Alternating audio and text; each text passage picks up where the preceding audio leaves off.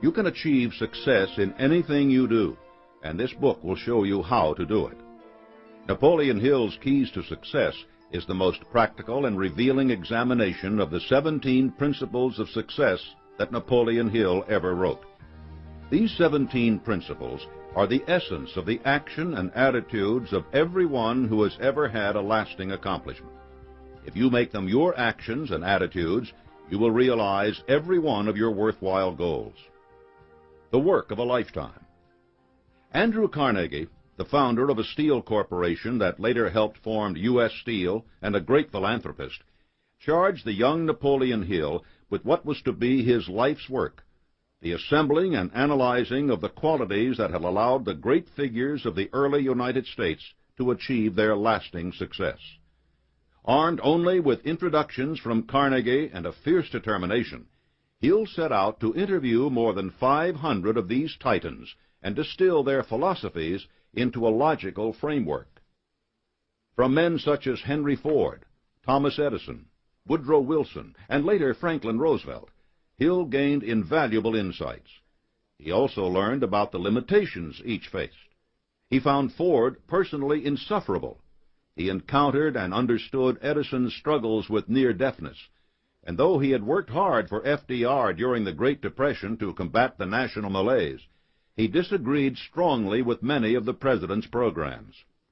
Hill believed they placed too little emphasis on individual effort and lured Americans into relying on others instead of on themselves.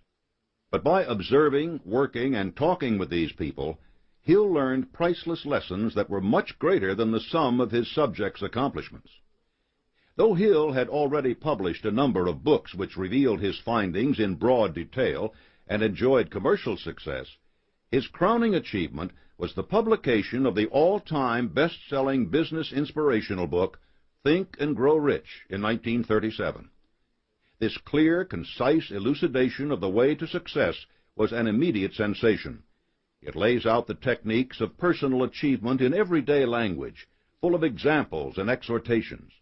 More than 50 years later, supported by the work of the Napoleon Hill Foundation, Napoleon Hill's masterwork still finds thousands of new admirers every year, people whose lives are infinitely changed for the better. Hill continued to refine his philosophy, sharpening his focus as his wisdom grew, and as he met even more people whose lives had been built on the ideas he had outlined. The major outlet for his new knowledge was a veritable whirlwind of speeches, lectures, and articles he prepared over the next 30 years. He spent his life spreading the gospel of success as directly and as personally as he could. Unfortunately, so much of the additional intelligence that Napoleon Hill developed was not published in book form. While he persisted in speaking all through his vigorous retirement, the hundreds of thousands of people who discovered Think and Grow Rich after Hill's death in 1970 have not had the advantage of his guidance on the many more practical points he pursued after the book was written. With this in mind, the trustees of the Napoleon Hill Foundation directed that the key elements of Hill's later inspiration be set forth in this book. A New Work. Napoleon Hill's Keys to Success gives you direct, simple, even brilliant advice on implementing the 17 principles of success, the major idea behind Think and Grow Rich, and the focus of Hill's lifetime of study. With it, you will see how to focus your ideas and enthusiasm into a coherent, comprehensive plan for prosperity. The techniques for applying the 17 principles, the methods by which you can develop them, and the practical insight into their influence on your life, all are here just as Napoleon Hill laid them out. The text of the book is Hill's own, compiled from manuscripts, lectures, and college course materials he wrote. The only addition to Hill's work is the inclusion of some contemporary examples of the 17 principles in action. Because Hill's wisdom was so universal and enduring, the benefits of following his advice are just as easily demonstrated in your lifetime as they were in Hill's. The hazards of ignoring the 17 principles are also still all too easy to see. They're included too. Napoleon Hill's Keys to Success, then, is vintage Napoleon Hill, direct, straight-talking advice in the manner of the backwoods Virginia boy who became a confidant of presidents and the prophet of a uniquely American philosophy of achievement. It will offer you lucid instruction, keen insight, and a host of opportunities to improve your situation and become a better, more valuable person as you do so. As you read, keep ever in your mind Napoleon Hill's fundamental maxim, the keystone of all his thought, and you will experience the rewards of success as surely as millions have before you. Whatever your mind can conceive and believe, your mind can achieve. W. Clement Stone. Chapter 1. Develop Definiteness of Purpose. Your progress toward success begins with a fundamental question. Where are you going? Definiteness of purpose is the starting point of all achievement, and its lack is the stumbling block for 98 out of every 100 people, simply because they never really define their goals and start toward them. Study every person you can think of who has achieved lasting success, and you will find that each one has had a definite major purpose. Each had a plan for reaching that goal, and each devoted the greatest part of his or her thoughts and efforts to that end. Andrew Carnegie was the man who led me to formulate my definite major purpose, assembling and publicizing the principles by which great individuals achieve enduring success. Carnegie started work as a laborer in a steel mill. Because of his definite major purpose to make and market better quality steel than anyone else, he became one of the wealthiest men in the country and was able to endow libraries in small towns all across America. His definite major goal was more than a wish. It was a burning desire. Only by finding your own burning desire will you achieve success. The difference between a wish and a burning desire is crucial. Everyone wants the better things in life, money, fame, respect, but most people never go beyond just wishing for them. If you know what you want from life, if you are determined to get it to the point that it becomes an obsession, and you back that obsession with continuous effort and sound planning, then you have awakened and developed definiteness of purpose. A valuable secret. The most important part of this book is not written on its pages, but is already in your own mind. Once you learn how to harness the tremendous potential of your mind, and how to organize the knowledge you already have, you can turn them into the power necessary for attaining your definite major purpose. There is a proverb which says, if you would plant for days, plant flowers. If you would plant for years, plant trees. If you would plant for eternity, plant ideas. This book has been written to induce a flow of ideas through your mind. It will introduce you to your other self, the self which has a vision of your innate spiritual powers, and will not accept or recognize failure. It will arouse your determination to go forth and claim the things which are rightfully yours. As Ralph Waldo Emerson wrote, one single idea may have greater weight than the labors of all the men, animals, and engines for a century. Put ideas and your definiteness of purpose to work. The advantages of definiteness of purpose. Definiteness of purpose develops self-reliance, personal initiative, imagination, enthusiasm, self-discipline, and concentrated effort. All these are required for success. Throughout this book you will learn in greater detail just what these qualities entail, and how they are acquired, developed, and incorporated into your plan for success. Definiteness of purpose also brings a host of other advantages. Specialization. Definiteness of purpose encourages you to specialize, and specialization leads to perfection. Your success in life will depend a great deal on your ability to know much about a specific area and to perform exceptionally within it. General education is important because by pursuing it, you will discover your basic aptitudes and desires. Once you have discerned them, however, you should immediately begin to acquire specialized knowledge in your major interest. Definiteness of purpose will act as a magnet to attract to you the specialized knowledge necessary for success. Budgeting time and money. Once you have determined your definite major purpose, you will begin to budget your time and your money and all your day-to-day endeavors so that they will lead to the attainment of your major purpose. Time budgeting always pays dividends because each moment is made to progress toward your goal. Money is also used to its best advantage, ensuring that you pass the mileposts along the road to success. Alertness to opportunity. Definiteness of purpose makes you aware of opportunities related to your major purpose, and it inspires the courage to act on them. Edward Bach was an immigrant to this country who set out to make his living by writing. He began a flourishing business writing short biographies, which employed 6 people. One evening at the theater, he noticed that the programs were large and cumbersome, poorly printed, and unattractive.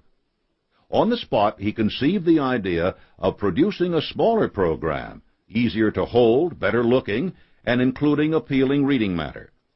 The next morning, he prepared a sample copy of his proposed program and presented it to the theater manager. Not only would he provide the theater with a better program, but he would do it free in exchange for the exclusive rights. Advertising would pay his costs and bring him profit. The theater agreed, and Bach went into partnership with a friend more experienced than he in publishing and advertising. They quickly signed up all the other theaters in town to avoid competition. The business thrived and eventually expanded to create several other magazines, while Bach became the editor of the Ladies' Home Journal.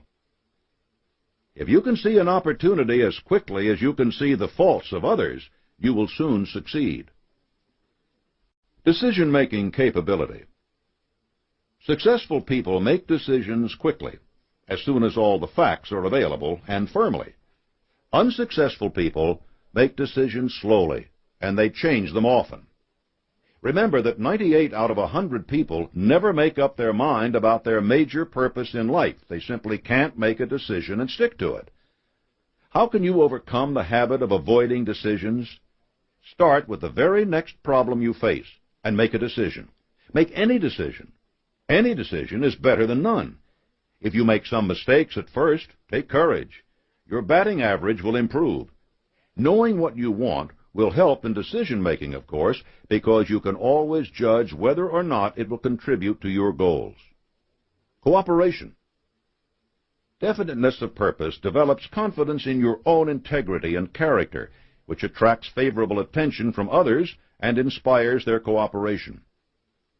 Those 98 folks who can't determine their major goal will be inspired by one who can, and those few who, like you, have embarked on their journey will recognize and want to aid a fellow traveler. Faith. The greatest benefit of definiteness of purpose is that it opens your mind to the quality known as faith. It makes your mind positive and frees it from the limitations of doubt, discouragement, indecision, and procrastination. These limitations are some of the greatest roadblocks you will face.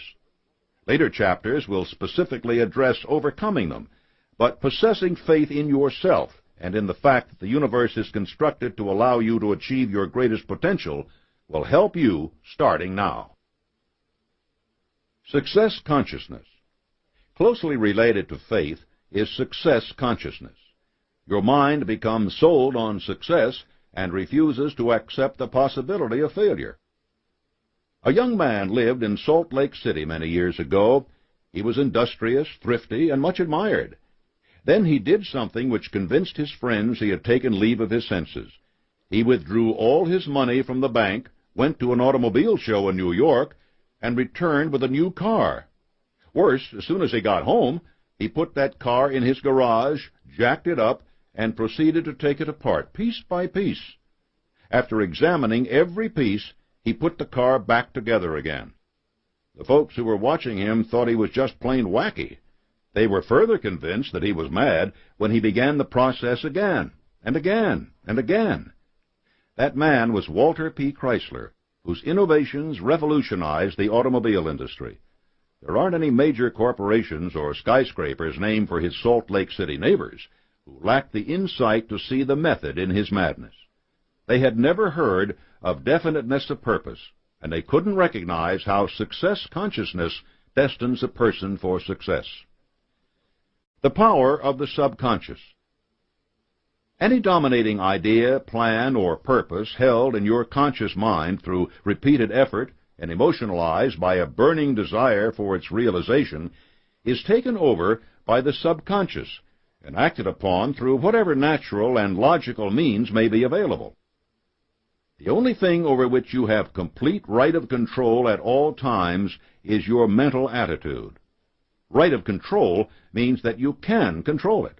It does not mean that you do control it. You must learn to exercise this right as a matter of habit. The conscious mind is where reasoning and thinking occur. It analyzes information and data, and it acts as a guardian of the doorway to the subconscious. The conscious mind develops as a result of experience. The subconscious mind does not think, reason, or deliberate. It acts instinctively in response to basic emotions. The differences in people are due to the ways they have trained their conscious minds. Subconsciously, we are all very much alike. The subconscious can be compared with a car, while the conscious mind can be considered the driver. The power is in the car, not the driver. The driver must learn to release and direct that power. The subconscious mind receives any image that is transferred to it by the conscious mind under strong emotion. Think of the pair as a camera. The conscious mind acts as a lens, concentrating the image of your desires and bringing them to a point on the film of the subconscious. Getting good pictures with this camera is the same as it is with any other. The focus must be sharp, there must be good exposure, and the timing must be right. Correct focus requires a clear definition of purpose. The composition of the photo must be made with care and precision. You decide what to include in the frame. The proper timing is determined by the intensity of your desire at the moment of exposure. Experienced photographers rarely take just one shot of an important image. They work at it again and again until they get the photo they want. This sort of repeated exposure of the subconscious to the image of your desire is crucial. You must work at the process repeatedly until you have transferred the exact image you want into your subconscious mind. Don't be afraid of working yourself up into a highly emotional state when you are impressing images upon your subconscious. When your purpose is a worthy one, you don't need to fear this type of auto-suggestion. The intensity with which you impress your subconscious with a picture of your plan directly affects the speed with which the subconscious will go to work and attract the picture's physical counterpart by inspiring you to take the right steps. Putting definiteness of purpose to work. Making your subconscious work for you is only the first of many steps. You will not succeed if you cannot convince other people to cooperate with you, and if you do not live in accordance with strict standards. Those standards form the remainder of this book. But let's assume you have developed the necessary definiteness of purpose. You are now likely to ask an obvious question. Where do I get the resources to implement my plan? The first step from poverty to riches is the most difficult. The key is to realize that all the riches and all the material goods that you acquire through your own efforts begin with your having a clear, concise picture of what you seek. When that picture grows to be an obsession with you, you will find that your every action leads you toward its acquisition. Andrew Carnegie's life again provides an excellent example. Once he knew he wanted to make steel, he fed that desire until it was the driving force in his life. He then turned to a friend, similarly broke but smart enough to recognize the value of his idea. Because he was impressed by the power of Carnegie's obsession, the friend joined forces with Carnegie. Their combined enthusiasm was sufficient to convince 2 others. These 4 people became the nucleus of Carnegie's empire. They formed a mastermind group, the subject of the next chapter. Together they were able to find the capital necessary to pursue Carnegie's obsession, and each of them made a vast fortune as a result. It was not sheer hard work that made these men successful. You probably know several people who work as hard as you do at anything they try, perhaps even harder than you. and are never successful. Education isn't the reason either. Sam Walton never won a Rhodes Scholarship, but he made more money than anyone who ever studied at Oxford. Great success is the result of one's understanding and using a positive mental attitude, PMA. Your mental attitude gives power to everything you do. Having a positive mental attitude means that your actions and thoughts further your ends. Having a negative mental attitude means that you are constantly undermining your own efforts.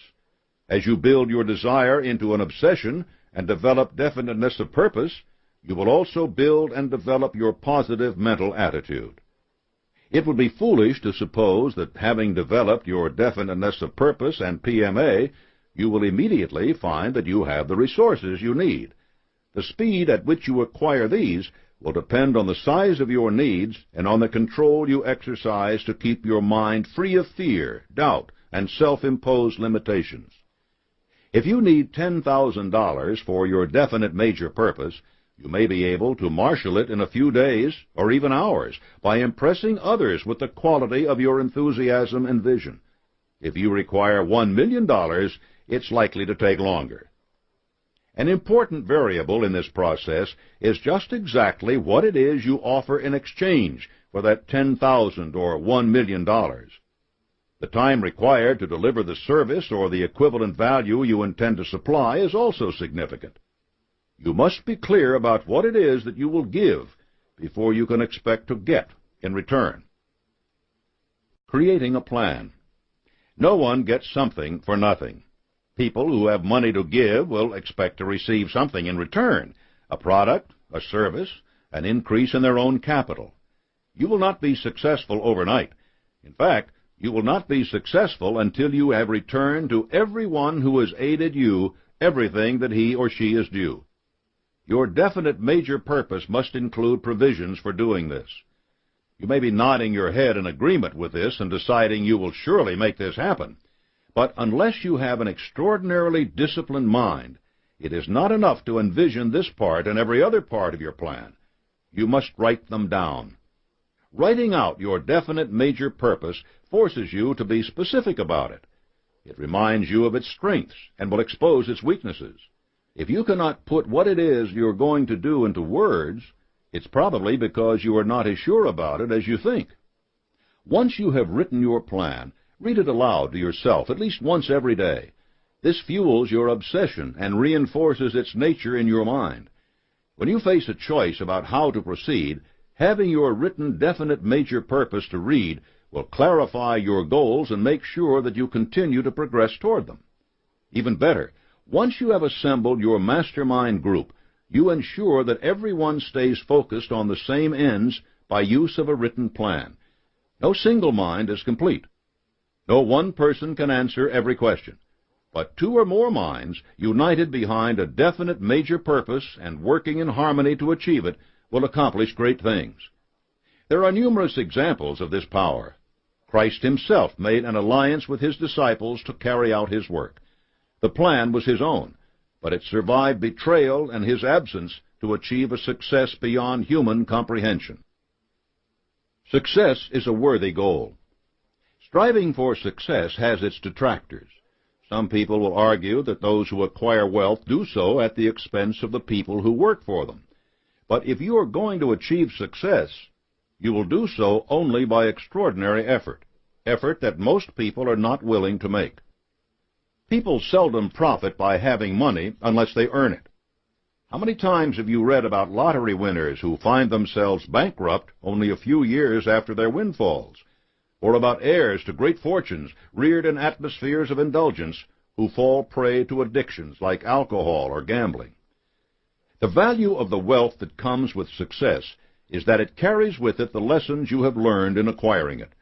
You will learn in achieving wealth that success comes about only because you are willing to assume great responsibility and to deliver unfailingly goods and services which are truly valuable. Most people would not choose to be as dedicated to a definite major purpose as you must be. If you were to accumulate a fortune and then offer it to them on the condition that they behave exactly as you have done, most would not accept the responsibility, but some would. It is the people who would make such a choice who will be most helpful to you. They can offer you aid of untold value, far above and beyond the efforts of those who are easily contented. They will become indispensable to you by their willingness to assume responsibility and relieve you of some of the load you are carrying. You must be willing to reward them generously for their efforts. People like this learn that they set their own salaries by the quality of their work. Everyone, in fact, does the same. A person's salary is determined by the sort of service he or she renders, the quantity and quality of that service, plus the mental attitude under which it is rendered. If millions of people are struggling to get by on the salaries they earn, it is because their highest aim is only to hold the jobs that they currently have. They are where they are, and they are making what they make solely because of the limitations they have set up in their own minds. Creating opportunity. There is a theory which pops up again and again that the opportunities for success are fewer now than they were in the past, that our nation has reached the plateau of its success, that the world is dominated by people who already have money, and that success is a finite realm already filled to capacity. This is nothing more than a theory. There is no scarcity of opportunity. There is only a shortage of imagination. Countless people gain new wealth every year, whether the economy is prospering or ailing. The only limits they recognize are those within their own minds. Anyone who cries, "No opportunity," is simply issuing an alibi for his or her own unwillingness to assume responsibility and use imagination. Offering a useful good or service is just as valuable now as it ever was, and new areas in which to do so open up every day. Consider Home Depot, which stood the idea of the corner hardware store on its head by offering a huge selection of items at low prices. Bed Bath & Beyond has done the same thing in its market. Robert Johnson founded Black Entertainment Television, targeting a market that the major networks only served part of the time. All these were unusual ideas in their time, yet they have been enormously successful in areas no one would have imagined a decade before. There's a story about a congressman around the turn of the century who wanted to introduce a bill to close the patent office on the ground that there was nothing else to be patented. Everything worthwhile had already been invented. If you laugh at that idea, then laugh again at anyone who tells you that the days of opportunity are over. The pursuit of opportunity has given this country its strength. If you lose yourself in an obsessional desire to make yourself useful to others, you will find yourself through the recognition of the good you are doing. If you forget that you must make yourself useful to others, you will stray from the path to success, no matter how long you have already walked it. Consider for a moment those great blue-chip companies such as IBM, which have learned such a lesson at their peril. For years, IBM made itself indispensable to business operators, large and small, by producing high-quality machines to run their offices. Then IBM turned its eyes only to making big, powerful computers, while its customers were looking for small, personal units for each employee. Profits plummeted. Employees were laid off for the first time in company history, and IBM was faced with completely remaking itself in an industry it had once dominated. What IBM lost was the desire for knowledge and the willingness to earn it. Its people had stopped wondering what it was their customers wanted, and they didn't bother to find out. Dozens of smaller computer manufacturers possessed of that quality stepped in and made fortunes. Write that quality into your definite major purpose, and never overlook its value.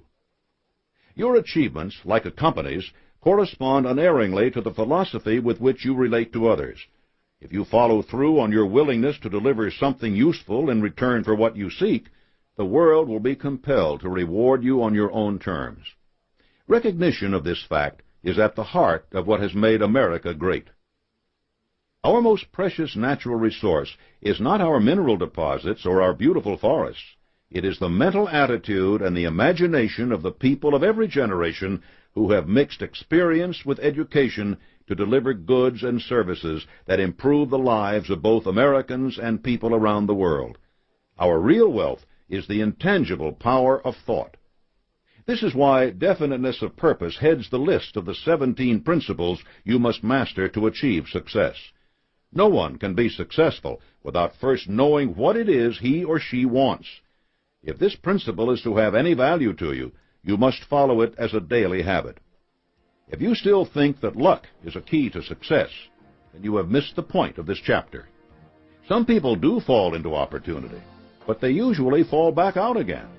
And if they do manage to retain their good fortune, it is only because they have worked just as hard to keep it as you must to acquire yours. And that calls for definiteness of purpose.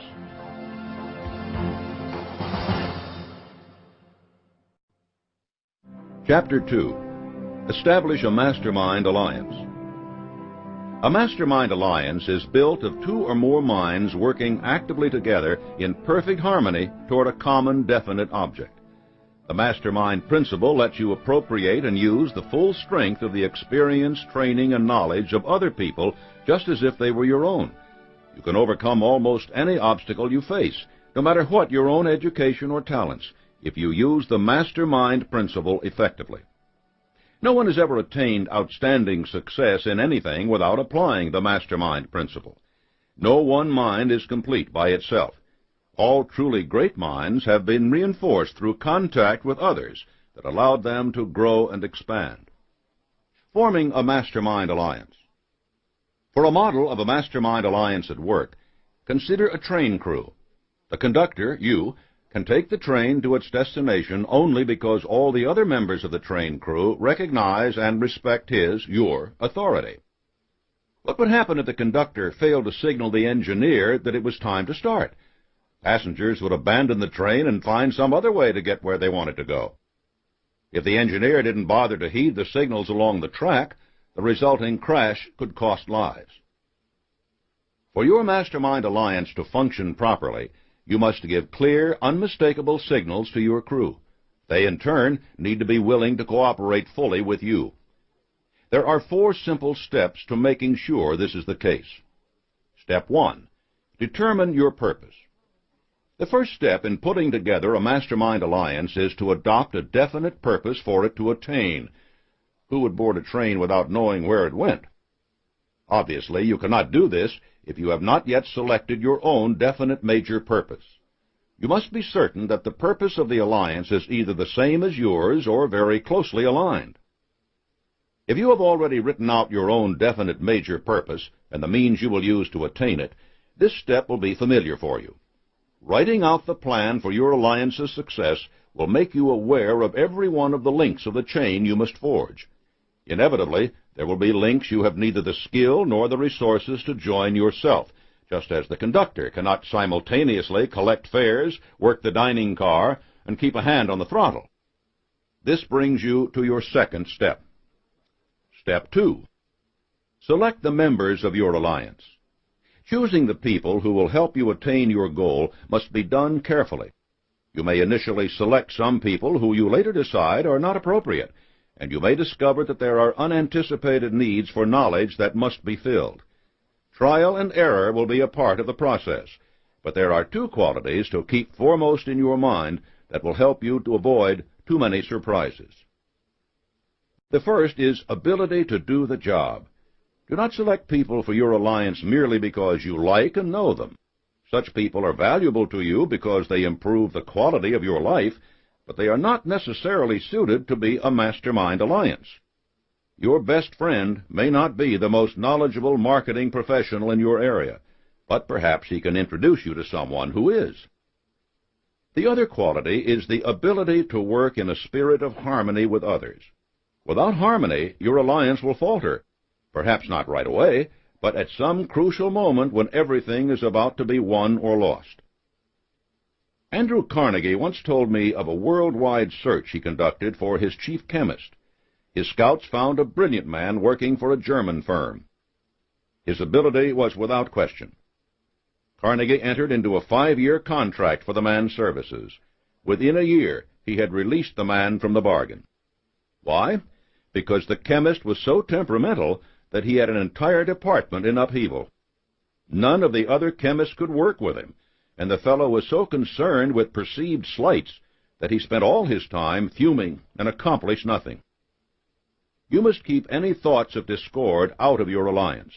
There must be a complete meeting of the minds, without any reservations on the part of any member.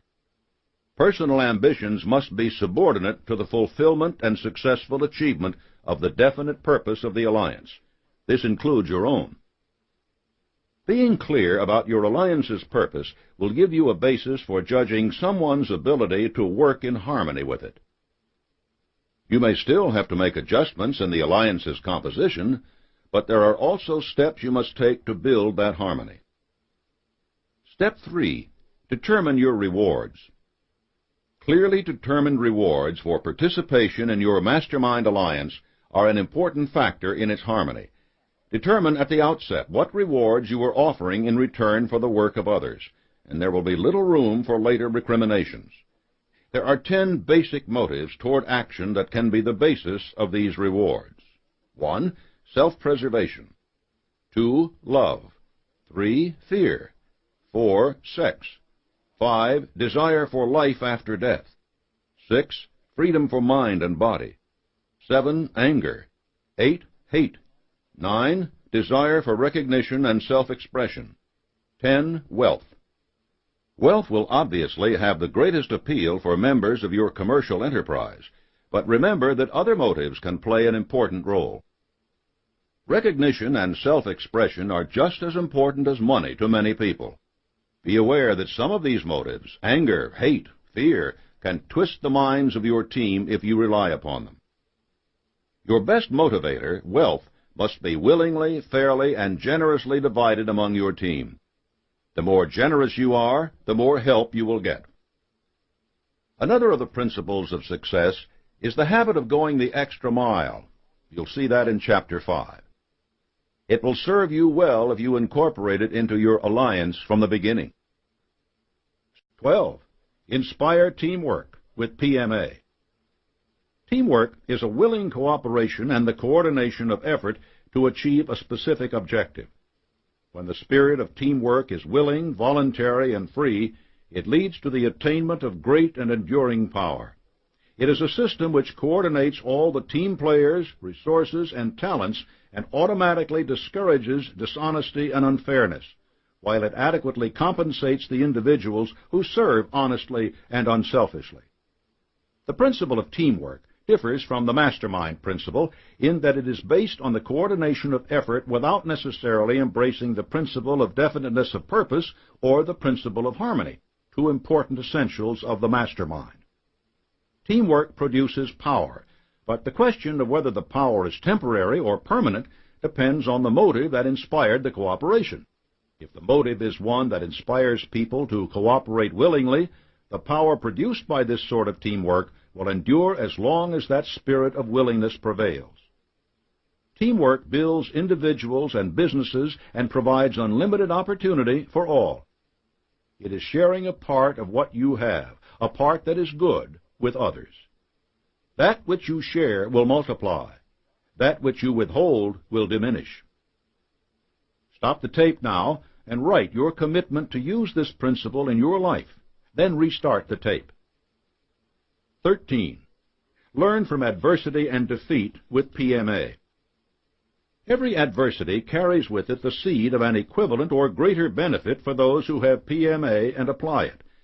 Defeat may be a stepping stone or a stumbling block, according to your mental attitude and how you relate it to yourself. It is never the same as failure unless and until it has been accepted as such.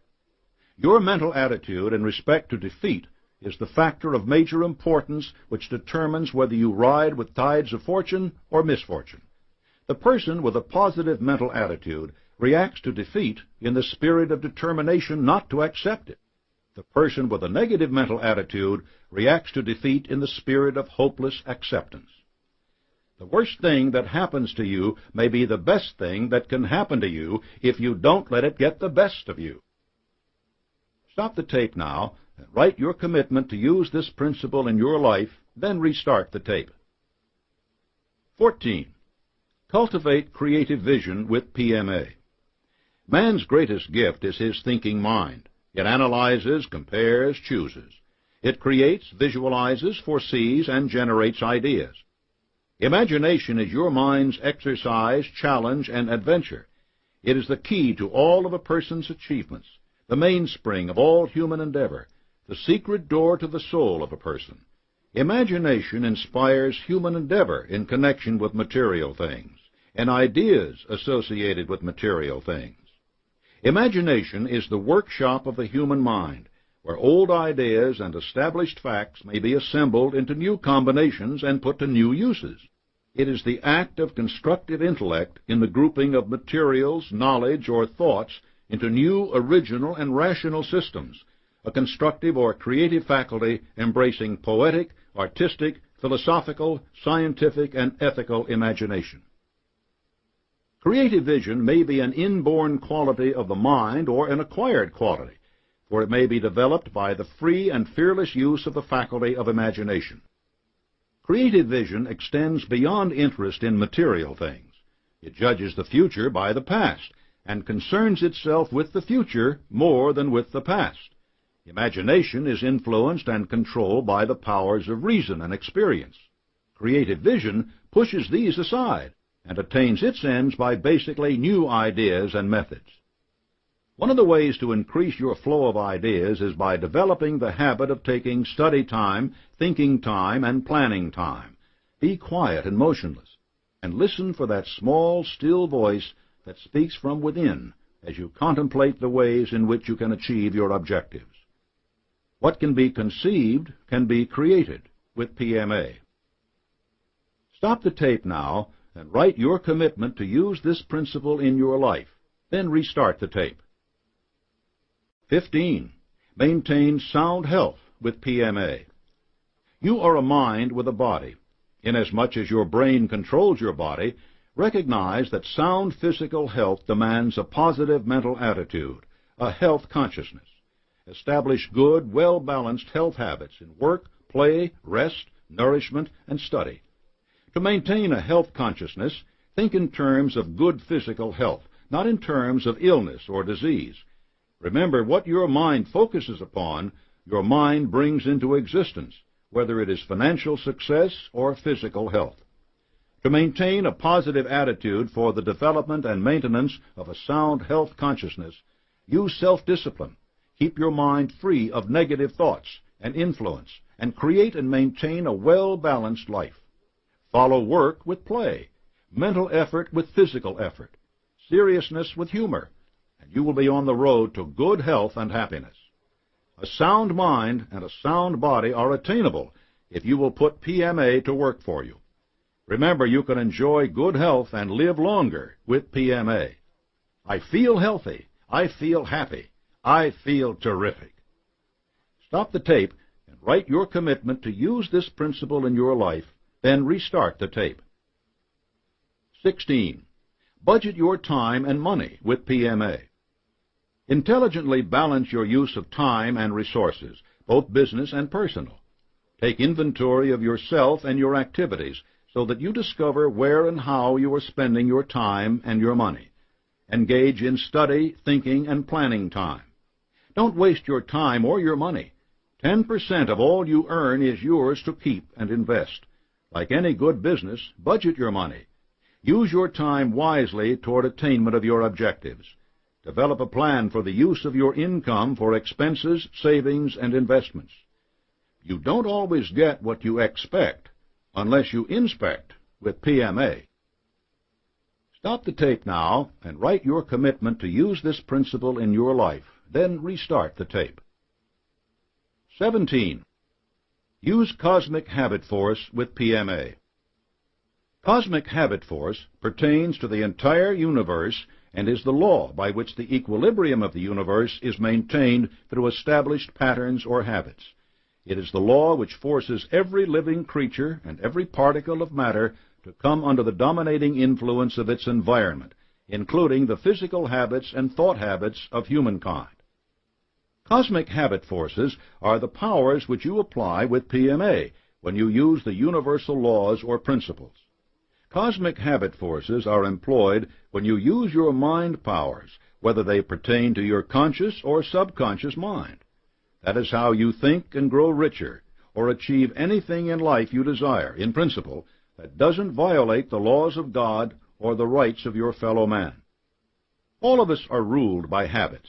These are fastened upon us by repeated thoughts and experiences.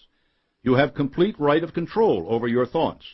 We create patterns of thought by repeating certain ideas or behavior until the law of cosmic habit force takes over those patterns and makes them more or less permanent, unless or until you consciously rearrange them. Habits. You have them, some good, perhaps others bad. Many you are aware of, but some that are undesirable you are blinded to. Each begins in your mind consciously or subconsciously, and each can be developed and neutralized or changed at will through the proper use of your mind. You have this power. You are ruled by your habits. It takes a habit to replace a habit. Develop positive habits that will be in harmony with the achievement of your definite purpose or goal. Sow an act, and you reap a habit. Sow a habit, and you reap a character. Sow a character, and you reap a destiny.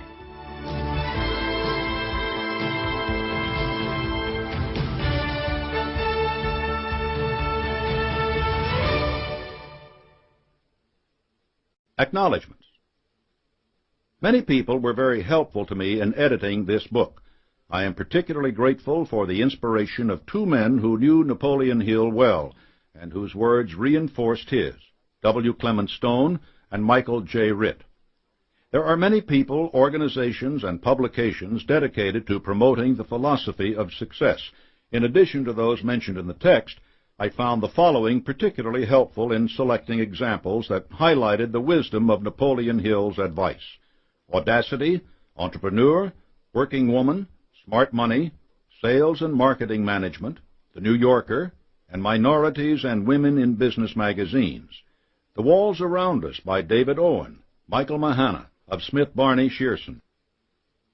Upon request, you may receive an autographed bookplate bearing the signature of the author. Address your request to the Napoleon Hill Foundation, 1440 Paddock Drive, Northbrook, Illinois, 60062, and enclose a large, self-addressed stamped envelope. With this bookplate, you will receive a copy of one of Dr. Hill's famous success essays. Step 4.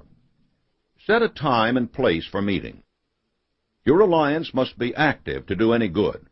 Establish a definite place and time for regular meetings to ensure that you are making progress and dealing with the issues you face.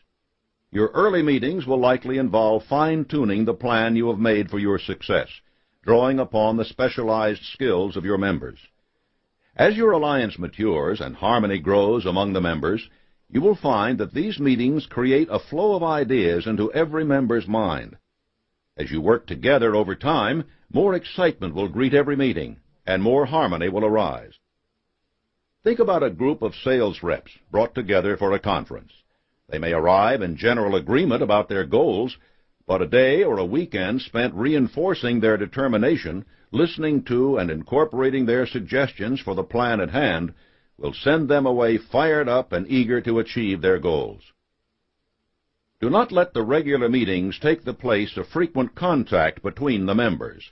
Telephone calls, notes, and even conversations in a hallway will keep the alliance primed for action when it meets in full, so that sudden developments can be addressed quickly. Maintaining your alliance. The harmony of your alliance is built upon the mutual agreement on your definite purpose. But like any construction, it must be preserved with diligent work. That work will be your task as its leader. Your attention should focus on 4 areas. Confidence. Confidence is reliance or trust based on proved fidelity, which means faithfulness to duty and loyalty to obligation. As the leader of the alliance, you must inspire confidence in your members by your dedication to your definite major purpose. You must also insist within the group on confidentiality. Often it is harmful for members to discuss the purpose of the alliance outside the group. Some people can give away a secret without a moment's thought. You don't need them in your mastermind alliance. Understanding. All members of the group must possess a complete knowledge and comprehension of the nature, significance, and implication of a situation or proposition that the group faces. You may employ specialists to heighten your understanding of various fields, but every person involved must be able to deal with the core issues of every decision. And before a decision is made, each member of your group must be convinced that it is a good decision, one which he or she can support wholeheartedly. Fairness and justice. When you form your Mastermind alliance, each member must agree at the outset on the contribution each will make toward your enterprise. Everyone should also be agreed on the division of benefits and profits. Everyone must deal with everyone else on completely ethical terms. No member of the alliance should seek unfair advantage at the expense of others. Otherwise, dissension will arise and completely destroy the association. Courage. Your alliance must meet danger and difficulties with firmness, resolution, and valor. The courage to do so comes from self-confidence and a well-developed success consciousness. The courage of two separate individuals is nothing compared with that of a united team, just as the power of a single battery is less than that of a group of batteries. This is another excellent example of the power a Mastermind alliance derives from its harmony. The more the minds that are linked together, the greater the power harnessed, and the more the resistance that can be overcome. Form a Mastermind alliance with yourself. A woman came to see me once and began to tell me all her difficulties.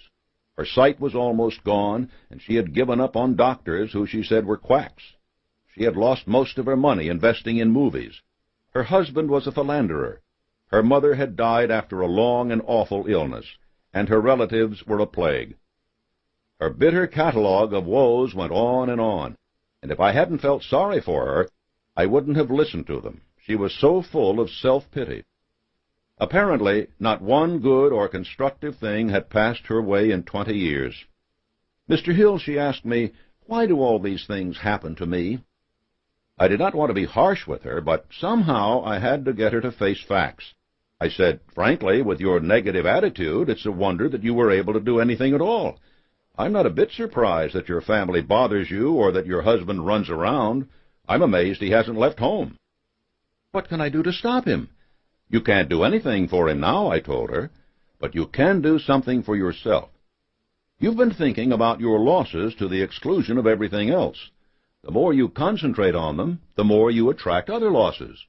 Stop thinking about them. Make up your mind that you are going to benefit by your experience, and then adopt a definite plan for regaining your sight. Dwell upon the idea that your eyes will get better. Decide that you will seek medical help, and believe that it will work. If you can change your attitude toward yourself, your husband will see something to excite his interest in you again. Your relatives will stop seeing you as a doormat. I can't tell you any more than that now. When you manage to put yourself into a more positive frame of mind, come see me again. Before I do anything for you, you must do something for yourself." I tell this story because I want to say the same thing to you. Whatever personal obstacles you face, you must start getting to know that side of your personality that knows no obstacles, that recognizes no defeats. Cultivate a friendship with the other you, so that no matter what you are doing, you are allied with someone who shares your goals. All the philosophy and advice in this book about persuading and motivating others will be much more useful to you if you practice it on yourself. If you have convinced yourself that you need and deserve a $10,000 loan, you won't just walk into a bank and ask for it. You will cultivate the friendship and appreciation of the loan officer. You will present her with a list of the possibilities for the project you have in mind. You will outline your solid plans for repayment, and then you will do it with infectious confidence. You will succeed. You will begin to take charge of the efforts of others only when you take complete charge of the power of your own mind. Cultivate Mastermind alliances wherever you can. Once you recognize the benefits of Mastermind alliances, you will understand that they can serve you in many areas.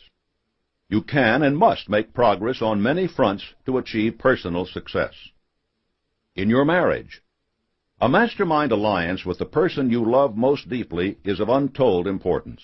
If you are married and have not built your relationship on the principles of harmony that are crucial to any alliance, you may have some reselling to do with your spouse. Set aside some time every day to talk about what you want to achieve and how you are going about it. Rely on your definiteness of purpose to build your persuasive abilities, to convince your partner of the benefits of the work you are doing. It is very unlikely that your plan will not affect your husband or wife in some significant way, and you absolutely must not drag your partner unwillingly into an adventure.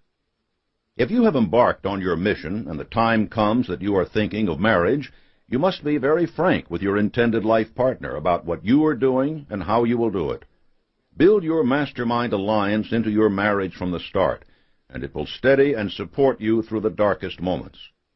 Indeed, your whole family should be incorporated into a mastermind alliance. Your children, your parents, your siblings, anyone on whom you rely or who relies on you. Lack of harmony at home can easily spill over elsewhere. A united family is a great team. In your education, no one's education is ever complete. You may rely on the specialized knowledge of others, but you should also learn from every possible source. In this case, your mastermind alliance is with the entire sum of human knowledge. You are united in the goal of increasing your understanding, and books, magazines, lectures, audio cassettes, all are your allies. Make it a habit to read daily, not just newspapers, which merely keep you current, but materials which expand your mind. They will put you ahead. The key to a mastermind alliance is the harmony of its members. You have to work constantly to strengthen the harmony of your many alliances. A crucial aspect of this effort is your ability to inspire harmony, which hinges strongly on the next principle we will explore: developing an attractive personality.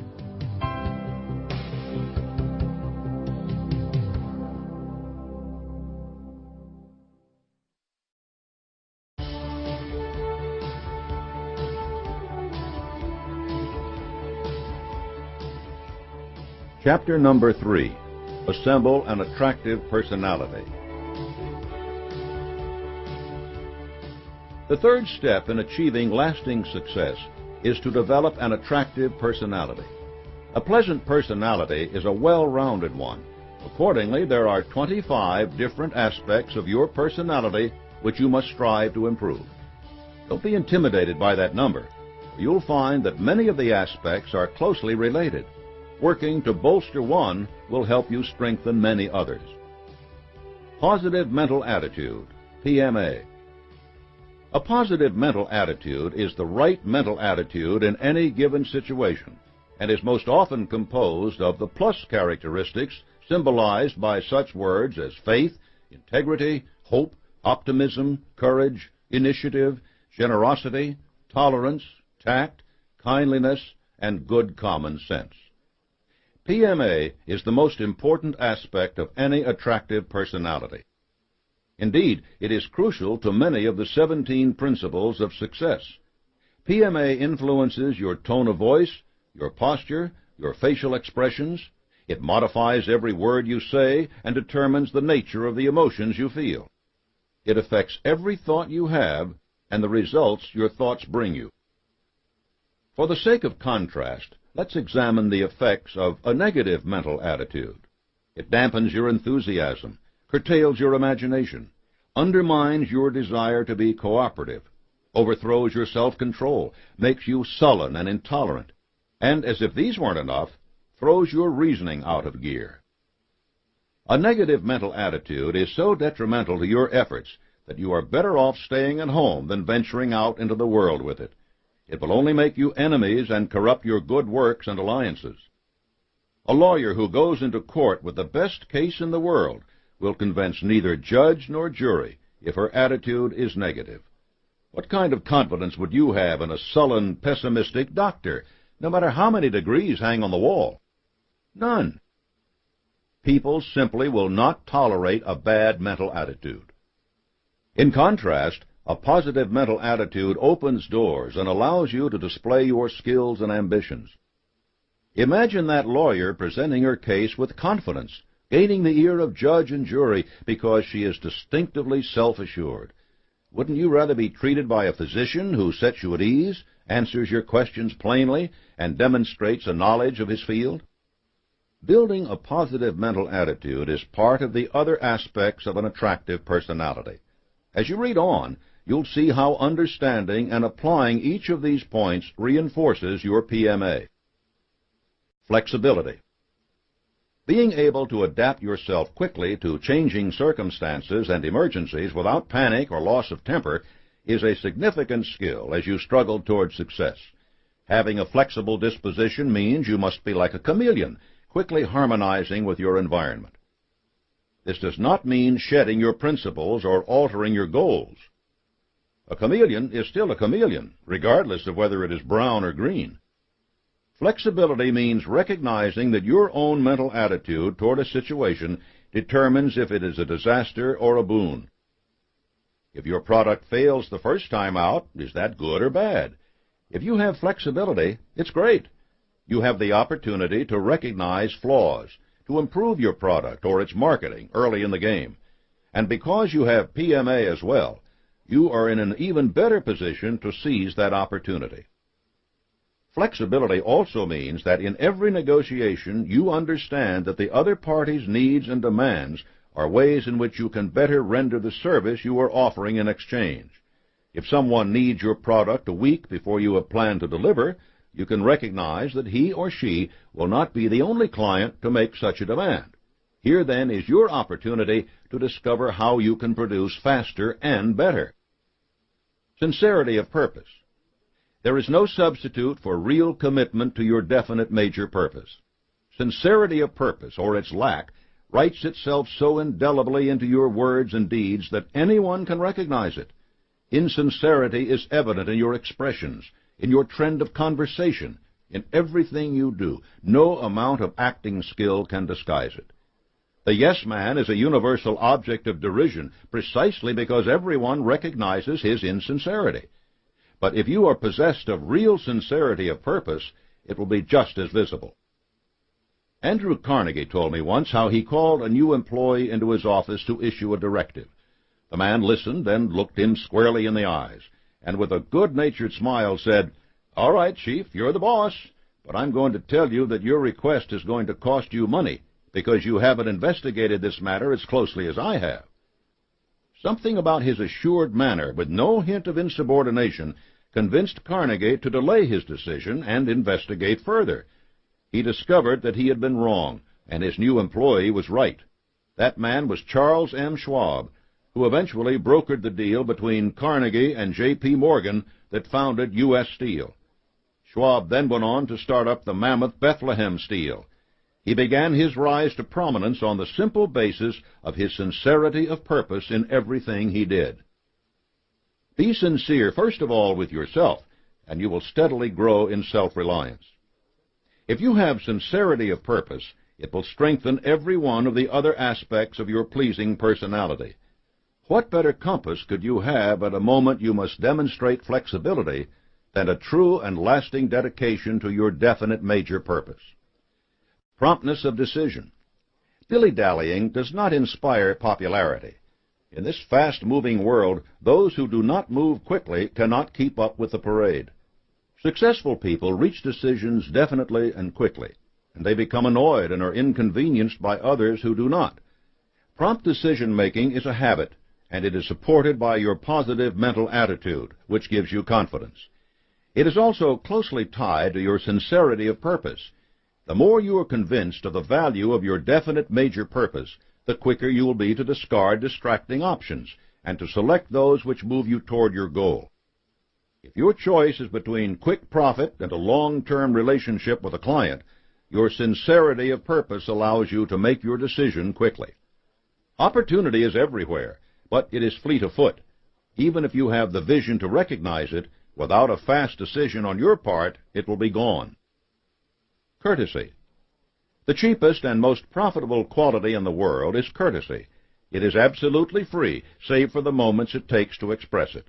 Unfortunately, today it is also scarce, thus all the more valued when displayed. Courtesy is nothing more than the habit of respecting other people's feelings under all circumstances. the habit of going out of one's way to help the less fortunate, the habit of controlling selfishness in all forms. Do not mistake high-flown manners for courtesy. Using the correct fork at dinner will do nothing to appease the company president whom you insult by dominating the conversation. Courtesy demonstrates the self-awareness born of your positive mental attitude and projects the worthiness of your goals and proposals. Tact. There is a right moment and a wrong moment for everything. Tact is the habit of doing and saying the right thing at the right moment. Tact is so closely related to courtesy that you cannot practice one without the other. It is an invaluable skill, just as noticeable for its absence as for its presence. Here is a list of the most common ways people show their lack of tact. 1. Carelessness in their tone of voice, often speaking in gruff, antagonistic tones. 2. Speaking out of turn, when silence would be more appropriate. 3. Interrupting others who are speaking. 4. Overworking the personal pronoun so that every sentence features the word I. 5. Asking impertinent questions, often to impress others with their own importance. 6. Injecting intimately personal subjects into the conversations when such subjects are embarrassing to others. 7. Going where they have not been invited. 8. Boastfulness. 9. Flouting social norms in matters of attire. 10. Making calls at inconvenient hours. 11. Holding people on the telephone with needless conversations. 12. Writing letters that are overly familiar to people they hardly know. 13. Volunteering unsolicited opinions on any subject under the sun, without regard to their knowledge. 14. Openly questioning the soundness of others' opinions. 15. Declining requests from others in an arrogant manner. 16. Speaking disparagingly of people in front of their friends. 17. Rebuking people who disagree with them. 18. Commenting on people's disabilities. 19. Correcting subordinates and colleagues in the presence of others. 20. Complaining when requests for favors are refused. 21. Presuming upon friendship in asking for favors. 22. Using profane or offensive language. 23. Expressing dislikes at a drop of a hat. 24. Dwelling on ills or misfortunes. 25. Complaining about politics or religion. 26. Displaying general overfamiliarity. If these faults seem small to you, consider how quickly they compound one another. Would you want to be associated with someone who displayed just 3 of them regularly? They reveal a lack of perception and careful consideration that undermines one's confidence in another's mental powers. Anyone who desires an attractive personality will avoid them all. Tone of voice. Speech is the method we use most often to express our personality. Controlling the tone of your voice so that it carries meaning beyond mere words is invaluable. You can say the same sentence in different tones of voice and convey very different things. I need that shipment by Tuesday can be pronounced with full confidence, letting your supplier know that your request is something you have every reason to expect as a normal part of your relationship. Say it anxiously, and you may find you've given him the idea that you're in a bind, and perhaps he can demand a higher price. Say it angrily, and you can undo years of good partnership. Practice controlling your tone of voice, listening to the way you sound. When you speak confidently, your PMA and sincerity of purpose should show through. The habit of smiling. Don't underestimate the importance of a frequent and sincere smile in making your personality appealing to others, or its effect on yourself. Try smiling the next time you're angry. This simple action is calming, and it's a reminder of the positive focus you want in your mental attitude. A smiling face defeats the cruelest of antagonists, for it is difficult to argue with someone who smiles while speaking. Practice smiling in front of a mirror, preferably while working on voice control. The two aspects are related, both in the way others will perceive you and in their effect on your own actions. Facial expression. Here is another facet of an attractive personality that goes together with your tone of voice and your smile. You can tell a great deal about what is going on in people's minds by the expressions on their faces. Each of us makes judgments on this basis all the time. Master salespeople are particularly good judges. The more you learn to be aware of and in control of your facial expressions, the better you will be able to interpret the expressions of others. And since you'll already be in front of the mirror to practice your tone of voice and smile, you will have the perfect opportunity to develop this aspect as well. Tolerance. Tolerance is the disposition to be patient and fair toward those whose opinions, practices, and beliefs differ from yours. Holding your mind open to new ideas and new information is not simply a way to make yourself more pleasing to be around. Though it is closely related to tact as a social skill, tolerance makes you better able to identify and seize advantages. You may not make every new idea you encounter your own, but you will examine and try to understand it. Intolerance brings a host of disadvantages. 1. It makes enemies of those who would like to be friends. 2. It stops the growth of the mind by limiting the search for knowledge. 3. It discourages imagination. 4. It prohibits self-discipline. 5. It prevents accuracy in thinking and reasoning. The more intolerant you are, the more you close yourself off to the diversity of the world and to the power of the spiritual side of the mind, which can flourish only when it is ready to accept new ideas. Frankness of manner and speech. Everyone resents people who use subterfuge instead of dealing frankly with associates. People who are so slippery that they cannot be pinned down to direct, clear-cut statements cannot be depended upon. The problem with these people is not that they lie outright, but that they do what amounts to the same thing. They deliberately withhold facts from those who have a right to know them. This is base dishonesty, which undermines the soundest characters. Truly sound characters have the courage to speak and deal directly with people, and they follow this habit consistently, even though it may at times be to their disadvantage. If you read about some of the earlier aspects and assume that they could be used to engage in deceitful schemes, you are vastly mistaken. Without true frankness, none of your other skills will be successful. If you have to resort to trickery, what kind of confidence do you have in your definite major purpose, and what kind of attitude are you approaching it with? A keen sense of humor. A well-developed sense of humor aids you in becoming flexible and adaptable to the varying circumstances of life. It allows you to relax and remain human in the midst of pressure, instead of becoming cool and distant or angry and bitter. It keeps you from taking life too seriously. People who cannot laugh when laughter is exactly what is called for are denying themselves a wonderful mental tonic. If you discover some flaw in your product or plan, recognizing the comedy of the situation allows you to back up and start again. Otherwise, you will be trapped in your frustrations.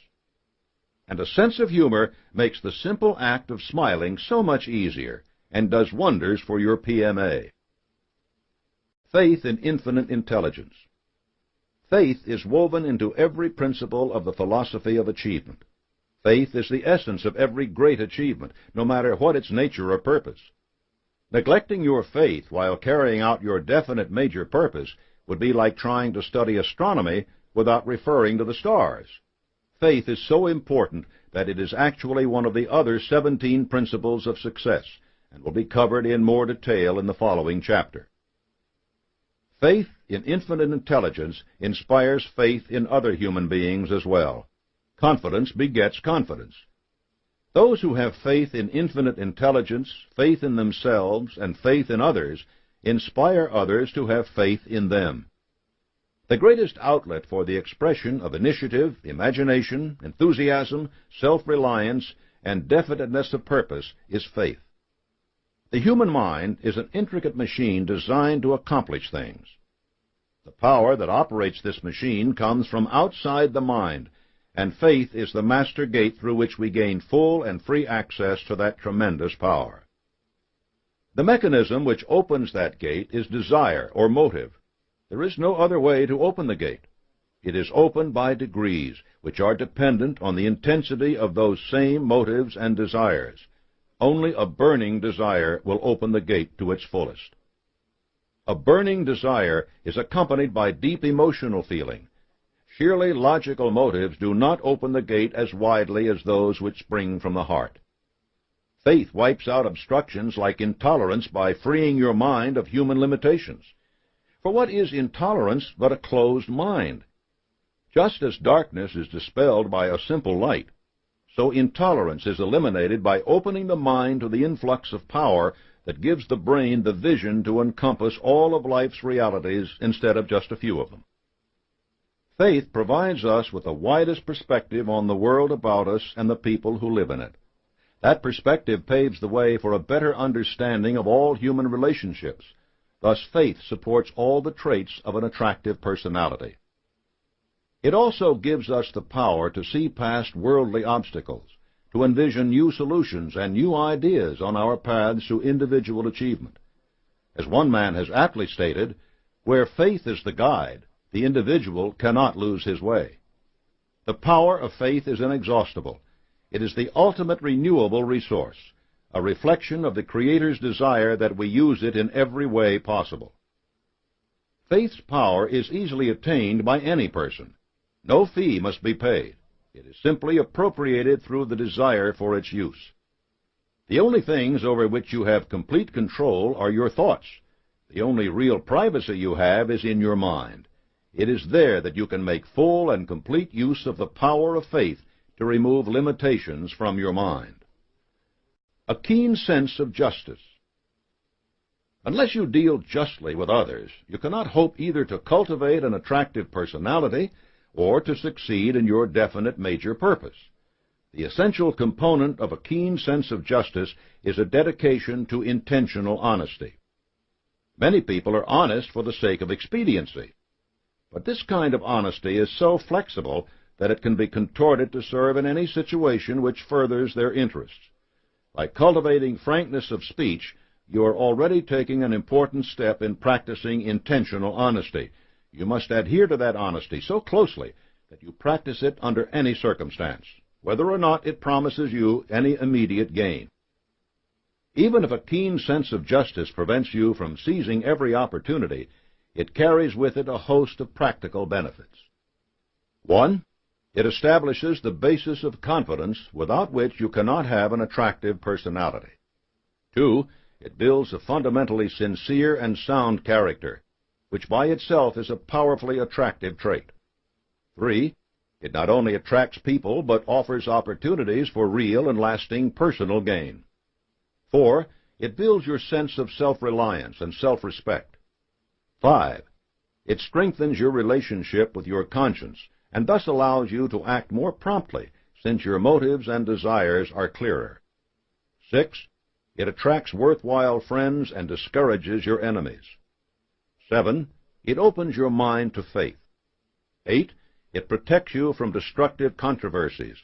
Consider how often people of prominence are laid low by revelations of impropriety. 9. It inspires you to move toward your definite major purpose with greater personal initiative. A keen sense of justice is not merely a tool for gaining material rewards. It enhances every human relationship. It discourages avarice and selfishness and gives you a much better understanding of your rights, privileges, and responsibilities. With it, every aspect of an attractive personality grows stronger. The appropriate use of words. People who achieve success do it by careful and attentive effort. Your use of language must reflect this quality just as astutely as any marketing plan. Do not make it a habit to litter your speech with curses, obscenities, or casual misusage. Instead, work to make sure that you use words with precision, and that you have the force and power to convey your meaning with all the clarity you desire. If you are unsure of your language skills, you can improve them by reading. One man I knew read the dictionary for half an hour every day. Yes, he actually read the entries. I never heard him speak badly, and I was always impressed by the distinct messages he conveyed. If this approach strikes you as too academic, Consider the wide variety of self-improvement books and tapes which offer programs for vocabulary expansion. You cannot lose by increasing your mastery of language. Doing this will also rid your speech of cliches and other overused words which make your conversation leaden and induce sleep, not excitement, when you talk. This skill is so important because people make many assumptions about you based on the way you speak and write. If your conversations and letters are direct, clear, and easily comprehended, all the other aspects of your attractive personality will be revealed much sooner and in much better light. And without the deft use of language, the harmony of a mastermind group will be disrupted by confusion over goals and the means for obtaining them. Effective speech. There is more to effective speech than the vital aspect of appropriate word choice. Combining frankness, word choice, and other aspects of a pleasing personality will make you a powerful communicator, able to speak with conviction and persuasion, whether you are addressing a convention, a round table, or one person. Dramatic, inspiring speech has had incredible influence on the course of civilization. The destiny of nations has been changed and defined by the power of those who know how to speak effectively. And those people have earned a permanent place in history. Your ambition may not be so grand, though why shouldn't it? To master dramatic technique, you must learn to speak forcefully in ordinary conversation. If you practice putting the necessary feeling behind every word you utter in every conversation you have, you will be much more effective in formal presentations. No amount of dramatic technique, however, will bring an audience back from the dead. There's an adage, know what you wish to say it with all the feeling you command, and then sit down. The last two words are the key here. Remember to keep your speeches short. As soon as you have conveyed your point, stop. Long-winded speakers tax the alertness of their audiences and show no respect for their time. They fail to persuade anyone. You will fail just as surely if you do not focus your speech in a way that is applicable to your listeners. Do not use jargon or technical phrases with people who are new to your service or product.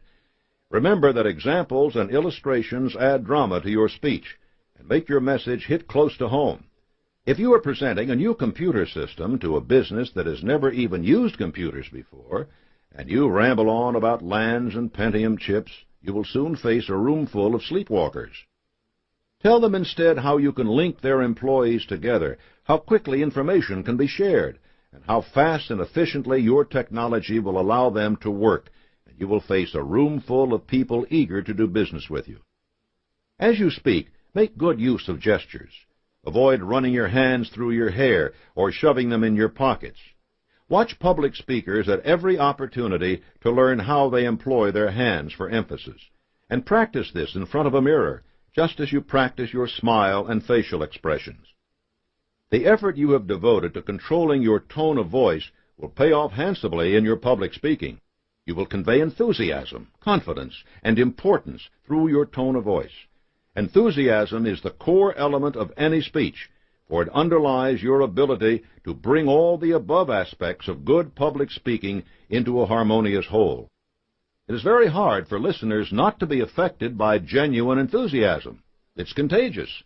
If you have sincerity and true confidence in your definite major purpose, you will have no trouble giving demonstrable feeling to what you are saying, and that is the essence of effective speaking. Emotional control. Much of what we do is directed by our feelings.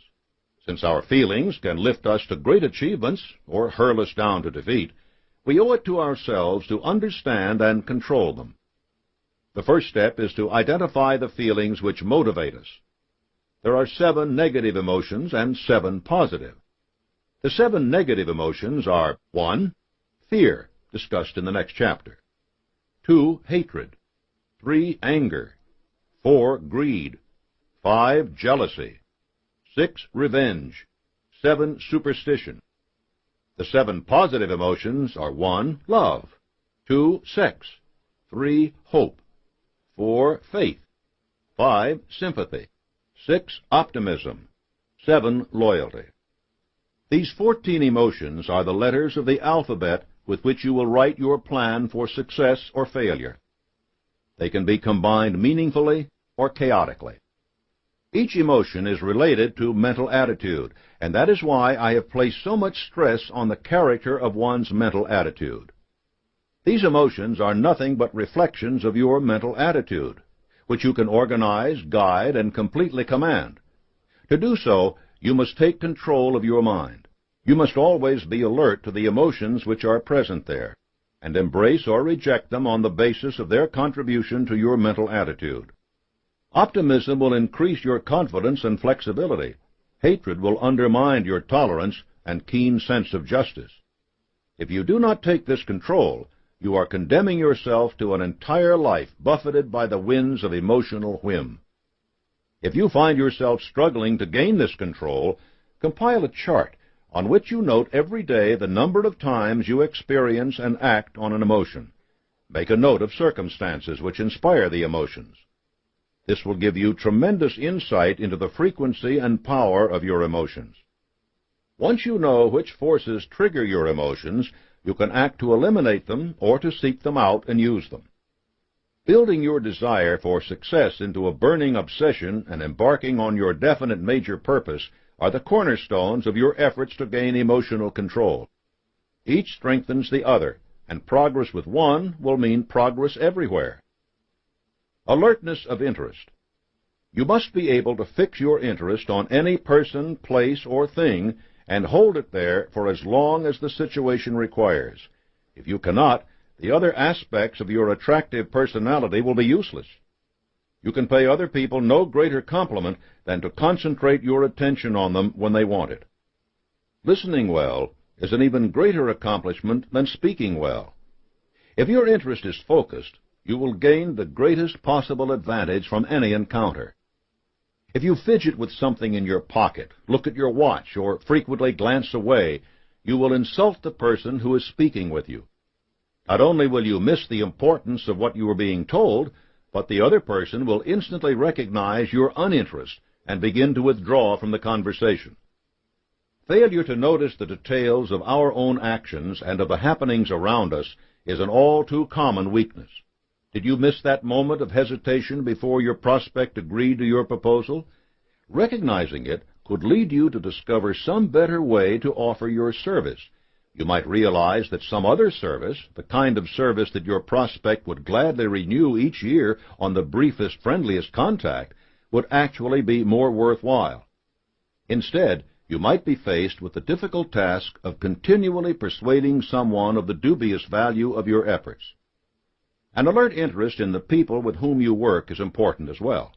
You can perceive the reasons for their success or the basis for their failures. In your mastermind group, it is vital that you be aware of any changes in the situation of any contributor that might affect his or her advice. Your memory will also be enhanced by an alert interest. If you note something clearly to begin with, it remains fixed in your mind. This is an especially practical tool in your relationship with other people. If you can recall the specifics of your conversations, even the small details of another person's life, it shows the strength of your interest in him or her. Everyone has been embarrassed by being introduced to someone for a second time, while that person shows no sign of recognition. If you show people that you remember them favorably, they will always be pleased to encounter you. Versatility.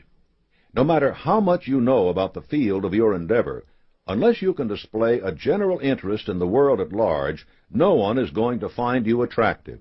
You and your associates may thrive on speaking for hours without end about the work you are doing, but you will be as unwelcome as a dentist among other people in a candy shop. Keep yourself acquainted with the issues of the day, and maintain a few pursuits other than your business. They will broaden your character and deepen your knowledge of yourself as well. If you understand yourself, you will be better able to understand others, and they will appreciate you more for it. Fondness for people. Just as a dog can sense those who do or do not like dogs, people recognize very quickly whether they are dealing with someone who likes other people. They resent those people with a natural dislike for their fellows, and they are attracted to those who possess genuine enthusiasm. Even if you think you can cloak your dislike with appealing mannerisms, others will sense your lack of human affection. Guard your thoughts against uncharitable impulses, and pay particular attention to your temper. Temper is nothing but uncontrolled emotion, and when your emotions are out of control, you may suddenly say and do things which will cause you and others great injury. A person with an uncontrolled temper has a tongue that is mounted on ball bearings and swings widely and freely, with an edge as sharp as a razor blade. Impatience with others is a visible expression of selfishness and lack of self-discipline. So, too, is a constant display of defeatism. You do no one any favors by harping on your recent misfortunes or your feelings of aimlessness. People will forgive those who aim high and miss. A person who not only lacks the get-go to make an effort, but reminds others of it endlessly, shows no fondness for the humor of other people. Show an alert interest, tolerance, and respect for others, and they will instinctively do the same for you. Humility. Arrogance, vanity, and egotism are never found in someone with an attractive personality. Don't mistake humility for timidity. True humility is a recognition that even the greatest folk are, in the scheme of human existence, only fragments of the whole.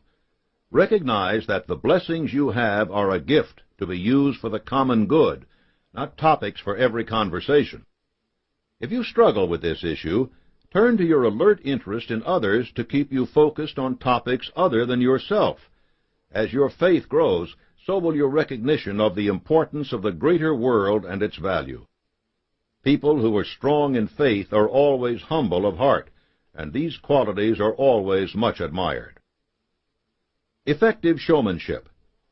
This is the result of the proper blend of many aspects of an attractive personality: facial expression, tone of voice, appropriate word choice, effective speech, emotional control, courtesy, versatility, mental attitude, sense of humor, and tactfulness.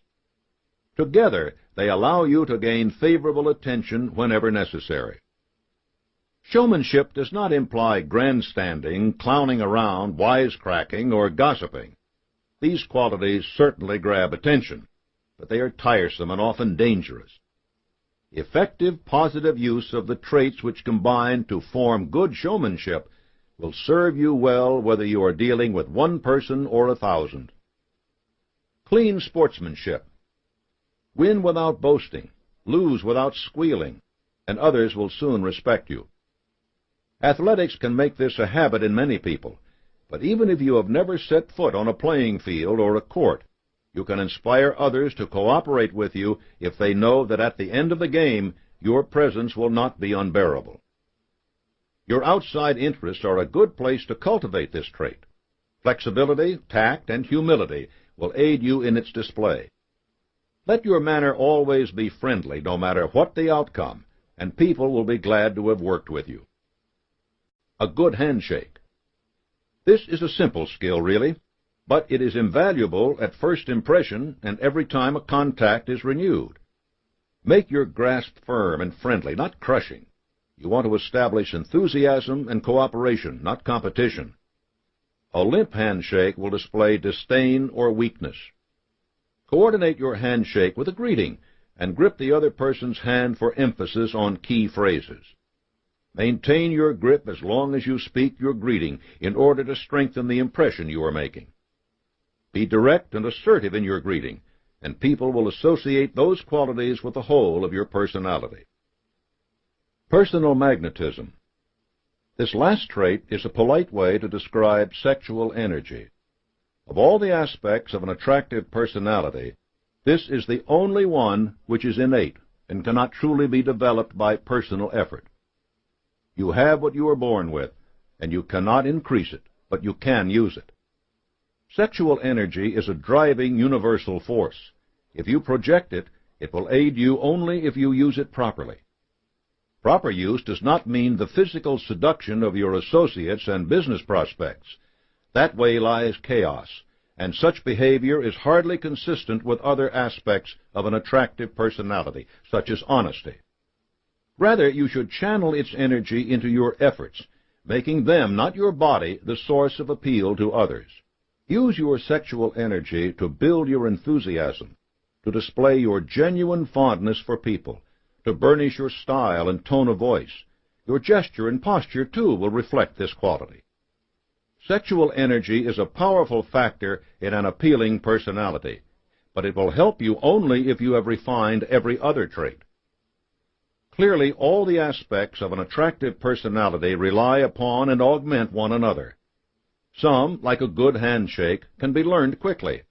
Others require habitual effort on your part. Analyze your personality carefully and honestly to make sure that it embraces no displeasing traits.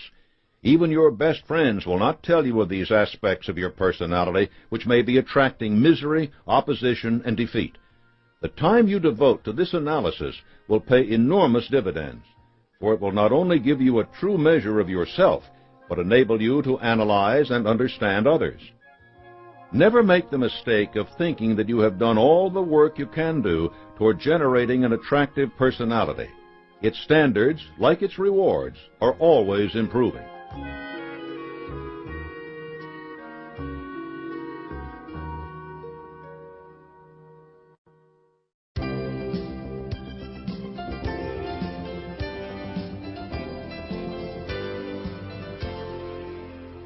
Chapter 4.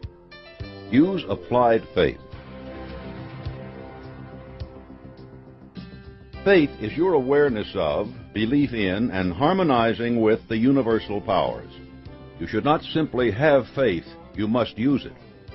No doubt you have heard and read numerous definitions of faith, many of which involve religious convictions. For the purpose of this chapter, your own spiritual beliefs are not important, except that you will learn to put them and much more into daily practice. Faith is a state of mind. For it to be useful to you in achieving lasting success, it must be an active, not a passive faith. Active faith is the process of relating yourself to the vital forces of the world, which I call infinite intelligence. Understanding infinite intelligence. It is impossible to have active, applied faith without a positive, definite belief in a supreme being. There are many approaches to gaining such a belief. Observation, experimentation, feeling, prayer, meditation, and thought all are legitimate paths. You learn things by seeing their effects, or by accepting the statements of people you trust. In your search for knowledge about infinite intelligence, you may search within the external universe or within yourself. The external world. Thinking people have always seen evidence of infinite intelligence in the external world. Every process of nature is orderly. The sun does not rise in the east today and the west tomorrow. Natural law endures and obtains everywhere. Such order, such continuing adherence to law, clearly implies intelligent planning and definiteness of purpose, ample evidence of infinite intelligence. As Tennyson wrote, the sun, the moon, the stars, the seas, the hills, and the plains, are not these, O soul, the vision of him who reigns? Look at the wristwatch on your arm. You know that your watch did not come into existence without the aid of organized intelligence, and you know that in this case the particular intelligence was a human one.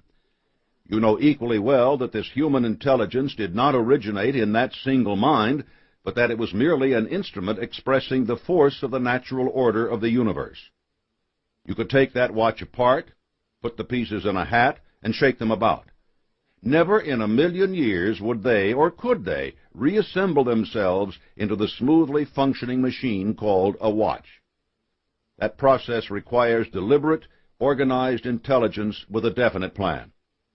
Like a watch, the universe simply could not exist as it does without being the product of an infinite intelligence. The internal world. You have many senses which allow you to evaluate the external world: touch, sight, hearing, taste, smell. But you also have senses which put you in touch with another reality. The beauty of a mastermind alliance is that it puts you in touch with the creative powers of others, connecting mind to mind, opening the subconscious of each member to the power of infinite intelligence. Your conscience is a tool which puts you in touch with these forces. Similarly, when you engage in prayer, you explore this internal world. The power of these experiences have shaped human history again and again. The still small voice that whispered to Saul of Tarsus changed the shape and direction of Christianity. The spiritual convictions that drove Mahatma Gandhi affected not only India, but the approach to social and political changes across the globe. This ability of the human mind to discover, embrace, and disseminate fundamental ideas and concepts is further proof of our ability to enter into a definite, positive relationship with infinite intelligence. You can enter this relationship and adapt it to your purposes in life. This is accomplished by applied faith. Overcoming disbelief. Remember, faith is a state of mind which develops by conditioning your mind to receive infinite intelligence. Applied faith is the adaptation of the power of infinite intelligence to your definite major purpose. Applied faith is the dynamo of the science of personal achievement, the source of the energy to put your thoughts into action. In faith, you temporarily relax your own reason and willpower and open your mind completely to the inflow of infinite intelligence. The chapter on definiteness of purpose teaches that your mind is the only thing over which you have the right to complete control. You must control your mind so that it is regularly open to the power of infinite intelligence. Whatever your mind can conceive and believe, it can achieve. Therefore, do not allow self-imposed limitations and restrictions to block the flow of infinite intelligence. As sunlight passing through a prism is broken up into its component rays, so infinite intelligence passing through your mind is broken up into a variety of forms. The belief that you cannot succeed, that you are not worthy, that others stand in your way, that some things cannot be done, each of these will act as an imperfection in the prism of your mind, distorting and scattering the power of infinite intelligence. And if you close the window of your mind to the power of infinite intelligence through disbelief, you will never experience its benefits. You cannot simply announce to yourself that you have faith and expect instant results. Faith is a state of mind which must be cultivated. Set aside at least an hour a day to contemplate your relationship to infinite intelligence. Look for the ways in which it is manifested in your life and for places where its power can be applied. Clear your mind of all negative thoughts of want, poverty, fear, ill health, and disharmony. And then take these 3 easy steps to build your faith. 1. Express a definite desire for the achievement of a purpose, and relate it to one or more of the basic human motives. 2. Create a definite and specific plan for attaining that desire. 3. Start acting on that plan, putting every conscious effort behind it. The more you act on faith and infinite intelligence, the more your mind will open to its power, and the more you see that power working in your life, the easier it will be for you to act on faith. The process is a wonderful cycle. When you face a problem or question, you can put this fledgling faith into action. Your subconscious has already been conditioned by your acting on faith to believe that you will succeed. Relax your reason so that it does not interfere with listening to the ideas, hunches, and intuitions that your subconscious conceives on the basis of this faith in your success. Look among these suggestions from your subconscious for the solution to your problem. You will recognize this solution by the soundness of the plan that occurs to you and by the feeling of enthusiasm which accompanies its recognition. As soon as you do recognize the plan, act on it at once. Do not hesitate, argue, challenge, worry, or fret about it. Act on it. If your plan does not work out exactly as you had expected, repeat this procedure. It takes time to build faith, to open your mind to its application. But remember, you cannot expect infinite intelligence to do your work. That's what applied faith means. If the plan you conceive through faith requires the cooperation of other people, you must work to gain it. It will not just happen. If your plan requires capital, it will not appear on your doorstep in a grocery bag. You must seek it out with the best of your abilities. You must put your faith into action. A final word. If you make your prayers an expression of gratitude and thanksgiving for the blessings you already have, instead of requests for things you do not have, you will obtain results much faster. Overcoming fear. An important part of opening your mind to faith is ridding your mind of the fears which limit your belief. There are 7 basic fears. Nearly everyone suffers from at least one. Some of us must conquer them all. Here are the 7 fears, how you can recognize their presence in your life, and how you can banish them. The first fear, poverty.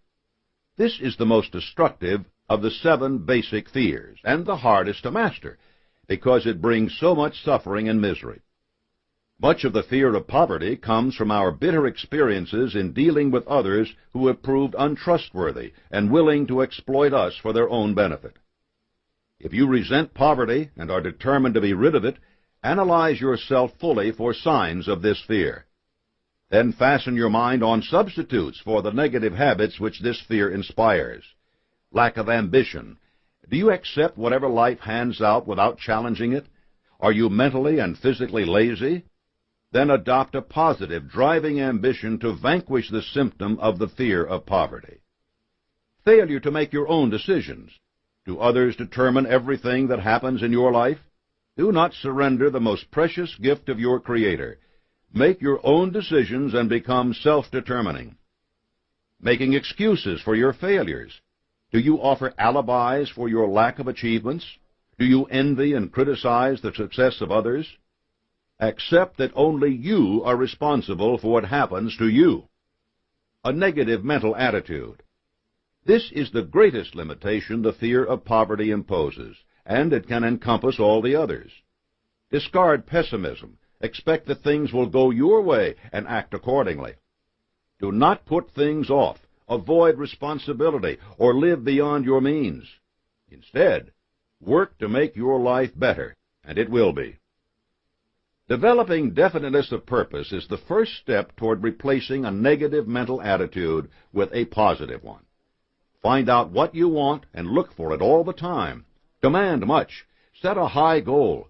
Believe that you will attain it with the aid of infinite intelligence, and you will leave the fear of poverty far behind. The second fear, criticism. Fear of criticism can affect you in ways both trivial and serious. It can lead you to buy the latest fashions, the fanciest cars, the most sophisticated stereo audio systems, because you fear being left behind the times, out of step with what everyone is doing. More insidiously, it can prevent you from presenting and acting on ideas that are revolutionary, ideas that would give you independence.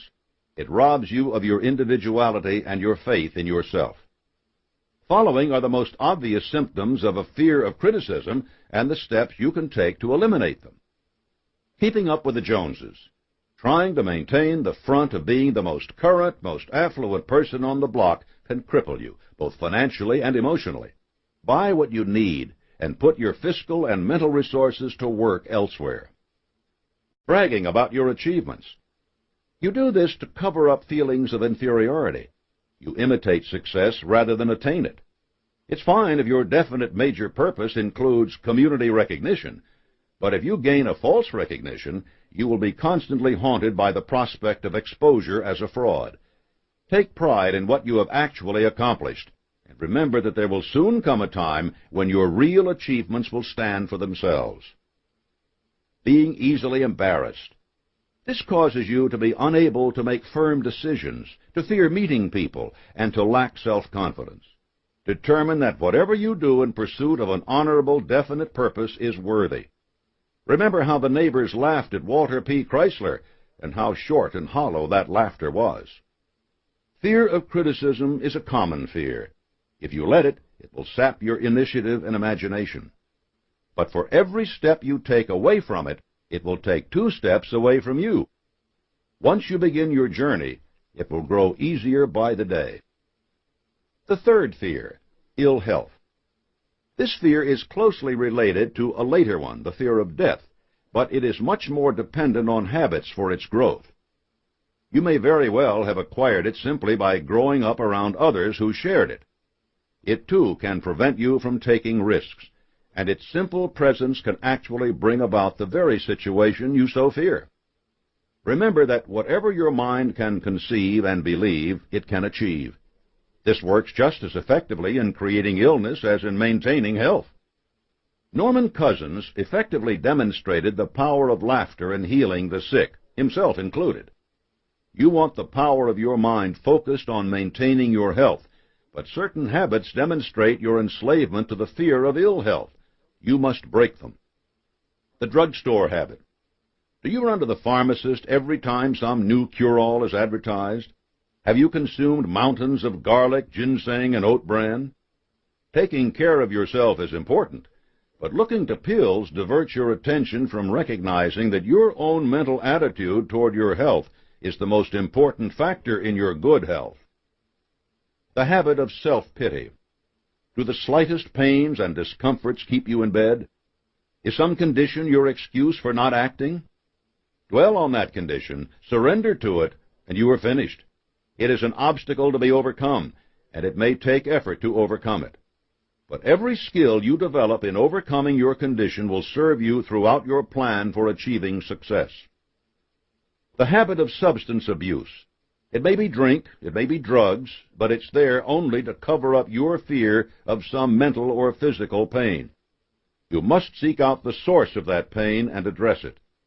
This process will take time, but every step of progress you make on that path will not only bring progress in overcoming your other fears, but also free your time, money, and energy for achieving success. Overcoming your fear of ill health can bring you wonderfully concrete results in so many ways. You, your family, your friends, and your ambitions will all be better off. The fourth fear, loss of love. I knew a man once who lost everything he had, money, social position, the love of his family, when it was discovered that for years he had been cheating his business partners and evading taxes. His only explanation was that he had lavished all his ill-gotten gains upon his wife, out of fear that otherwise he would have been unable to hold on to her affections. The bitterest irony was that since he had so long focused all his efforts on the single aim of satisfying her every want, his wife had come to see him only in that light. As soon as he was no longer able to provide for her, she left him. Once she had truly loved him, but out of fear he had cultivated only one aspect of the relationship, and her affections naturally withered. What had he offered her to love but his money? The fear of the loss of love is so intimate and so easily understood that it isn't necessary to elaborate on its symptoms. Simply cultivate your relationships with a positive mental attitude.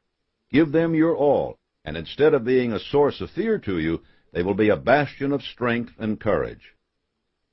The fifth fear, old age.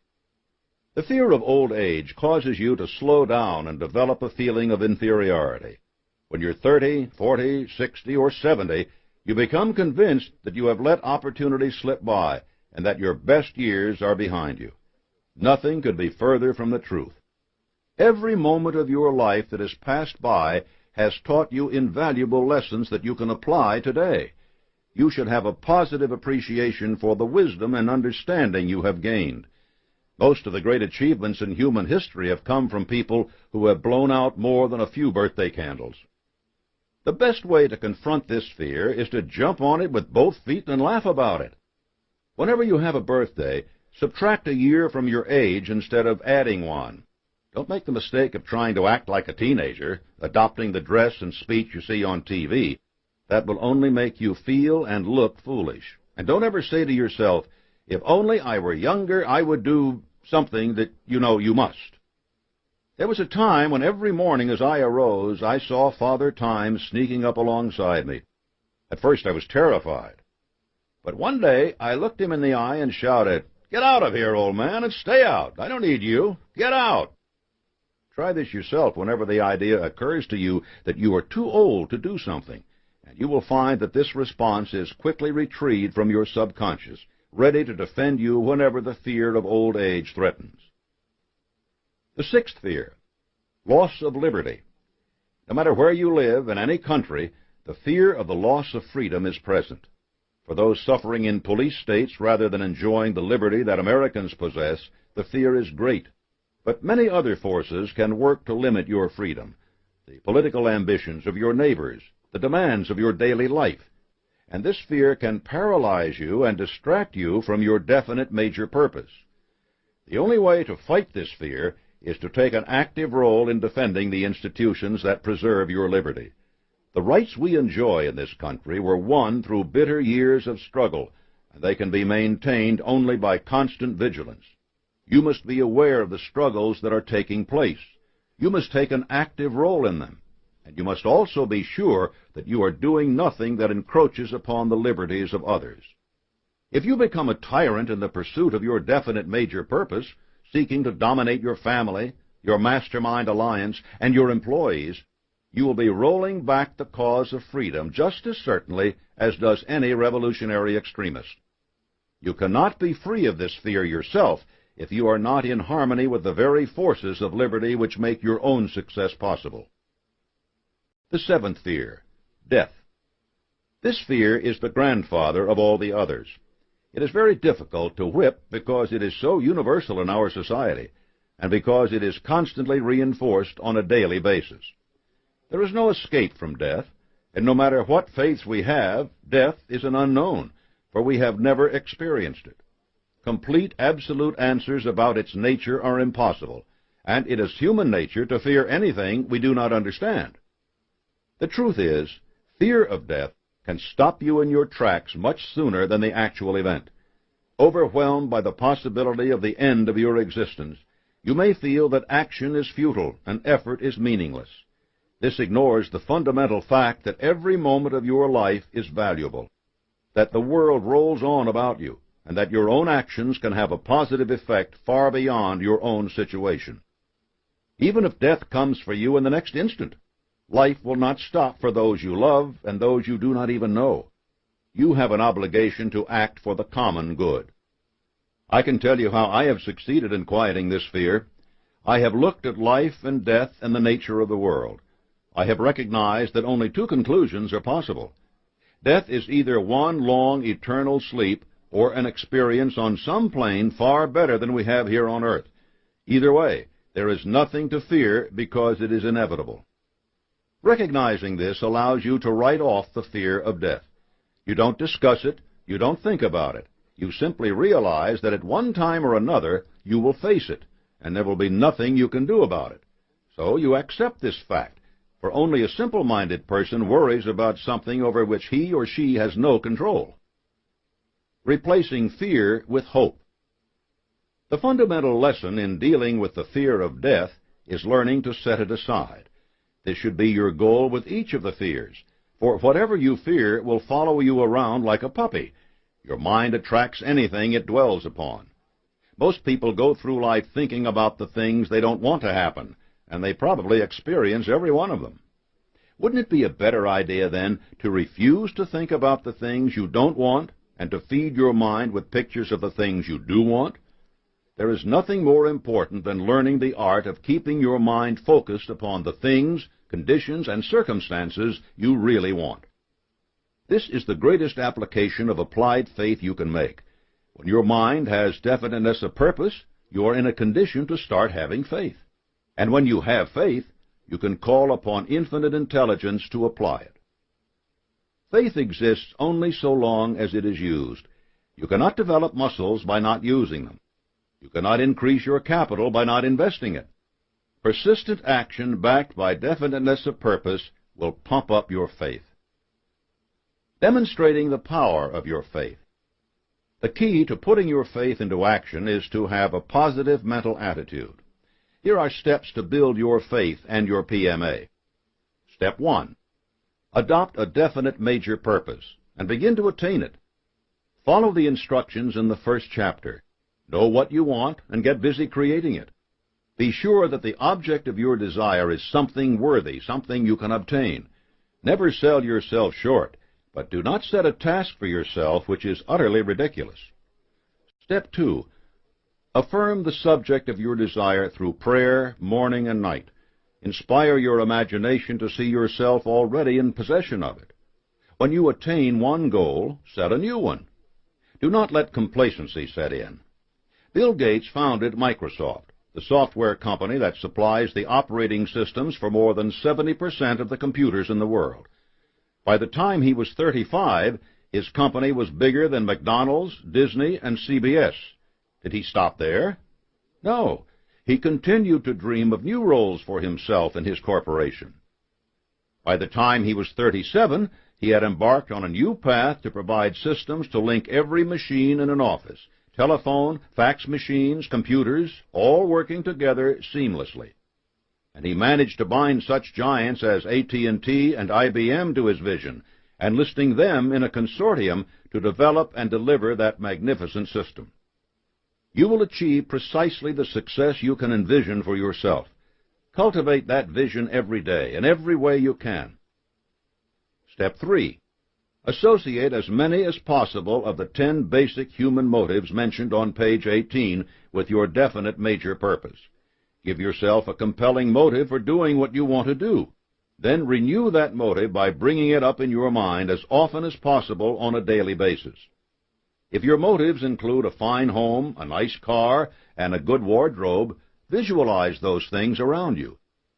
Go through the motions of driving that car or wandering about that house. Do not hesitate to use your imagination to fuel your burning desire. Step 4. Write out a list of all the advantages of your definite major purpose and call them into your mind as often as you can. This will make you success-conscious by the power of self-suggestion. It will steady your resolve when things do not appear to be going well. If you're caught in an impossible job, you can keep yourself smiling by thinking of what you'll be doing once you're free. Step 5. Associate with people who are in sympathy with you and your major purpose. Get their encouragement. They can be colleagues, friends, or family. One realtor I know occasionally comes home discouraged, but she has an agreement with her husband that covers this circumstance. The instant she lets go a defeatist sigh, he pulls out her certificate from the $1 Million Club and a list of previous sales she's made. Whose name do you see here? Who sold all those houses? Who sold that place down by the lake that had been on the market for 2 years? Who saw what a dream house it could be? Isn't this latest offering just as good? That's all it takes, and she's out the door or on the phone again. And her husband, don't think that he isn't inspired by his wife's determination, that his own work isn't better after he's seen what a little encouragement can do. We all need people to give us a boost, and we all benefit from doing the same for others. Step 6. Don't let a day pass without making at least one definite move toward attaining your major purpose. Keep up that persistent action. That realtor may not sell a house every day, but you can be sure that she's showing it, that she's talking it up, that she's reviewing her list of clients, that she's walking through it by herself, imagining what a wonderful home it will make for a family. Each of these steps may not be the actual sale, but they're as much a part of it as the actual closing. Step 7. Choose a pace setter. Pick someone prosperous, self-reliant, and successful, and make up your mind not only to catch up with that person, but to pass him or her by. Don't tell anyone this is your goal. The point is not to win a public contest, but to get where you want to go. Step 8. Surround yourself with books, pictures, mottos, and other suggestive devices. Pick things that symbolize and reinforce achievement and self-reliance. Work constantly to add to your collection, to move things to new places where you can see them in a different light and in association with different things. My realtor friend kept a framed copy of her $1 Million Club certificate over her desk. One day she took it down to dust and set it on top of a newspaper. When she picked it up again, she saw beneath it an article about the new football coach who had been hired at the university. He would need a place to live. Guess who bought that house she'd been struggling to sell? As you build an atmosphere of support, keep a notebook handy to jot down the things you hear and read that inspire you. When you're on the road or in a meeting, your fast scratchings can give you lasting support. Step 9. Never run away from disagreeable circumstances. Fight them with all your resources right where you stand and without a moment's delay. This doesn't mean taking a swing at the fellow who tells you no. It does mean not accepting that refusal and bringing every faculty you have to bear on changing that person's mind. Or you may have to take a hard look at yourself, find the error you made, and resolve then and there to correct it.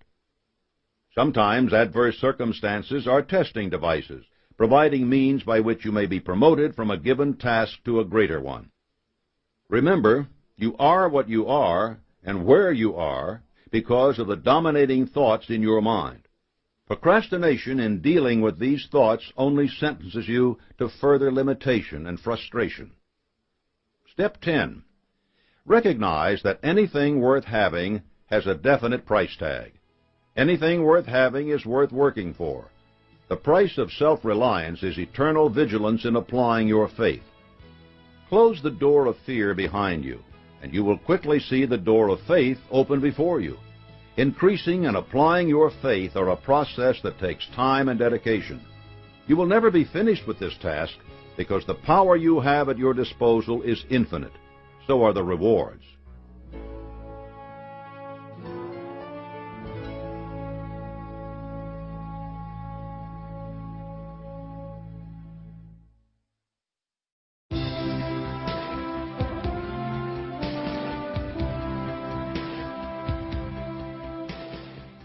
Chapter 5. Go the extra mile. Render more and better service than you are paid for, and sooner or later you will receive compound interest from your investment. It is inevitable that every seed of useful service you sow will sprout and reward you with an abundant harvest. Going the extra mile is not the sort of principle that can be put into practice in a few easy steps. Instead, it is a state of mind that you must develop, so that it is a part of everything you do. There is a subtle but powerful mental attitude connected with it. The stories that follow will demonstrate that attitude and show you the concrete benefits it brings.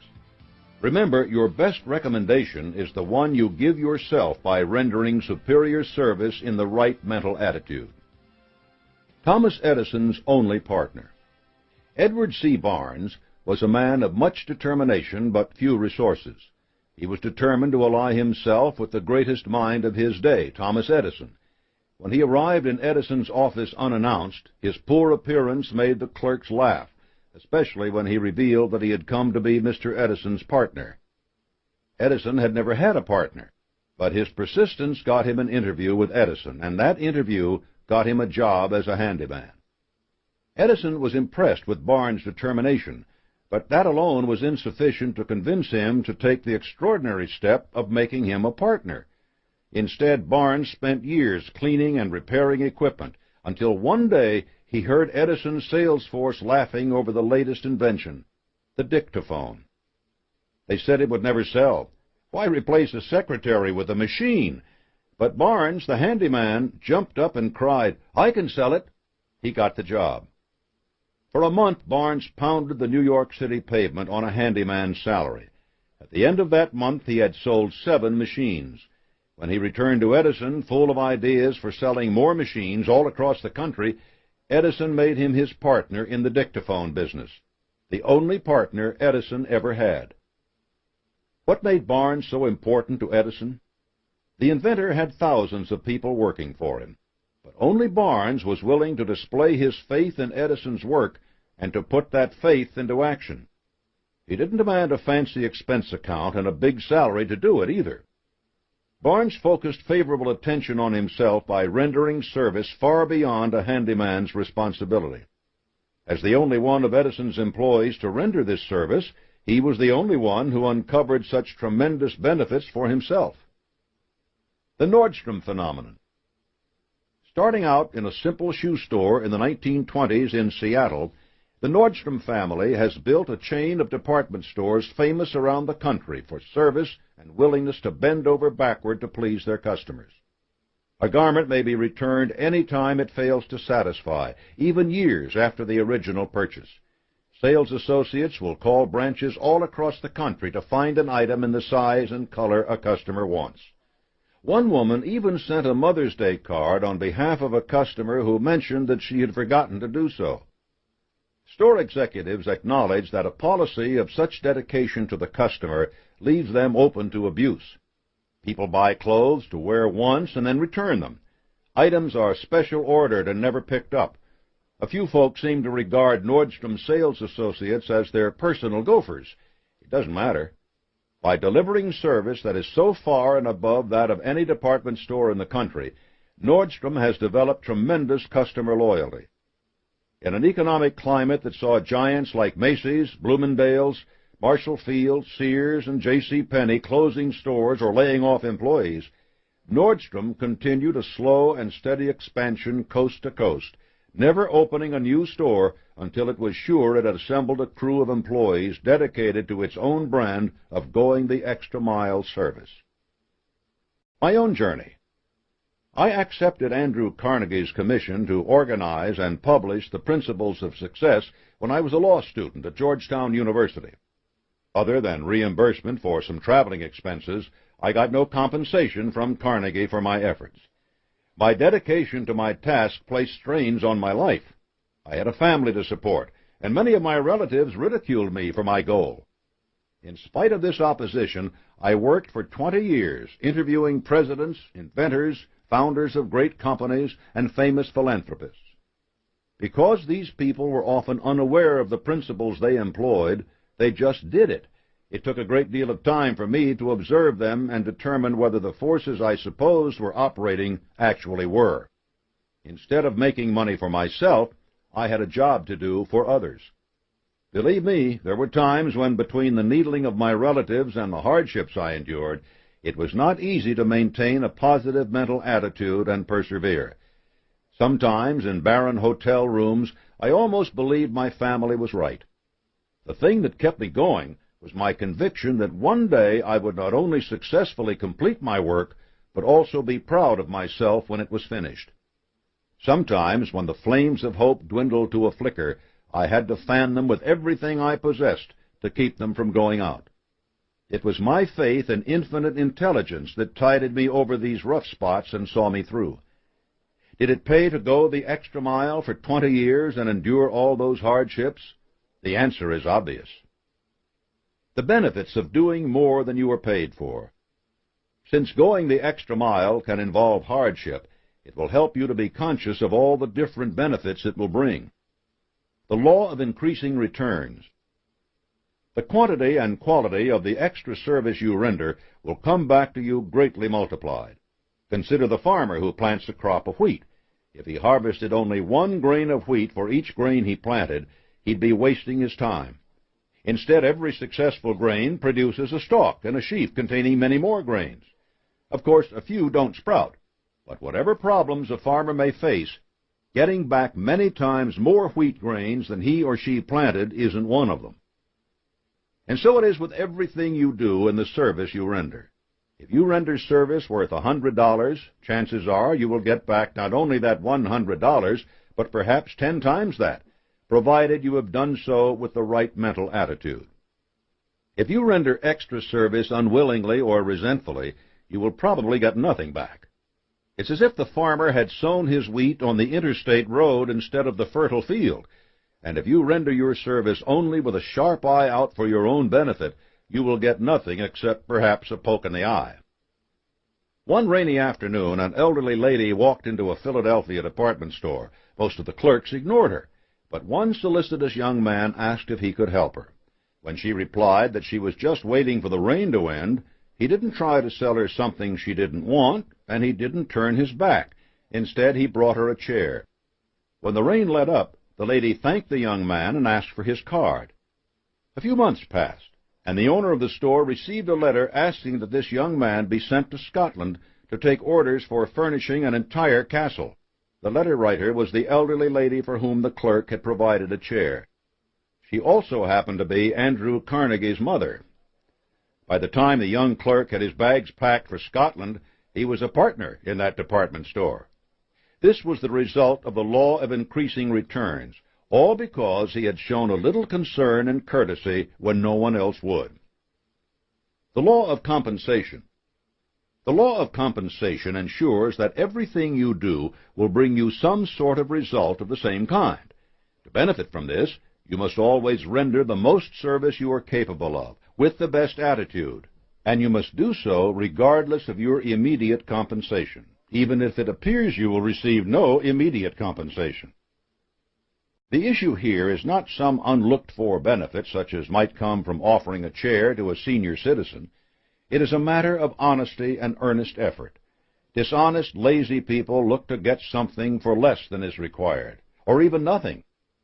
If you decide to boost your profits by raising your rates and providing less service, it's going to catch up with you.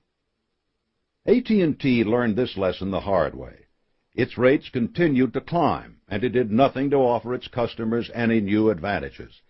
Along came deregulation, MCI, and Sprint, and bang! Customers began switching their long-distance service by the hundreds of thousands. AT&T saw its error quickly, though, cut its rates, and began offering innovative packages.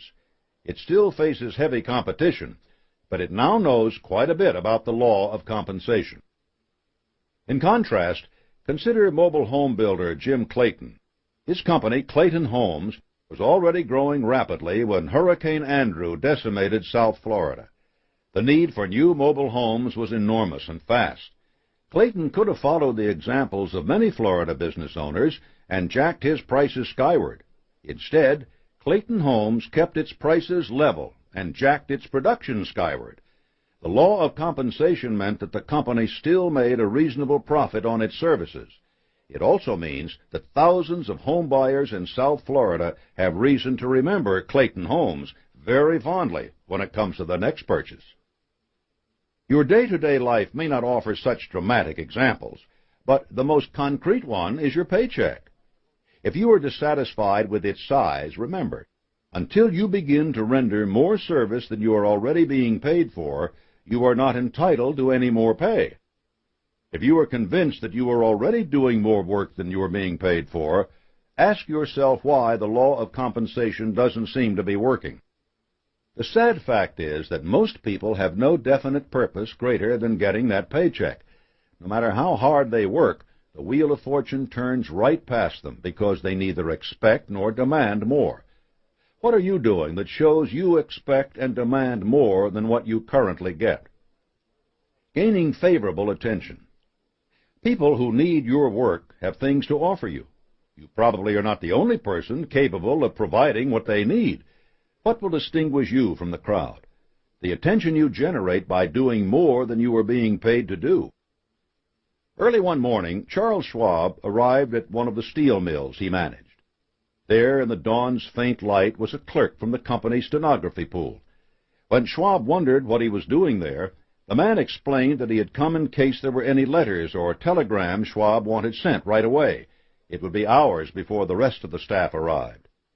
Schwab thanked the fellow and told him he might need him later that day. And he did. That night, as Schwab headed back to the main office, he took along his new personal assistant, the fellow who had gotten his attention so early in the morning. It wasn't the fact that this young man was an extraordinary stenographer that got him attention. It was his habit of showing his personal initiative in going the extra mile. Becoming indispensable. Whether you are an employee or the head of your own company, going the extra mile makes you indispensable to others. You do for them what no one else does. There may be others with more knowledge, skill, or prestige, but you are the only one who provides something absolutely necessary. There may be 7 other companies providing public relations expertise, but if you are the one who can be called upon at 2 in the morning with a can-do attitude when a disaster strikes, people will remember and value that. One young man working for a movie talent agency was the only person willing to listen to a cantankerous star complain about her problems hour after hour, day after day. No one else took the time. When she threw a tantrum on the set one day, he, not the director, the producer, the heads of the studio, or her agent, was the only one to persuade her to go back to work. The movie went back on schedule and millions of dollars were saved. He had made himself indispensable by befriending that important client. You will never command more than average compensation until you become indispensable to somebody or some group.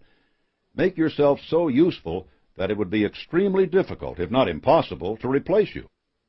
People who have pulled themselves out of the crowd and have included the priceless ingredients of going the extra mile and personal initiative in their service virtually write their own paychecks. Self-improvement. Going the extra mile means that you strengthen your ability to do your job and to do it well. Carrying out your tasks in a state of mind focused on providing the best service possible in the best possible attitude reinforces your skills. By imposing systematic self-discipline, you understand the process better every time, and you impress upon your subconscious the need for quality work. Remember the adage, strength and struggle go hand in hand. You should never make a presentation, design a software program, or do anything at all connected with your definite major purpose without the deliberate intention of doing it better than you have ever done it before. True, you may sometimes fail or not meet your previous standards, but the very intention of surpassing your previous best is a healthy habit that will ultimately cause you to excel. Doing a job just to get it done, complaining about the tasks before you, and grumbling about your pay are not ways to make yourself excel. Always stay focused on doing your best possible work. Opportunity. When you have made yourself indispensable, you will gain not only security in the job you have, but the ability to select the work that you do. Perhaps this will mean a promotion, a job at another company, or your choice of clients. Going the extra mile is a way of writing yourself an insurance policy against the fear of poverty, against the fear of want, and against competition from those who only go halfway. Consider William Novak. After years of rewarding but not particularly lucrative work as a writer, he was hired to be the co-author of Chrysler's CEO Lee Iacocca's autobiography.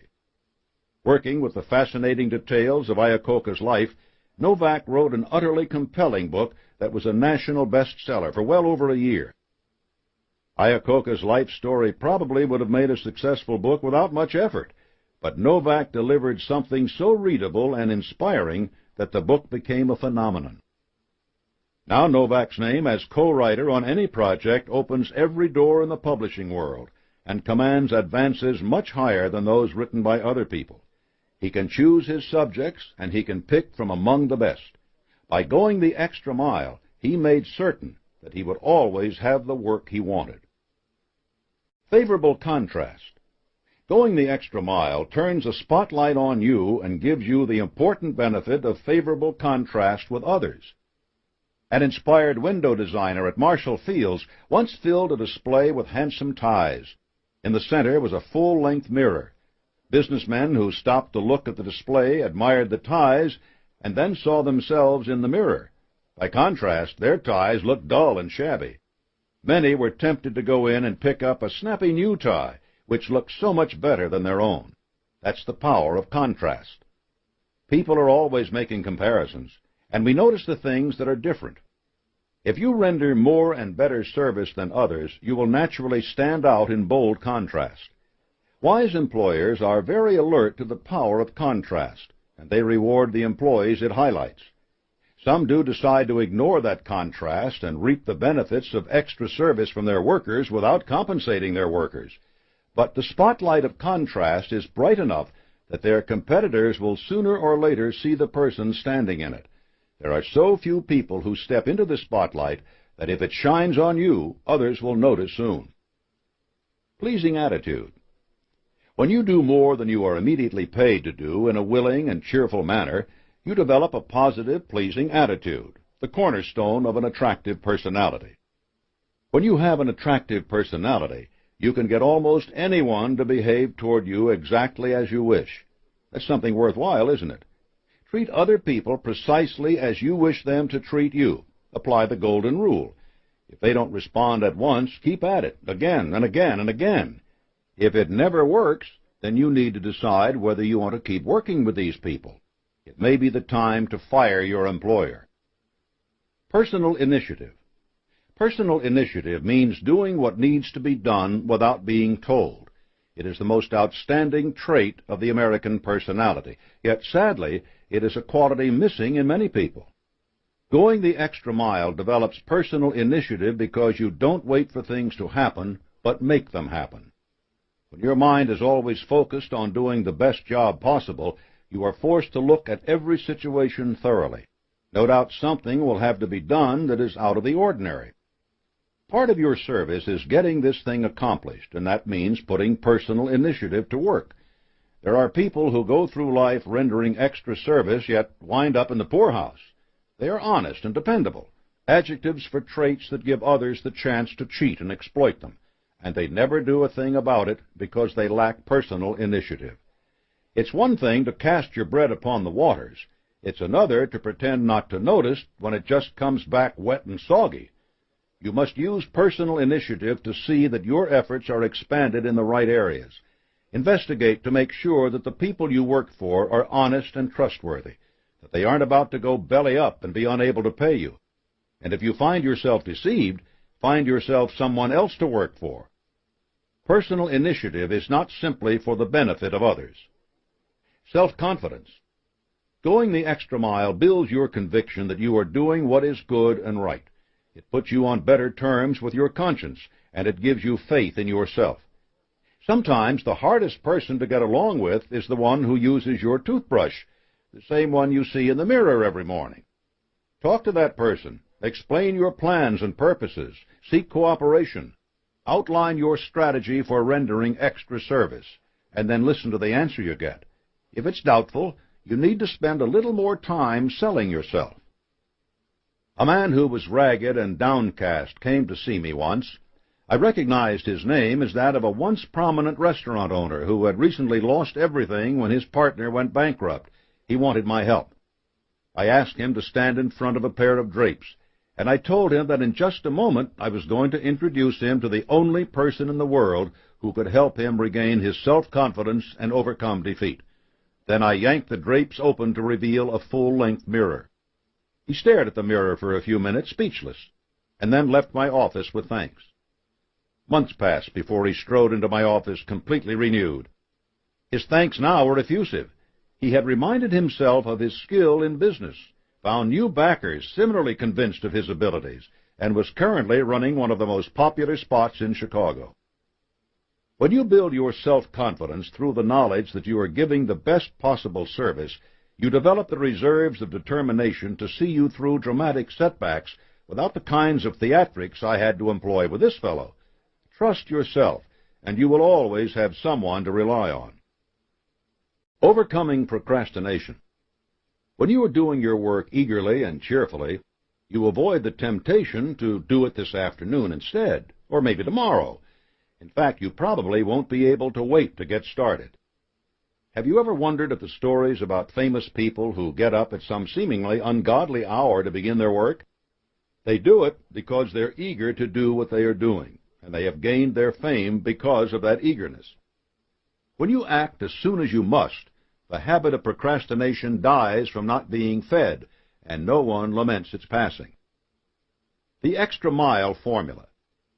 To help you keep your mind fixed on going the extra mile, I have developed the following formula, the only one in this book. It's very simple. Q1 plus Q2 plus MA equals C. Q1 is the quality of service rendered. Q2 is the quantity of service rendered. MA is the mental attitude in which it is rendered. C is your compensation. Compensation here means all the things that come into your life: money, joy, harmony with others, spiritual enlightenment, faith, an open mind, a sense of tolerance, or anything else worthwhile that you seek.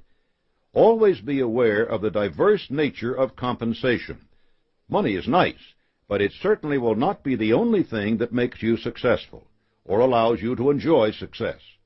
Do not cut off relationships which are poor in financial rewards, but rich in other qualities. For no matter how much service you render, others will recognize your one-sided approach. The spotlight of contrast will shine on you unfavorably then, and will seek out those who remain true to the spirit of going the extra mile. Chapter 6. Create Personal Initiative. One of the biggest benefits from going the extra mile is the emphasis it requires you to place on personal initiative. This chapter will round out your understanding of personal initiative, and through example, it will show you how to multiply that quality in yourself. Andrew Carnegie once told me, "There are two types of people who never amount to anything. There are those who never do anything except what they are told to do, and there are those who cannot even do what they are told to do. The people who get ahead do the things that should be done without being told, and they don't stop there. They go the extra mile and do much more than is expected of them. Personal initiative is absolutely necessary if you are going to realize your goal. It will bring you advancement, attention, and opportunity. The major attributes of personal initiative. In the years I spent formulating these principles of success, I observed many extraordinary people. What follows is a list of qualities that constantly appeared in my observations. Some of them will be things that have already been covered in this book. Others come later.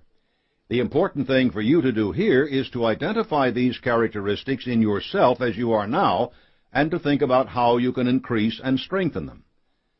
The adoption of a definite major purpose. The motivation to act continuously in pursuit of that purpose. A mastermind alliance to acquire the power to attain that purpose. Self-reliance, self-discipline, persistence based upon the will to win, well-developed imagination, controlled and directed, the habit of prompt, definite decision-making, the habit of basing opinions on known facts, not guesswork, the habit of going the extra mile, the capacity to generate enthusiasm at will and control it, a well-developed sense of details, the capacity to listen to criticism without resentment, familiarity with the 10 basic human motives, the capacity to concentrate attention on one task at a time, assuming full responsibility for one's own actions, willingness to accept full responsibility for the mistakes of subordinates, patience with subordinates and associates, recognizing the merits and abilities of others, a positive mental attitude at all times, the capacity for applied faith, the habit of following through, the habit of emphasizing thoroughness instead of speed, dependability. No doubt many of these qualities are already familiar to you. You may think, I've already got that. But it is the nature of the 17 principles of success that each depends upon the others, and you can't develop one without relying upon and developing others at the same time. How can you develop faith without applying it through personal initiative? And how can you have personal initiative without a definite purpose to carry out? You can't. Personal initiative is contagious. During the Second World War, Henry Kaiser astounded the world by the speed and efficiency of his shipbuilding. What made his achievement so remarkable is that he hadn't been a shipbuilder before he responded to the needs of the war. The quality that made this possible was his personal initiative, and the most obvious manifestation of this quality was his habit of following through. When Kaiser ordered a trainload of steel to be delivered at his shipyards on a given date, he made sure that the railroad was alerted, that his own workers were prepared to accept the shipment, and first of all, that the steel was being produced on schedule. He sent an expediter to the steel mill to keep him informed of progress, and then to travel with the shipment to see that it wasn't sidetracked or delayed. Because Kaiser was so attentive to the details of his operation, everyone who worked for him knew that the same quality was expected of themselves. If something went wrong along the way, the expediter was expected to do whatever was necessary to correct the problem and make up for lost time, and he seldom failed. Kaiser's persistent personal initiative was an example to thousands of people on a daily basis.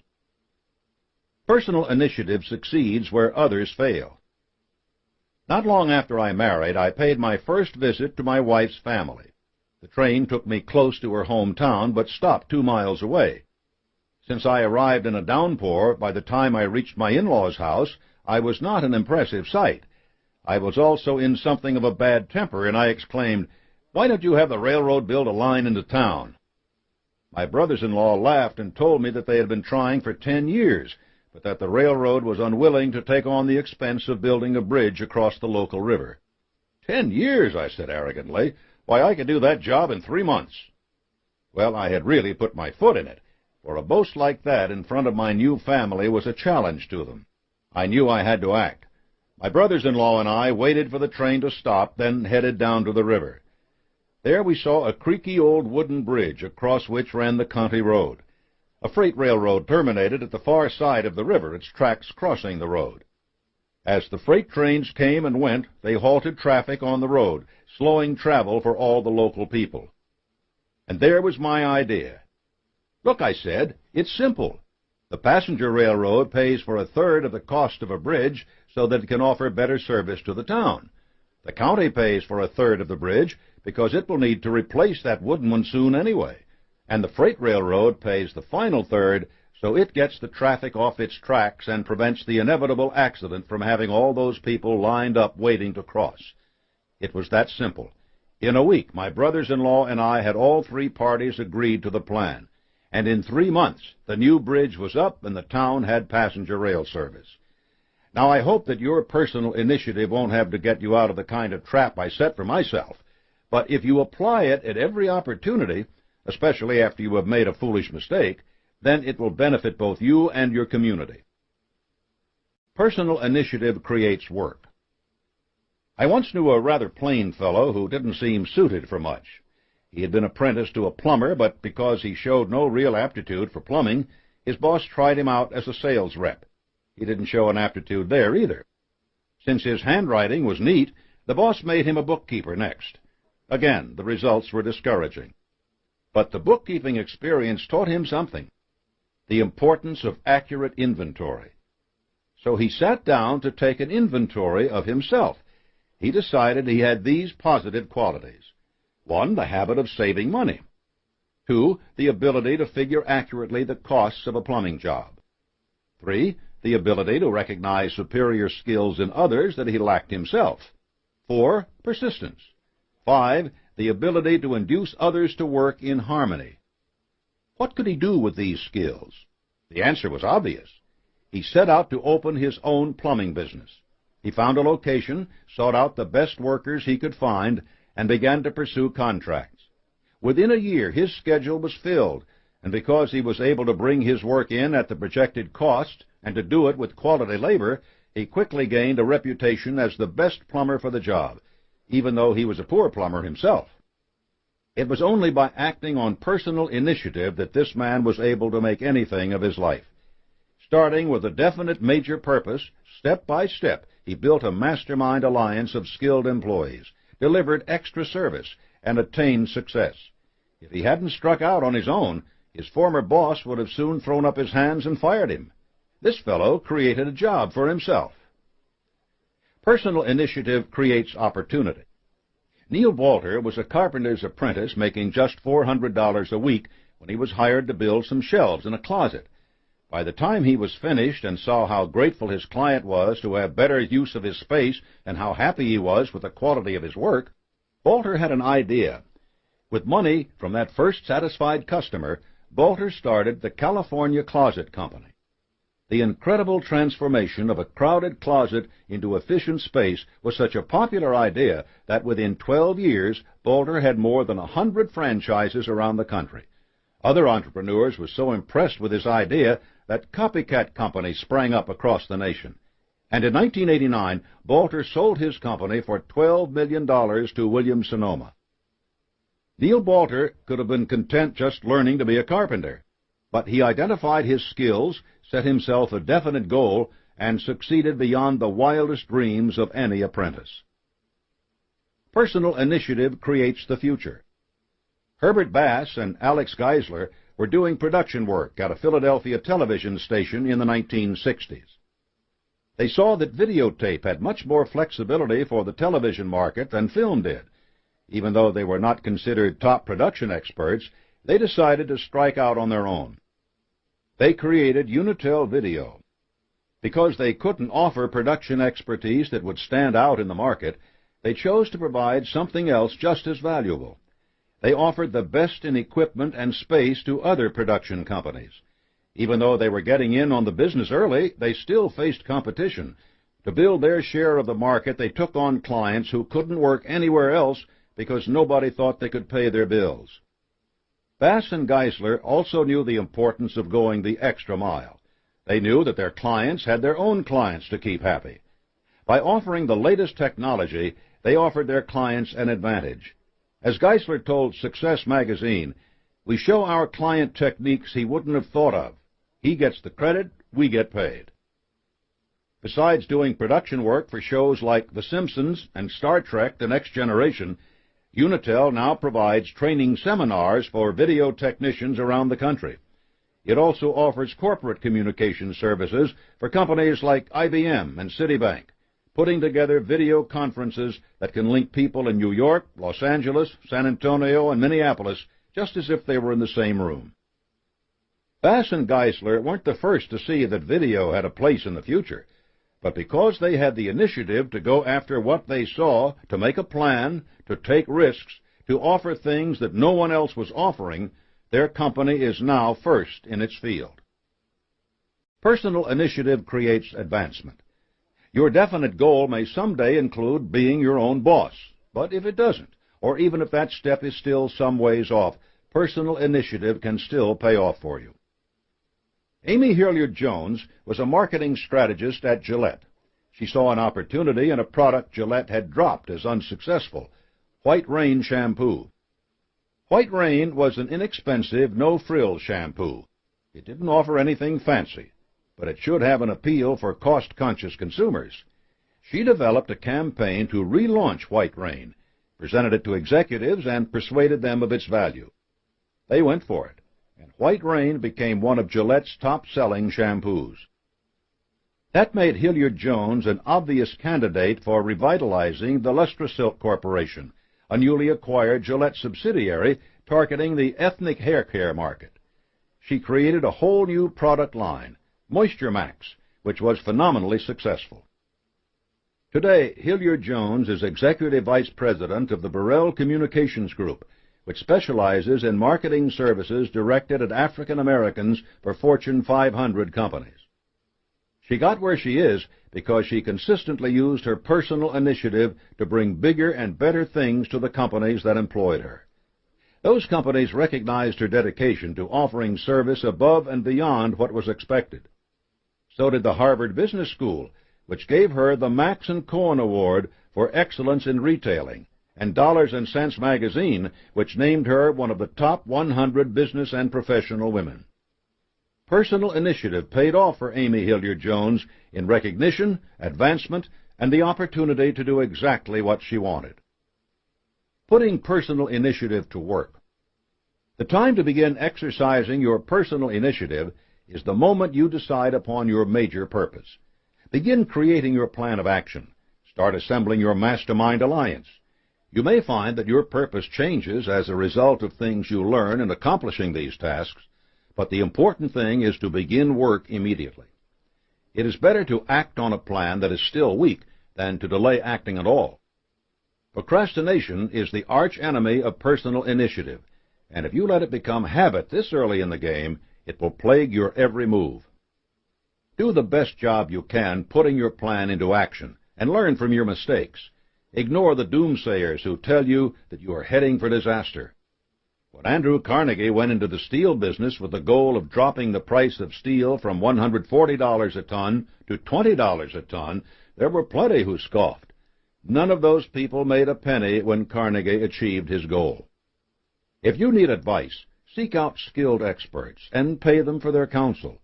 The free advice you will get on every hand from colleagues and friends will be worth exactly what it cost you. Nothing. Never wait for some outside force to trigger your actions. Of course, you will have to respond to surprises and your competition, but you must be moving forward according to your own plan on a daily basis. Feed your burning desire with images of your successful self. Stoke its flames so high that they burn your seat, so that you won't be able to sit back in your chair and take it easy when you ought to be following up on your work of the day before. When a task is completed, examine it. Is it the best job you could have done? What might have made it better? Why don't you take that step right now? Personal initiative depends on your being alert to every opportunity and acting on that opportunity as soon as you discover it. Clearly, personal initiative is a demanding quality, and its practice requires a good deal of mental resources. When your initiative is flagging, you can turn to the principle which breathes life into and restores every one of the others. positive mental attitude.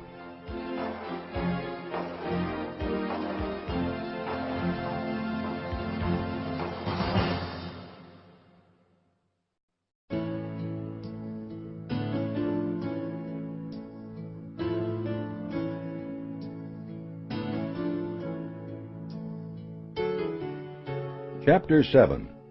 Build a positive mental attitude. A positive mental attitude is the single most important principle of the science of success. You will depend upon it in everything you do.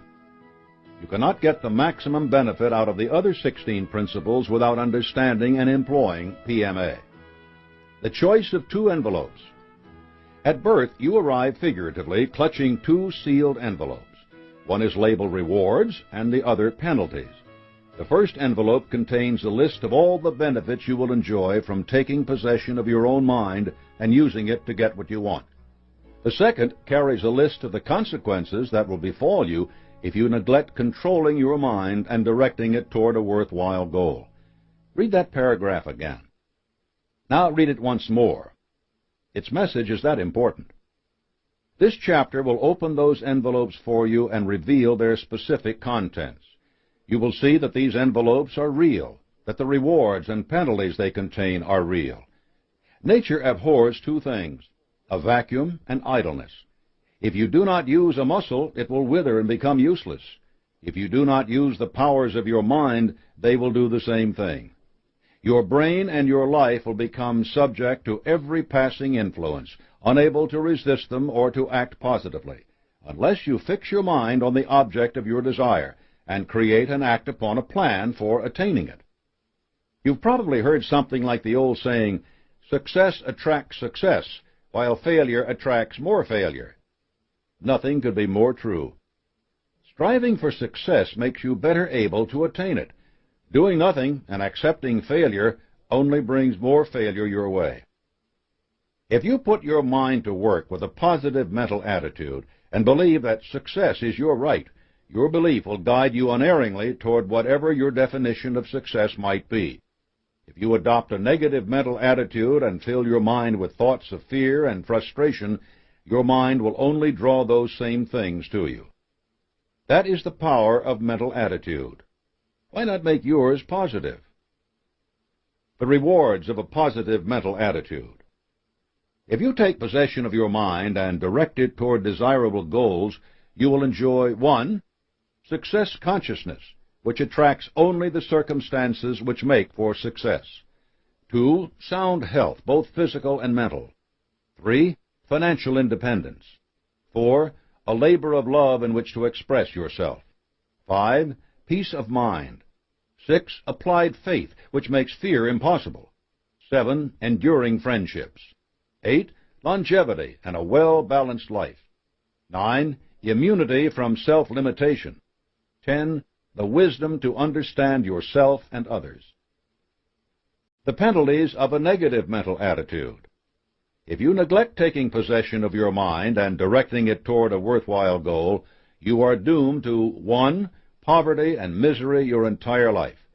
2. Mental and physical ailments of all kinds. 3. Self-limitations which trap you in mediocrity. 4. Fear and all its destructive consequences. 5. Hatred of the means by which you support yourself. 6. Many enemies and few friends. 7. Every brand of worry known to humanity. 8. Being a victim of every negative influence you encounter. 9. Subjection to the will of others. 10. A wasted life which does nothing to better the human condition. What choice will you make? If you do not make the first one and embrace it wholeheartedly, the second will be forced on you. There is no halfway point, no compromise. Which choice will you make? How to develop a positive mental attitude. You must have a positive mental attitude to make life pay off on your own terms. Nothing great has ever been achieved without PMA. Recognize that your mental attitude is the only thing over which you, and only you, have complete control. Exercise that control and direct it by using PMA. Realize and prove to your own satisfaction by making it so that every adversity, sorrow, or defeat, whether or not you caused it to happen, contains the seed of an equivalent benefit, which you can nurture into a blessing that soars above the disaster that brought it. Learn to close the door of your mind on all failures from your past. Clear your mind of any influence which does not support a positive mental attitude. Find out what you want most in life and go after it. Do it right now by helping others to acquire similar benefits. This way you put the principle of going the extra mile into action. Select the person who, in your opinion, is the finest person in all the world, past or present. Make him or her your pace setter for the rest of your life, emulating him or her in every possible way. Determine what kind of resources you need. Set up a plan for acquiring them based on the idea of not too much, not too little. Don't think small, but remember, greed more than anything else has destroyed ambitious people. Form the habit of saying or doing something every day which will make someone else feel better. You can do this with a phone call, a postcard, or a simple act of kindness. Give someone a good inspirational book, for instance, and you give that person something that will work wonders in his or her life. One good deed a day will keep old man gloom away. Make yourself understand that what whips you isn't defeat, but your mental attitude toward it. Train yourself to look for the seed of equivalent benefit in every disappointment you face. Ascertain what you like best to do, and do it as a labor of love with your heart and soul. Perhaps it will simply be a hobby. That's fine. Just remember that an idle mind quickly becomes a negative mind. It's called brooding. Understand that often when you have searched in vain for a solution to a problem, you can find it by helping someone else solve his or her problem. By the time you have solved the other person's problem, you will have the insight to solve your own. Study Ralph Waldo Emerson's essay on compensation once a week until you understand and have assimilated it. This powerful work will convince you of the benefits you will derive from PMA. Take a complete inventory of every asset you possess. You will discover that your greatest asset is a sound mind with which you can shape your own destiny. Communicate with anyone you know whom you have unjustly offended and offer sincere apologies. Ask for forgiveness. The more bitter this assignment is, the more you will be free of negative mental influences when you have completed it. Acknowledge that the space you occupy in this world is an exact ratio to the quantity and quality of the service you render for the benefit of others, plus the mental attitude in which you render it. Break bad habits. Abstain from your vices one at a time for a month until you show yourself who is boss. If you need help from a counselor or a support group, get it. Don't let your pride master you. Comprehend that no one can hurt your feelings, make you angry, or frighten you without your full cooperation and consent. Close your mind to anyone who wants to exert a destructive influence. Perceive that self-pity is an insidious destroyer of self-reliance. Believe that you are the one person on whom you can and should depend at all times. Relate to every circumstance in your life as something that has happened for the best, for it may be that your saddest experience will bring you your greatest assets if you give time a chance to mellow your distress. Divert any urge for control over others. Squelch it before it destroys you. Channel that energy into better control over yourself. Occupy your mind with doing what you want to do so that no time will be left for it to stray to things you do not want to do. Attune your mind to attract the things and situations you desire by expressing in a daily prayer your gratitude for what you already have. Demand a reasonable amount of dividends from life every day instead of waiting to receive them. You will be surprised to learn how many of the desirable things in life are already yours, even though you have not noticed them. Live in a style that suits your physical and spiritual requirements, and don't waste time keeping up with the Joneses. Refuse to heed anyone's advice unless that person is willing to give you satisfactory evidence of the soundness of his or her counsel. You will save yourself from hucksters, the misguided, and fools. Discern that personal power does not come from the possession of material things alone. Mahatma Gandhi led his nation to freedom without a fortune. Exert yourself so that you keep your body in shape. Mental ailments can easily spring from physical ones, and your body, like your mind, must be kept active to remain positive. Reinforce the habit of tolerance, and keep an open mind on all subjects and toward all people, no matter what their race or creed. Learn to like people just as they are, instead of demanding that they be just as you want them to be. Admit that love is the finest medication for your body and your soul. Love changes the entire chemistry of your body and conditions it for the expression of a positive mental attitude. It also extends the space you occupy in the hearts of others. The best way to receive love is to give it. Return every benefit you receive with one of equal or greater value. The law of increasing returns will operate in your favor, and eventually, or perhaps very soon, it will give you the capacity to get everything you are entitled to. A positive mental attitude works both ways. Avoid the fear of old age by remembering that nothing is ever taken from you without being replaced by something of equal or greater value. Youth, for instance, is replaced by wisdom. Trust that adequate solutions can be found for all your problems, but accept the fact that the solutions may not always be the ones you want. Rely on the examples of others to remind you that any disadvantage can be overcome. Thomas Edison had only 3 months of formal schooling, yet he was the greatest inventor who ever lived. Helen Keller was without sight, hearing, or speech, yet she inspired millions. A definite major purpose is stronger than any limitation. Welcome friendly criticism instead of reacting to it negatively. Embrace any opportunity to learn how others see you, and use it to take inventory of yourself and look for things which need improvement. Do not fear criticism. Encourage it. Create a mastermind alliance with others dedicated to the principles of success. Discuss your progress and insights and gain the benefit of a much wider range of experience. Always keep these meetings on a positive plane. Grasp the differences between wishing, hoping, desiring, and having a burning desire to achieve your goal. Only a burning desire gives you a driving motivation, and it can be fueled only by a positive mental attitude. Abstain from negative conversations, especially carping, gossip, or tearing apart other people's reputations. These activities condition your mind to think negatively. Discipline your mind to shape your destiny toward whatever purpose in life you have chosen. Seize every one of the benefits in the rewards envelope and make them yours. Be yourself at all times. Neither you nor anyone else trusts a phony. Say nothing that does not reflect your positive mental attitude.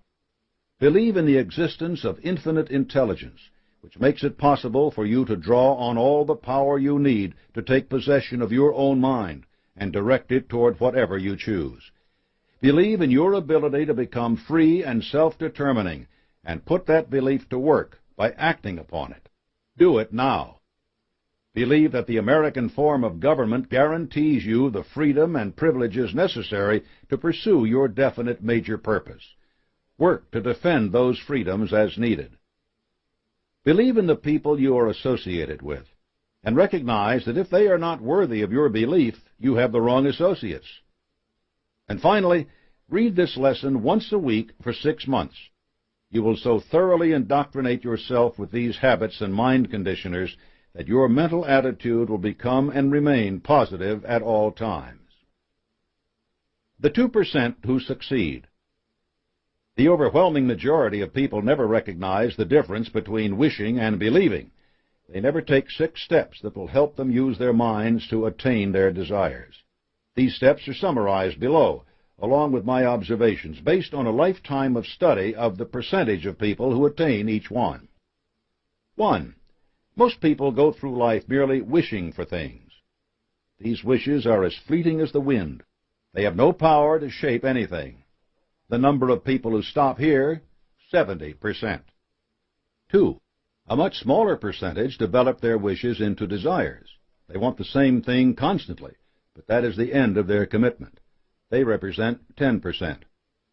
3. A still smaller percentage develop their wishes and desires into hopes. They dare to imagine from time to time that they might get what they seek. I estimate they constitute 8%. 4. An even smaller group translates that hope into belief. They expect what they want will actually happen. These people number 6%. 5. A smaller group of people crystallize their wishes, desires, and hopes into belief, then into a burning desire, and finally into faith. They constitute 4%. Finally, number 6, very few people take the last 2 steps and then make a plan to get what they want and carry it out. They apply their faith with positive mental attitudes. This group is only 2%. The outstanding leaders in every walk of life are the people in the 6th group. They recognize the power of their own minds. They seize that power and direct it toward whatever they choose. When you take this step, the word impossible will have no meaning for you. Everything will be possible for you, and you will manage to get it. Join the 2% Club. Here are the requirements for membership in the 2% Club. Only you will measure your success in meeting them. 1. Adjust yourself to other people's states of mind and peculiarities so that you can get along peacefully with them. Observe a dog and learn the art of self-control by watching how quickly it adjusts itself to its master's moods. 2. Ignore trivial circumstances in your relations with others. Do not let them become controversies. Big people look past small slights. 3. Establish control of your mind at the start of each day, using the techniques for building a positive mental attitude. Maintain that attitude throughout the day. 4. Learn the art of selling yourself indirectly by persuasion and example rather than by the hard sell. 5. Develop a hearty laugh as a means to release anger. 6. Analyze all your setbacks and determine their causes. Discover the seed of equivalent benefit in each circumstance. 7. Concentrate your mind on the can-do portion of the tasks you face. Don't worry about the cannot-do portion unless and until you meet it face-to-face. By that time, the can-do portion will have shown you the way to success. 8. Turn all unpleasant circumstances into opportunities for positive action. Make this an automatic habit, and your success will multiply. 9. Remember that no one can win all of the time, no matter how much he deserves it. When you do not get exactly what you wanted, maximize your gain by increasing your understanding of yourself. 10. Look on life as a continuing learning process, and even bad experiences will become good ones. 11. Remember that every thought you release comes back to you multiplied in its effect. Monitor your thoughts, and make sure you send out only those whose fruits you are willing to receive. 12. Avoid associates with negative mental attitudes. Their attitudes will rub off on you and poison every effort you engage in. 13. Be aware of the dual nature of your personality. You have a positive side with a great capacity for belief and a negative side with an equal capacity for disbelief. Exercise the first, and the second will wither away. 14. Recognize that prayer brings the best results when you have sufficient faith to see yourself already in possession of the things you are praying for. This calls for a positive mental attitude of the highest order. You can see how a positive mental attitude relies upon and reinforces so many of the principles crucial to personal achievement. You need a definite major purpose, applied faith in that purpose, and the personal initiative to act in ways that express your PMA. The next 2 chapters will teach you more principles that both support and sustain your PMA. The cultivation of success is a complex, organic process. Whenever you advance in acting on one of its tenets, you advance in others. Chapter 8. Control your enthusiasm. Enthusiasm bears the same relationship to your PMA and your progress toward success as gasoline to a car's engine. It is the fuel that drives things forward.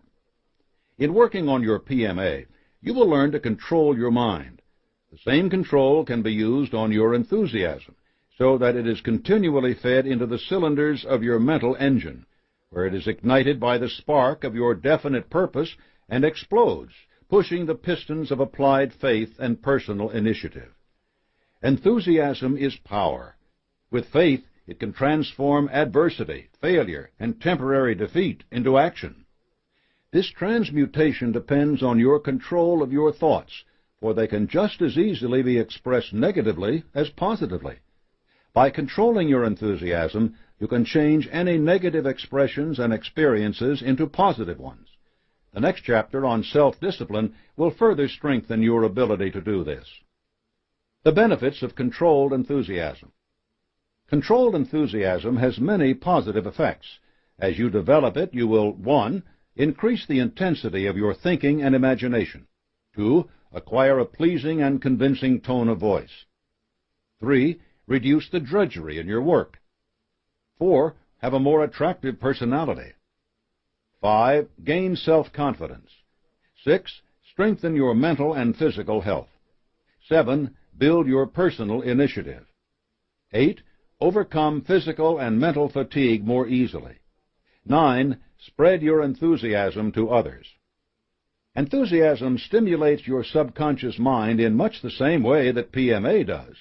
By filling your conscious mind with enthusiasm, you impress upon your subconscious that your burning obsession and your plan for obtaining it are certain things. When your conscious enthusiasm dims, your subconscious will be there, full of images of your success, to help you stoke your conscious fires of enthusiasm once again. The dangers of uncontrolled enthusiasm. Enthusiasm, as I've said, is like gasoline. Properly employed, it can do magnificent things. But if you spill it out carelessly, you run the risk of a catastrophe. One danger is that your enthusiasm can lead you to monopolize conversation. If you do nothing but talk about yourself, people will tune you out, forget anything worthwhile that you have to say, and refuse to offer you aid and advice when you seek it. How gladly do you suffer bores? You must also take care that your enthusiasm does not cloud your judgment.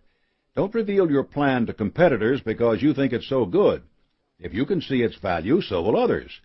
Don't rush ahead when your plans for your definite purpose call for resources or circumstances that have not appeared. And don't let your enthusiasm find expression in the wrong things, like roulette wheels or the racetrack. It's fine to enjoy diversions which bring other benefits, like relaxing fishing trips or mind-broadening reading. But if you pour all your enthusiasm into these things, you won't have any left for your definite major purpose, and soon you won't have the resources for your diversions either. How to develop controlled enthusiasm. Here are the steps to building your enthusiasm. 1. Adopt a definite major purpose. 2. Write out a clear statement of that purpose and your plan for attaining it. Include a statement of what you intend to give in return for its realization. 3. Back your purpose with a burning desire. Fan that desire. Coax it. Let it become the dominating thought in your mind. 4. Set to work immediately in carrying out your plan. 5. Follow your plan accurately and persistently. 6. If you are overtaken by defeat, study your plan carefully and change it if necessary.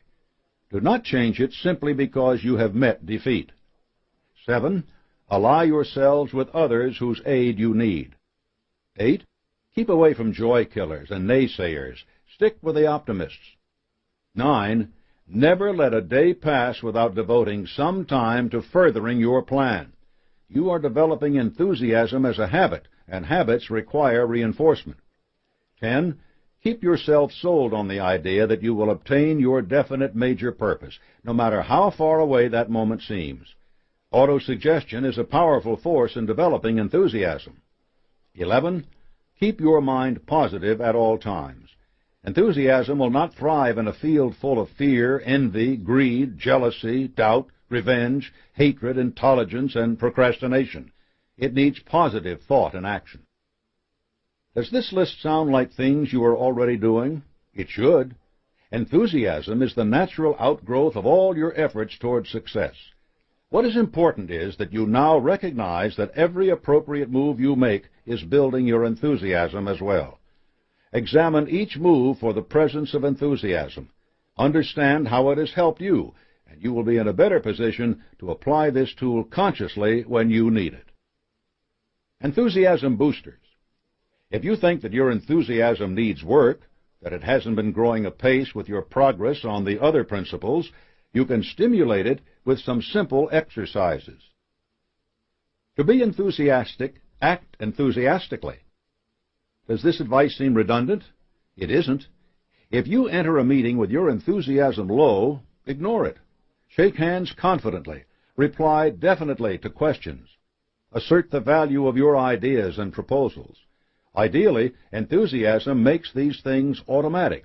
But if you consciously perform the actions, you will begin to see their positive results. This stokes the fires of enthusiasm.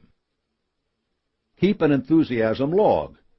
When your enthusiasm runs high, make a note of it in a notebook. Write down the circumstances that inspire you and the manifestations of that enthusiasm. Were you spurred to action? Did you solve a problem? Did you persuade someone of something? Also, keep a written copy of your definite major purpose and your plan for it inside your notebook. Then, whenever your enthusiasm is ebbing, pick up your valuable book. Not only will it remind you of the reason you should be enthusiastic, but it will also review for you the benefits of that enthusiasm.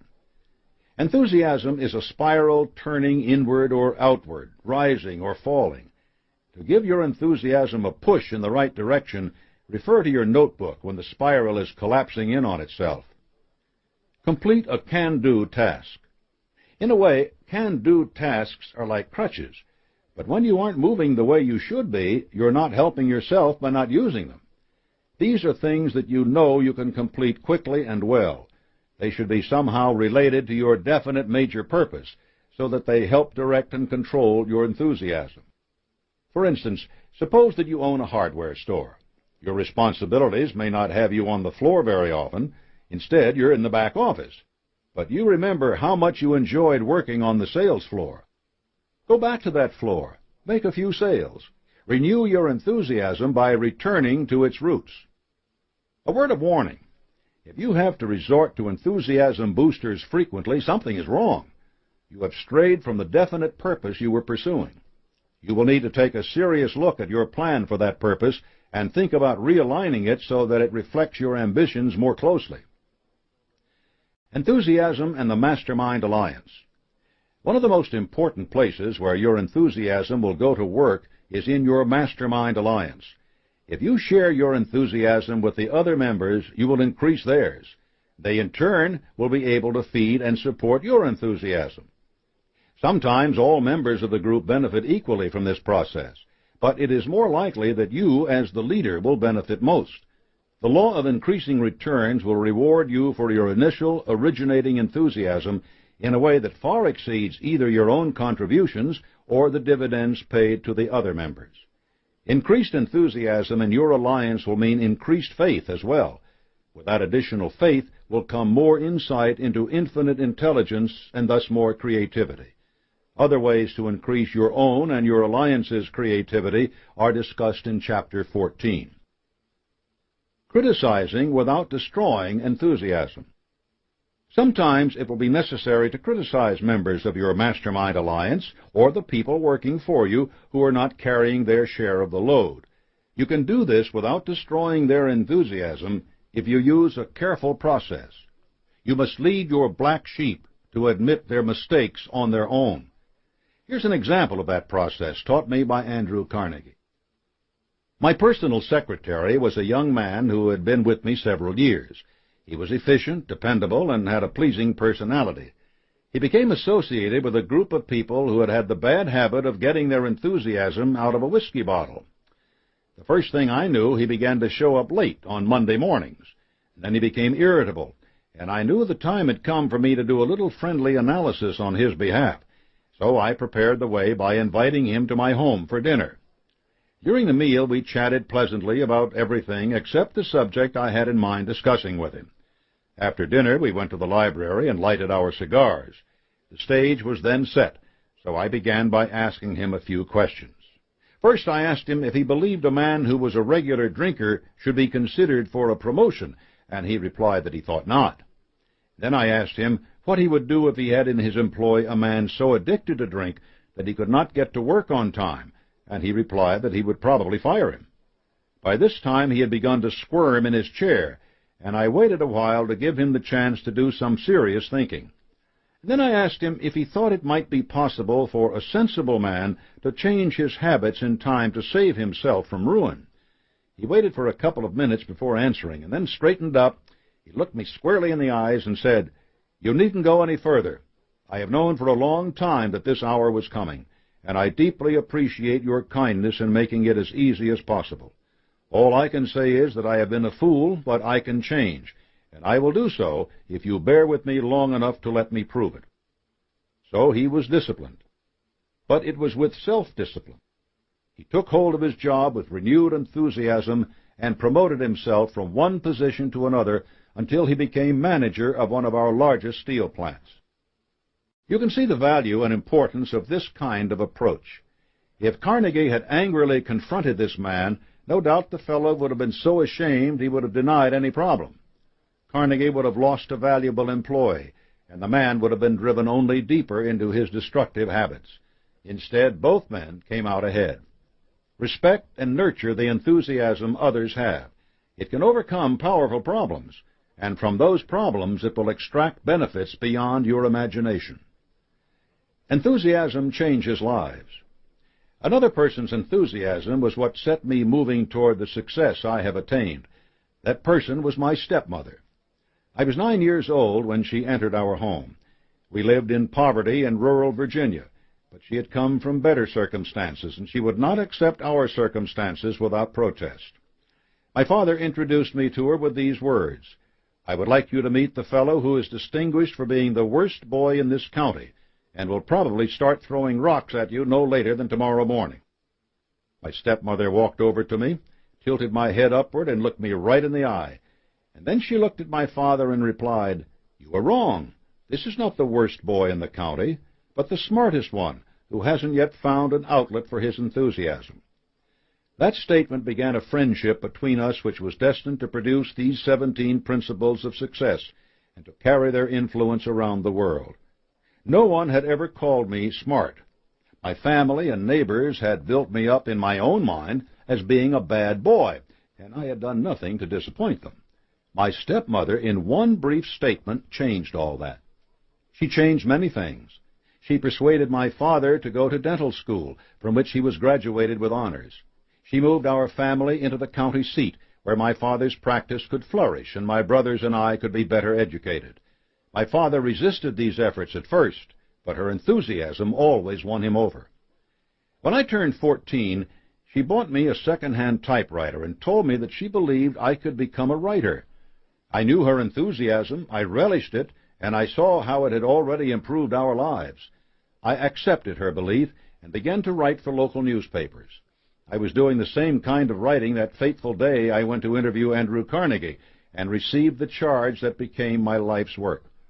My stepmother's enthusiasm had not just put me in a position to grasp such an opportunity, but given me the self-confidence and enthusiasm of my own to succeed at it. I wasn't the only benefactor. My father became the most prosperous man in town. My brothers and stepbrothers became a physician, a dentist, a lawyer, and a college president. What power enthusiasm has! When that power is released to support definiteness of purpose and is constantly renewed by faith, it becomes an irresistible force for which poverty and temporary defeat are no match. You can communicate that power to anyone who needs it. This is probably the greatest work you can do with your enthusiasm. Excite the imaginations of others. Inspire their creative vision. Help them connect with infinite intelligence. Building, demonstrating, and sharing enthusiasm are a perfect manifestation of the moral principles behind the science of success. When you deliver your work with enthusiasm, you are already going the extra mile. You create a success consciousness around you that inevitably affects others for the better.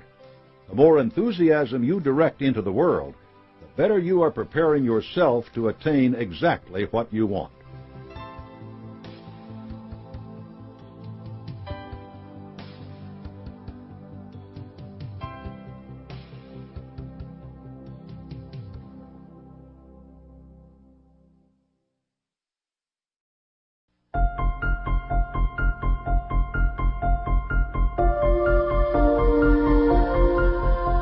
Chapter 9. Enforce self-discipline. Controlling your emotions.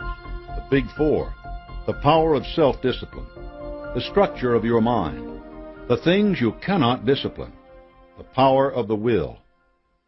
Earlier chapters have placed heavy emphasis on the importance of taking control of your mind.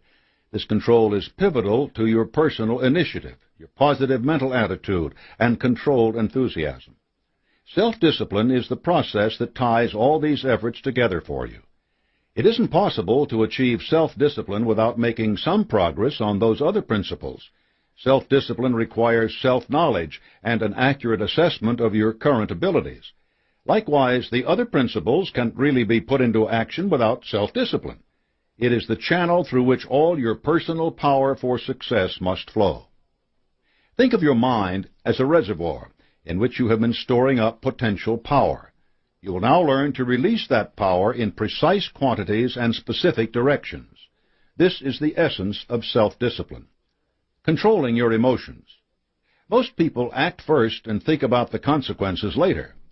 Self-discipline will reverse that process. You will learn to think before you act. The primary means to this end is your control of your emotions. For review, the 14 major emotions are repeated below. Positive emotions. 1. Love. 2. Sex. 3. Hope. 4. Faith. 5. Enthusiasm. 6. Loyalty. 7. Desire. And the negative emotions: 1. Fear. 2. Jealousy. 3. Hatred. 4. Revenge. 5. Greed. 6. Anger. 7. Superstition. All these emotions are states of mind and are thus subject to your control. You can see right away how dangerous the negative emotions can be if they're not mastered. The positive emotions can also be destructive if you do not organize and release them with conscious control. Inherent in these emotions is explosive power. If you regulate that power properly, it can lift you to the heights of achievement. But if you let it run wild, it can dash you to pieces on the rocks of failure. You learned in earlier chapters that a definite major purpose, activated by a driving motive, is the starting point of all worthwhile achievement.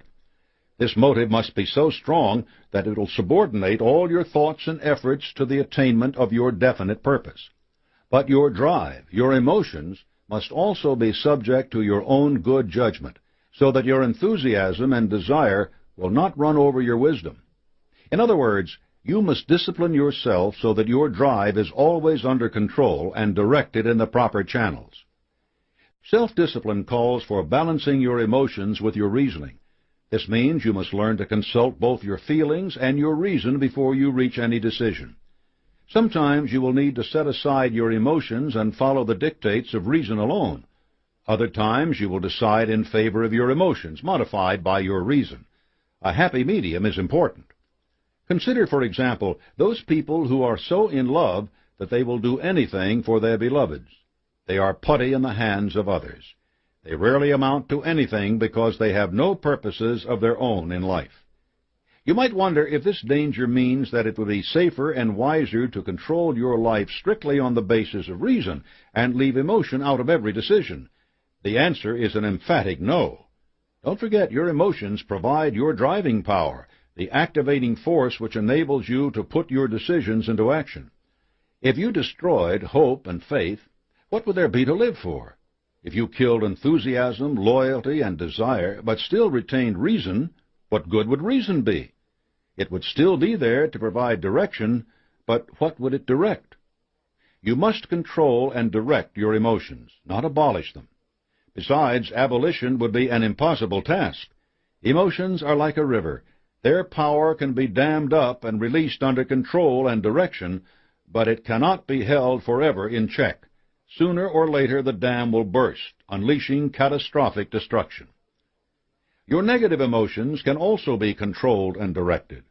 PMA and self-discipline can remove their harmful effects and make them serve constructive purposes. Sometimes fear and anger will inspire intense action, but you must always submit your negative emotions and your positive ones to the examination of your reason before releasing them. Emotion without reason is a dreadful enemy. What faculty provides the crucial balance between emotion and reason? It is your willpower, or ego, a subject which will be explored in more detail below. Self-discipline will teach you to throw your willpower behind either reason or emotion and amplify the intensity of their expression. Both your heart and your mind need a master, and they can find that master in your ego. However, your ego will fill this role only if you use self-discipline. In the absence of self-discipline, your mind and heart will fight their battles as they please. In this situation, the person within whose mind the fight is carried out often gets badly hurt. The Big Four. Your self-discipline will not only control your emotions and balance your reason, but also be incredibly useful in four highly important areas. Appetite. Too much food, drink, and other outside influences, such as drugs, which are bad for your body, can shorten your life, sap your energy, and distract you from the work at hand. It isn't necessary to moralize on these points. The empirical effects of not being in control of your appetite are sufficient cause for you to subject your appetites to self-discipline. Positive mental attitude. PMA is the only frame of mind in which you can have definiteness of purpose. Through it, you can induce others to cooperate with you and help you. It can also attract the power of infinite intelligence by applying your faith. Self-discipline ensures that you use your mental attitude to attract the things you want and to repel the things that threaten you. Time. There's an old saying, wasting time is sinful. Most people waste enough time in gossip alone to earn them all the luxuries they envy in others. Time is your most precious asset. If used correctly, it is like money in the bank. You must spend it under strict self-discipline. One of the easiest ways to do this is to schedule your time use for the next 24 hours and stick to that chart. Do it once, and it will be easier the next time. Alexander Solzhenitsyn is another example of someone whose self-discipline allowed him to have an enormous impact. Not only did he survive years in Soviet gulags and then dare to write about it, he kept to a rigorous schedule of writing even after being exiled to the United States. Though he was an international celebrity and could have spent the rest of his life basking in attention, Solzhenitsyn moved to a small town in Vermont so he could find solitude. Until he returned to Russia to participate in the reform of the country, he would get up at 6 and begin to write after eating a small breakfast. He would stop for a short lunch, then begin writing again, often until late in the evening, and sometimes until the sun rose again. He didn't allow the telephone to interrupt his work, and he rarely even left home. The result was a series of novels called The Red Wheel, a historical epic of tremendous importance. Even when history finally caught up with his Soviet oppressors, Solzhenitsyn resisted the urge to rush back to Moscow because he knew he had to finish his work. He didn't let countless opportunities to appear on news programs, which would have gained publicity for his books and made money, distract him from the job at hand.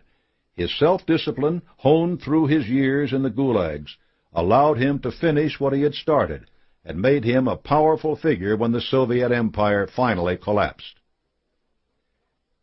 Definiteness of purpose. The importance of definiteness of purpose had better be clear to you by now. You know that it is the beginning of all achievements when it is tied to a strong, compelling motive. If you haven't yet made up your mind about your definite purpose, go back to the first chapter and write out your major objective in life and your plans for attaining it. This is the first step in self-discipline. Even infinite intelligence can't help you get where you're going if you haven't made up your mind about exactly where you want to go. There's an old joke about a preacher who was stranded on the roof of his church in the flood. As the waters rose higher around him, he prayed fervently for God to rescue him. The Lord will provide, he told himself. Soon a boat floated by. The occupants called to the preacher to swim to them. Don't worry about me, the preacher called back. The Lord will provide. Reluctantly, the people on the boat went on. The waters rose higher and soon were lapping around the knees of the man of God. Another boat appeared within a few yards of the church rooftop. The rescuers inside called to the preacher, and again he replied, "The Lord will provide." This boat went on, and the preacher prayed even more fervently. Just as the water reached the preacher's chin, a third boat appeared. It came so close that the preacher could have jumped right on. But the terrified man clutched his steeple and cried, "Save someone else! The Lord will provide for me!" And the boat went on. Within a few minutes the water closed over the preacher's head, and he drowned. Reaching the gates of heaven, he asked for an immediate audience with the Lord, which was granted. In the divine presence the preacher humbled himself and asked, "Heavenly Father, my work on earth was not yet finished. Why didn't you save me?" "Good grief," came the reply. "I thought you wanted to come here. I sent you 3 boats, didn't I?" Self-discipline makes you jump when your boat comes by. The power of self-discipline. When you speak of power, you usually think of a Rockefeller or a Trump, somebody with money or property. But one of the most powerful men who ever lived had neither. Mahatma Gandhi didn't own a house, he had no money, but his influence eclipses that of any other person of this century. That's an outstanding statement until you look at it and analyze the source of Gandhi's power. Here was a man who over long years, step by step, defeated the British Empire. He wrested freedom for India from the British by using a power His Majesty's government didn't understand. There were 5 sources to his power. Definiteness of purpose. Gandhi's purpose was to free the people of India.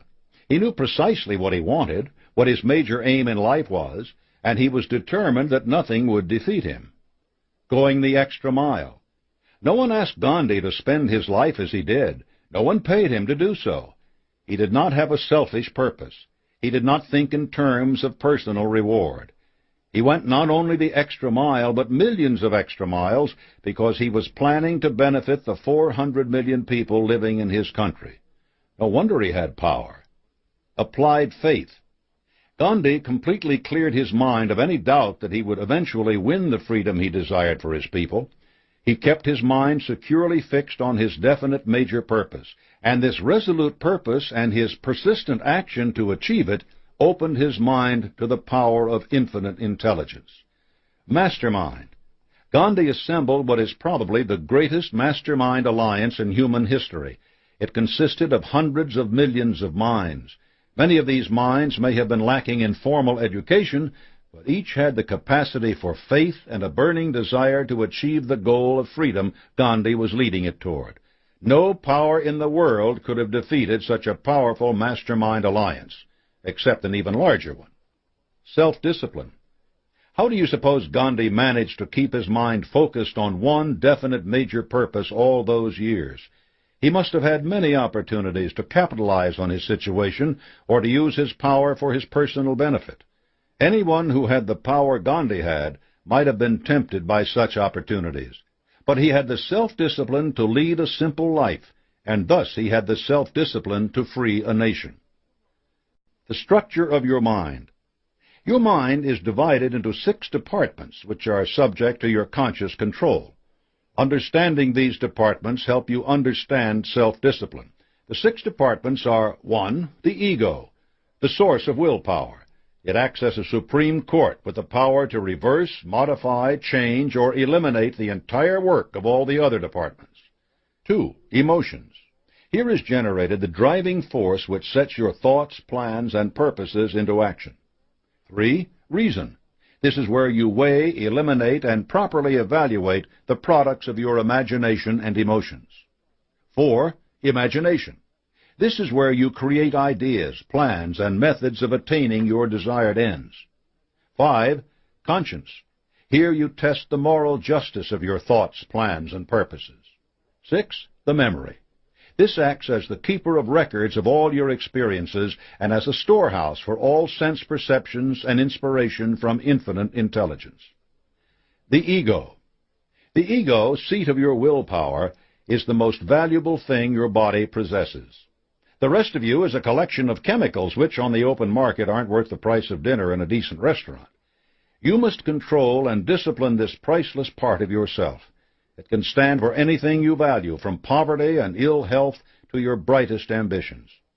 Some egos are weak and lacking in courage. Some are overinflated. Neither kind amounts to anything, but most people struggle with weak ones. Don't let a weak ego hold you back. A prosperous man I knew suffered a defeat in business and ended up driving a taxicab for a few $100s a week. There's nothing wrong with driving a taxicab, but it isn't the right kind of employment for someone who was making 6 figures. That man needed to bolster his ego so he could return to success. One woman I know wore a huge diamond ring on her finger. That ring was a symbol of her success, not a sign of vanity or ostentation. Once she had been poor, but with that ring on her finger, she constantly reminded her ego that her poverty was of the past. She fed her ego with images that strengthened it. This is just what you must do with your ego. It may not require something as visible and expensive as a diamond ring, but it requires sustenance. Always treat your ego as your most precious possession, and protect it as if it were a diamond. You certainly wouldn't leave a diamond around for anyone to pick up, yet most people leave their egos wide open for anyone to come in and pollute with thoughts of fear and worry. Don't let others know your secret thoughts, and don't let them unload their burdens on you. You can't afford to have worries of your own, let alone carry around someone else's. You need a technique to protect your inner self, your ego, from the damaging effects of negative ideas. There are 3 walls to build around your ego. The outermost wall is just high enough to keep out people who have no business getting in to take up your time. This wall should have several doors, and if someone can establish a reasonable right to your time, let that person in. But make sure he or she establishes that right first. The middle wall is much taller, and it has a single door you must watch closely. You should admit only a few people, the ones who have established the fact that they have something you want or something in common which will be mutually helpful. The third and innermost wall is so tall that no one will ever scale it. It has no doors. You should not allow anyone inside that wall because it protects your ego. If you let people wander in, they will wander back out with things you cherish, leaving behind worry and anxiety. Build this wall around your ego and make a place where you can retire by yourself and communicate with infinite intelligence. Emotions. Earlier in this chapter, we talked about the need for balancing your emotions with the faculty of reason.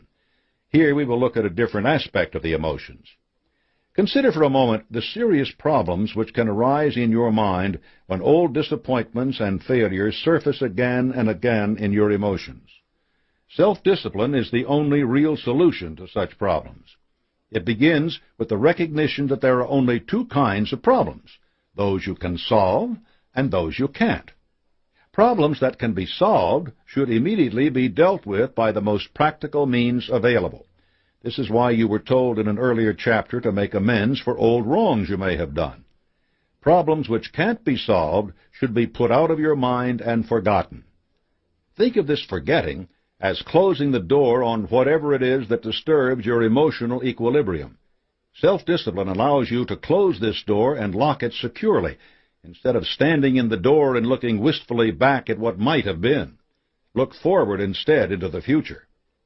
One method is to visualize some symbol of the unsolvable problem floating deep in space. Imagine a giant envelope opening next to that symbol and the symbol sliding gently into that envelope.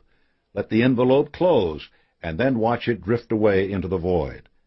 Whether you close a door or dispatch an envelope, you are employing a valuable technique.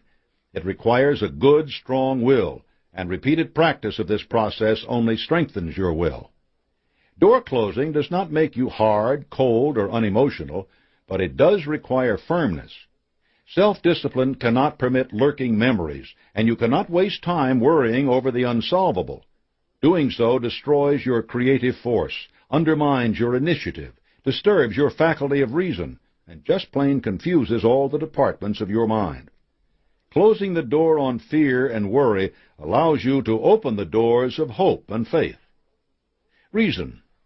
If your ego functions as a supreme court, your reason functions as a superior court, handling the more routine functions of judgment.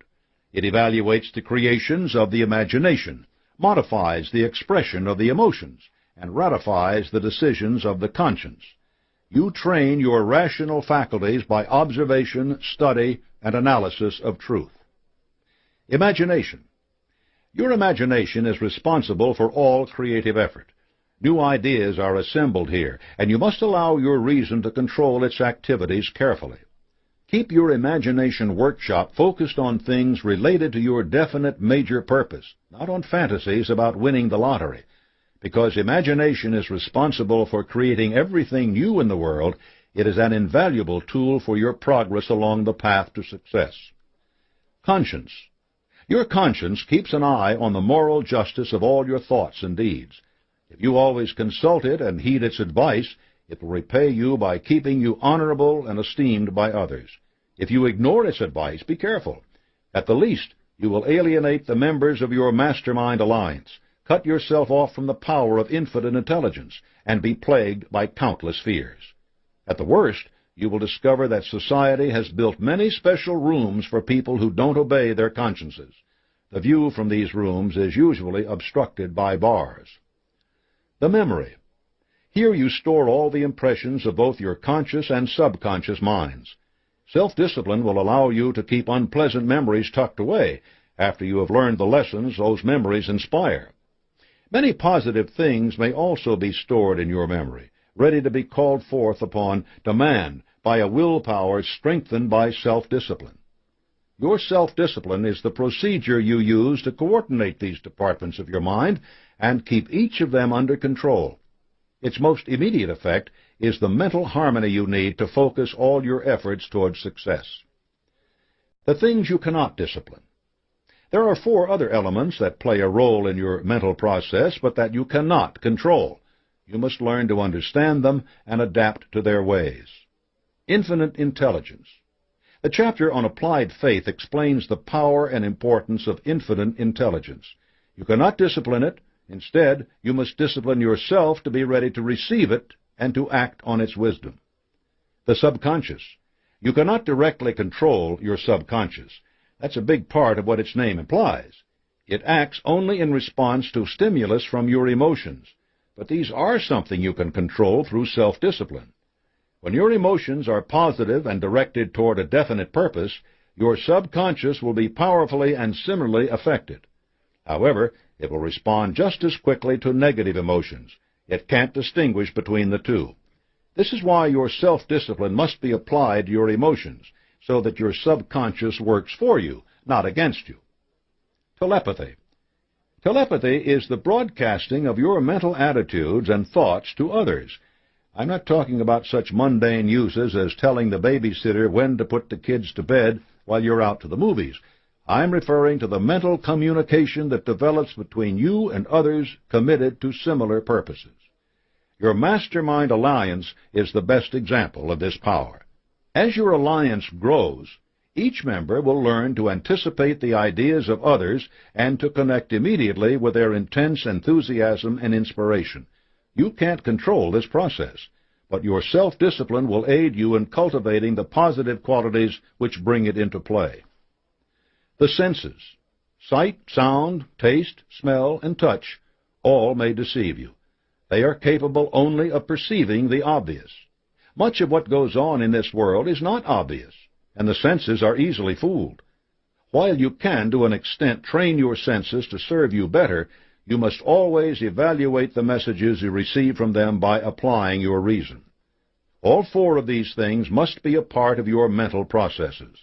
Your self-discipline will not give you direct authority over them, but it must, make you more aware of their operations at all times. The power of the will. The greatest manifestation of self-discipline is in the strength of your will. As I have pointed out, your will is the supreme court of your mind. It may have the theoretical authority to order all your mental processes, but that authority depends upon constant, consistent, and ethical exercise.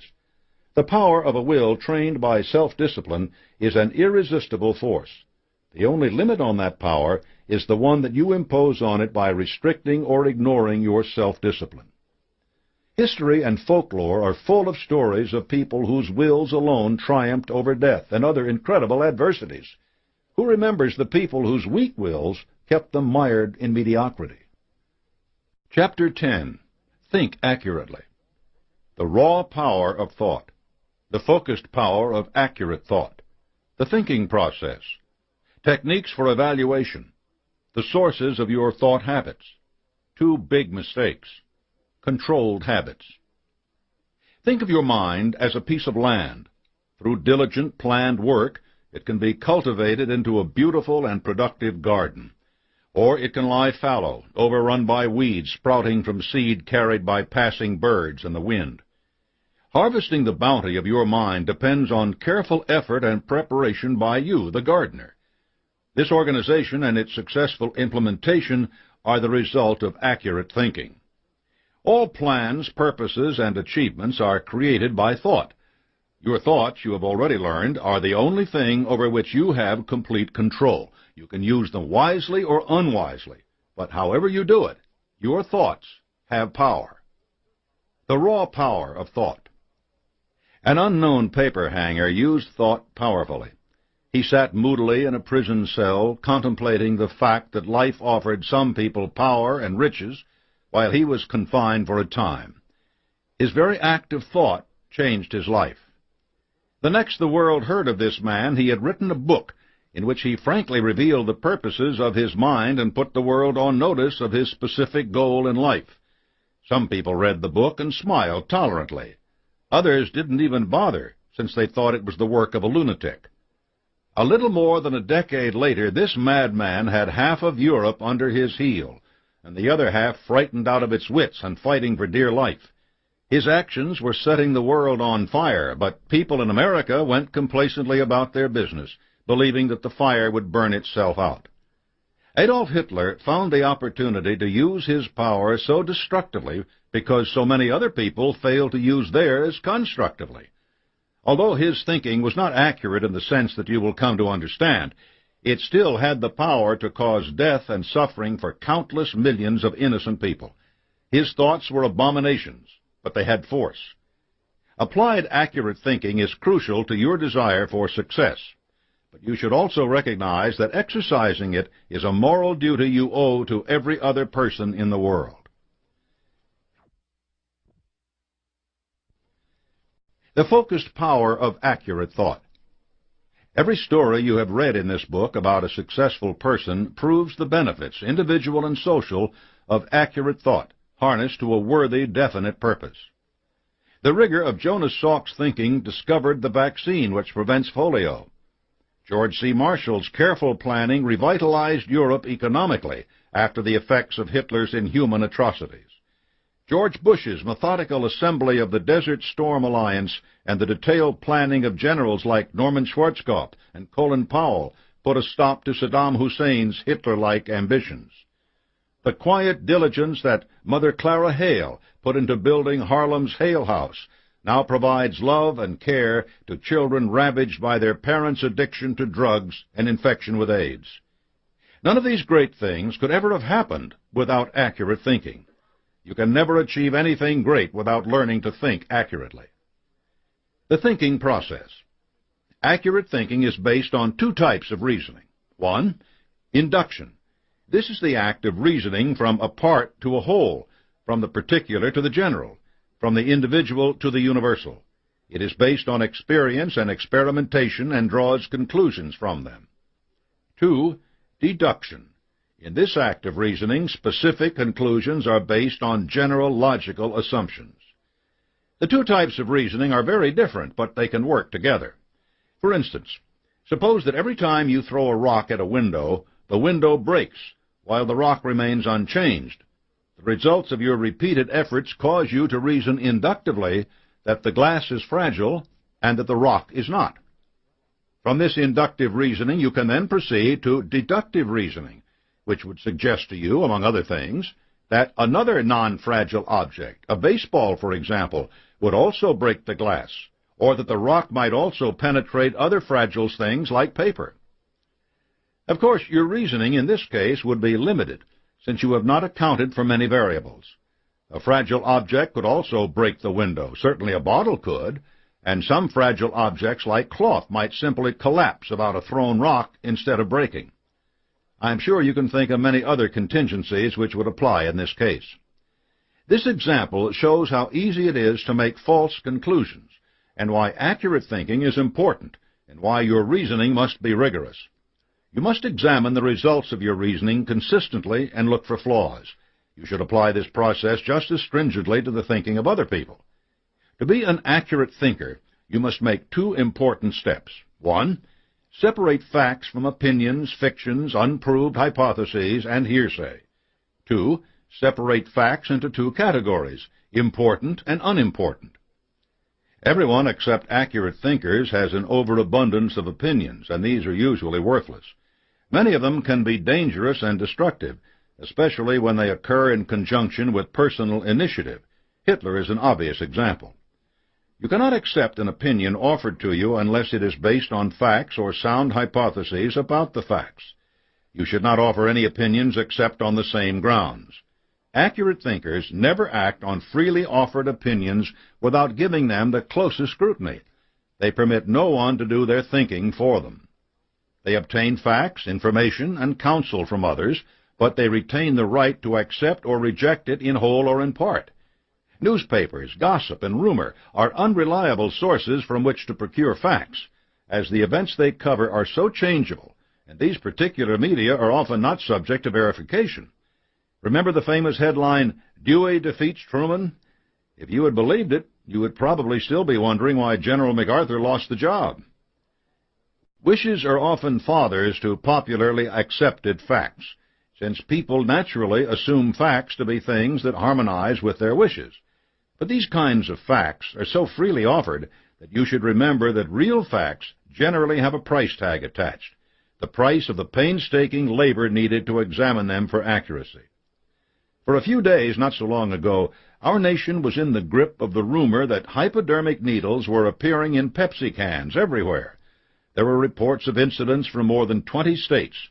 On the basis of this fact, the price of Pepsi stock dropped dramatically, and many investors sold PepsiCo shares for much less than they had paid for them, even though the company's executives assured the country that this kind of tampering was highly unlikely. Accurate thinkers recognized the improbability of such a widespread tampering scheme and bought Pepsi stock. Then the FDA and the FBI declared every single report to be a hoax. Who benefited? The panicky sellers who had bought high and then prematurely sold a very solid company, or the accurate thinkers who bought the stock at a discount price? Techniques for evaluation. As an accurate thinker, you must scrutinize every bit of information you encounter. You have to realize that some things contain facts while being colored, modified, or exaggerated, either intentionally or carelessly. Any political campaign will demonstrate this point in glorious detail. You should apply some test to information you encounter. If you read a book, for example, you should ask questions like these. 1. Is the writer a recognized authority on the subject covered? 2. Did the writer have a motive in writing the book other than imparting accurate information? What is that motive? 3. Does the writer have a profit interest in the subject covered? 4. Is the writer a person of sound judgment or a fanatic? 5. Are there easily accessible sources to check and verify the writer's statements? And 6. Do the writer's statements harmonize with common sense and experience? Before you accept anyone's statement as facts, you must try to find the motive behind those statements. The motive can be completely honorable, but you must still be careful about accepting the statements of overzealous people who have a habit of letting their emotions run wild. Honor alone does not equal accuracy. You must rely upon your own judgment and be cautious no matter who is trying to influence you. If a statement does not seem reasonable or contradicts your experience, set it aside for further examination.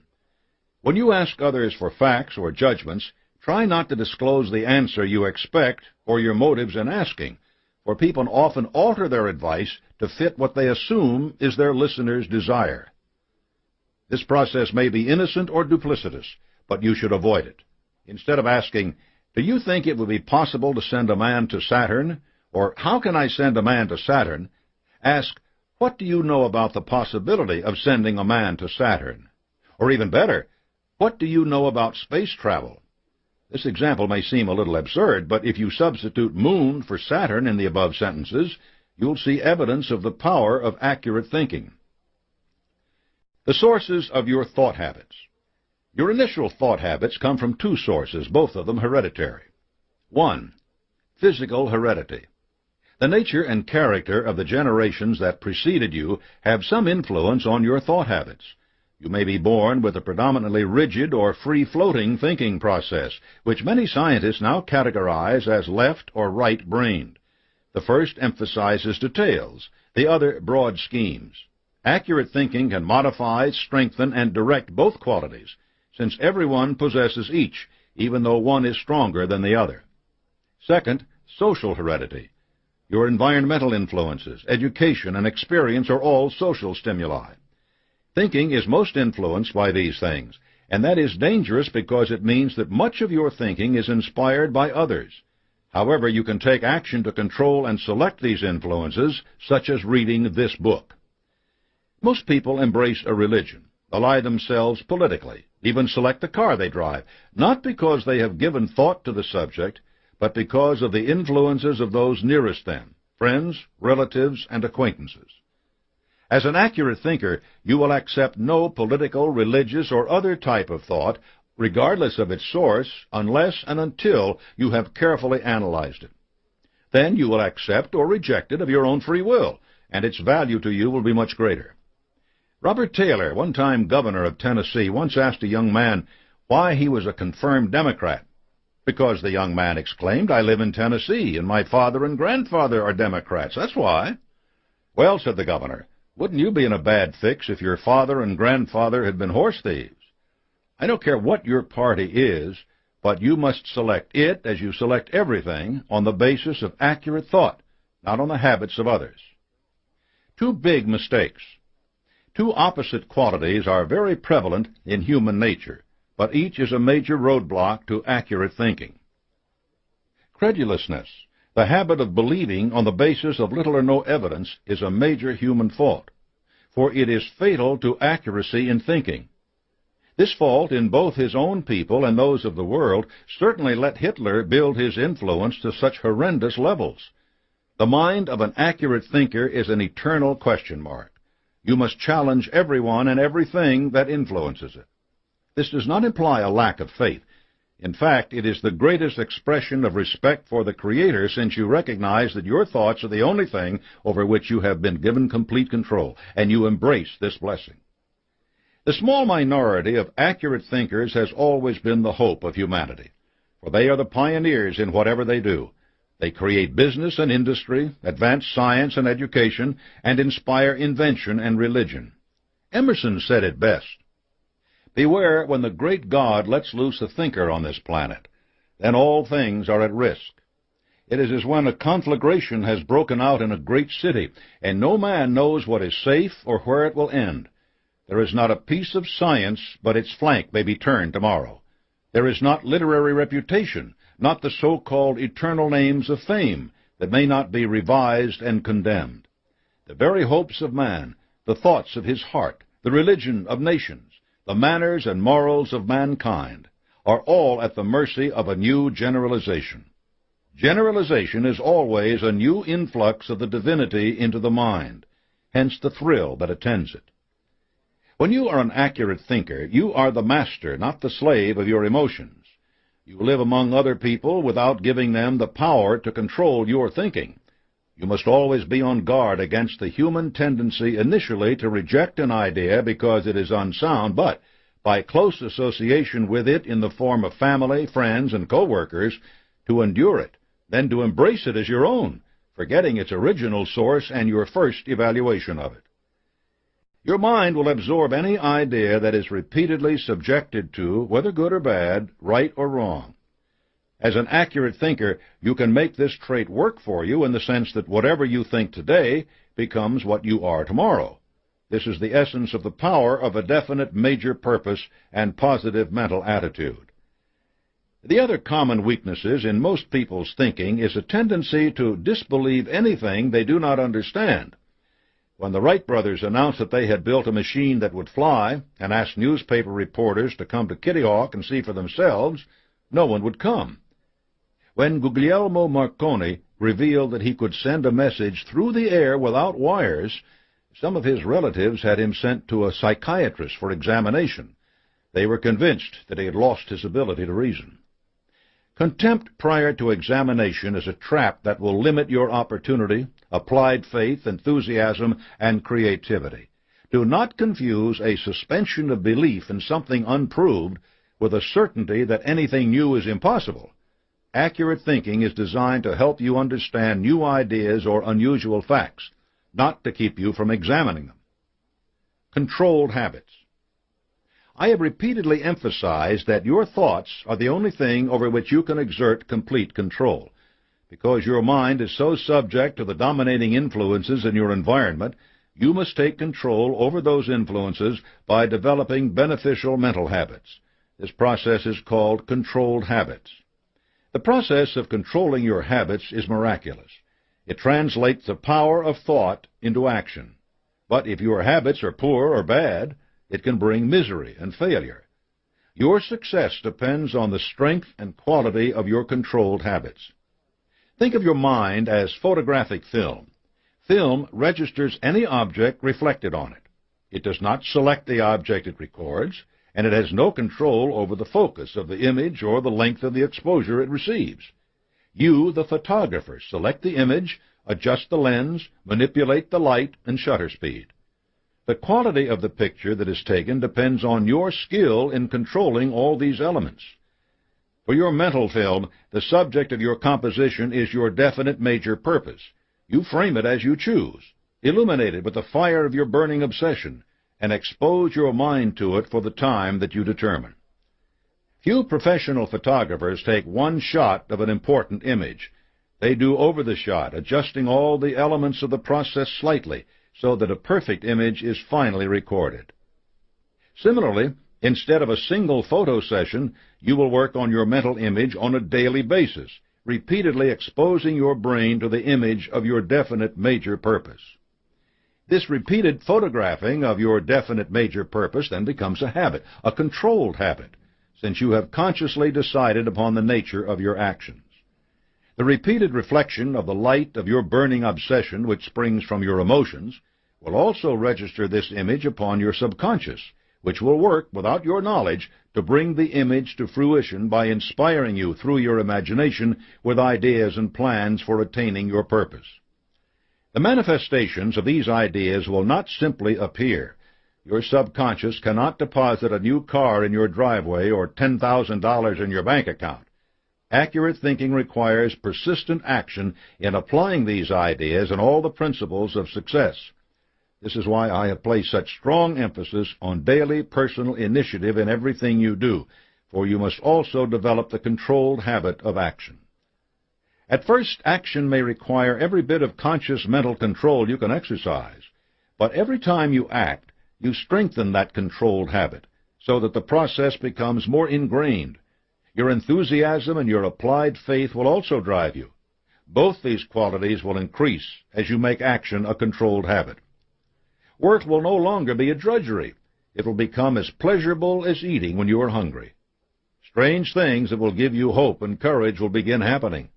People will begin to cooperate with you in a friendlier spirit and without your asking them to do so. Unexpected opportunities for attaining your definite major purpose will spring up around you as the result of your action. Your imagination will become keener and more alert. You will work longer with less fatigue. You will see the world in terms of hope and faith because the controlled habit of action has alerted you to their possibility. With these changes will come improvements in every aspect of your life. Accurate thinking depends heavily on several other principles of success: definiteness of purpose, self-discipline, prompt decision-making, and a positive mental attitude. It also plays an important role in the next principle, controlled attention, which will bring even more focus to your efforts toward your definite major purpose.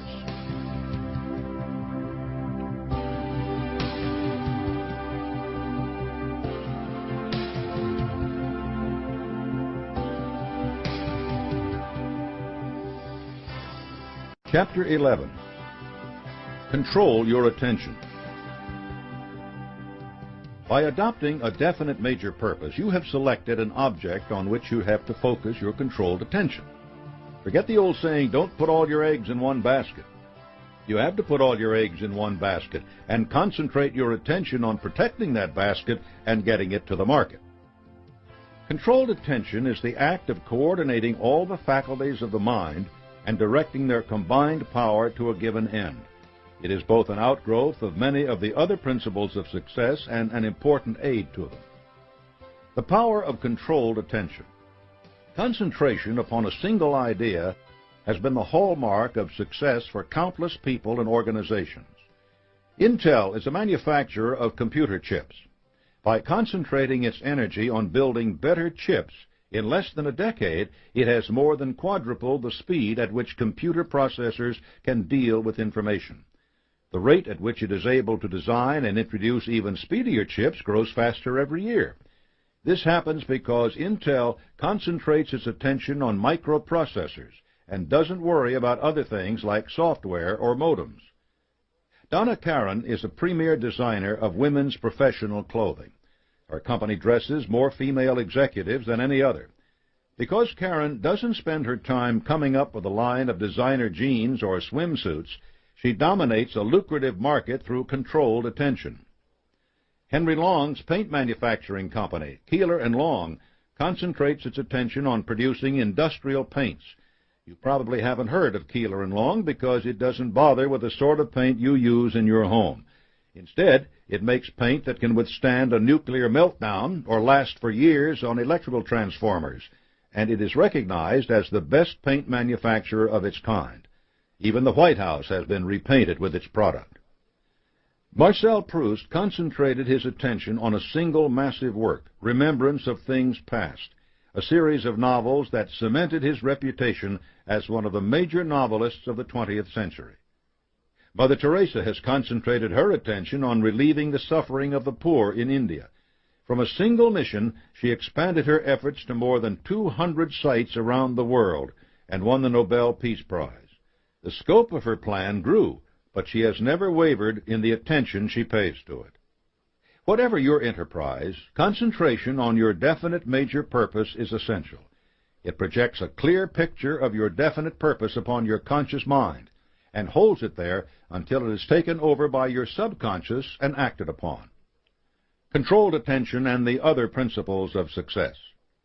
What I call the law of harmonious attraction means that forces and things which are suited to the needs of one another have a natural tendency to come together.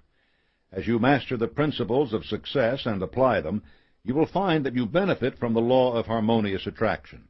You will condition your mind so that it will attract only the things you desire. And since you will be eliminating from your mind all conflicting emotions such as fear, envy, greed, hatred, jealousy, and doubt, you will not be distracted by anything they might attract. Thus, you will be in an even better position to control your attention. Here is how the different principles strengthen and benefit from controlled attention. Definiteness of purpose.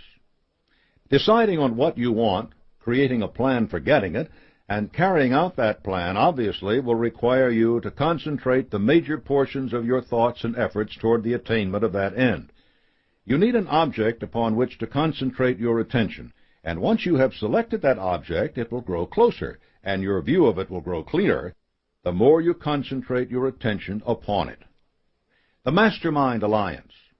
Forming a mastermind alliance is one of the first effects of controlled attention, since you must do so with care. In turn, the alliance intensifies your concentration by creating a mass psychology which increases your faith, self-reliance, imagination, creative vision, personal initiative, enthusiasm, and will to win. You will keep moving toward your definite major purpose when you are surrounded by others who lend you aid and encouragement, whereas if you work alone, you will be inclined to slow down, become discouraged, and quit. Applied faith. When you adopt a definite major purpose and surround yourself with a mastermind group, you demonstrate faith in your ability to attain your objective by persistent endeavor. Your controlled attention has given faith space in which to take root and grow. Likewise, it is much easier to concentrate your attention on something you believe will happen than it is to focus on an event which seems unlikely. Thus, the power of your faith is combined with the results of your controlled attention, giving it tremendous power. Positive mental attitude. By the time you have taken the previous basic steps, your mental attitude will already have become predominantly positive. Many of the self-imposed limitations of fear, doubt, and discouragement will have disappeared because you are already seeing evidence of what you can accomplish. You will have no room left in your mind for thoughts of failure. You will be so busy carrying out your definite major purpose that you will have no time for hesitation or procrastination, nor any desire to do either. Going the extra mile. Applying this principle requires continuous action, since it must be a part of everything you do. Your concentrated attention in applying it adds momentum to your efforts and inspires enthusiasm and faith in your mastermind allies, as well as in others you encounter. This in turn increases your positive mental attitude, making it even easier to control your attention. Personal initiative. Applied personal initiative organizes your plans for attaining your definite purpose.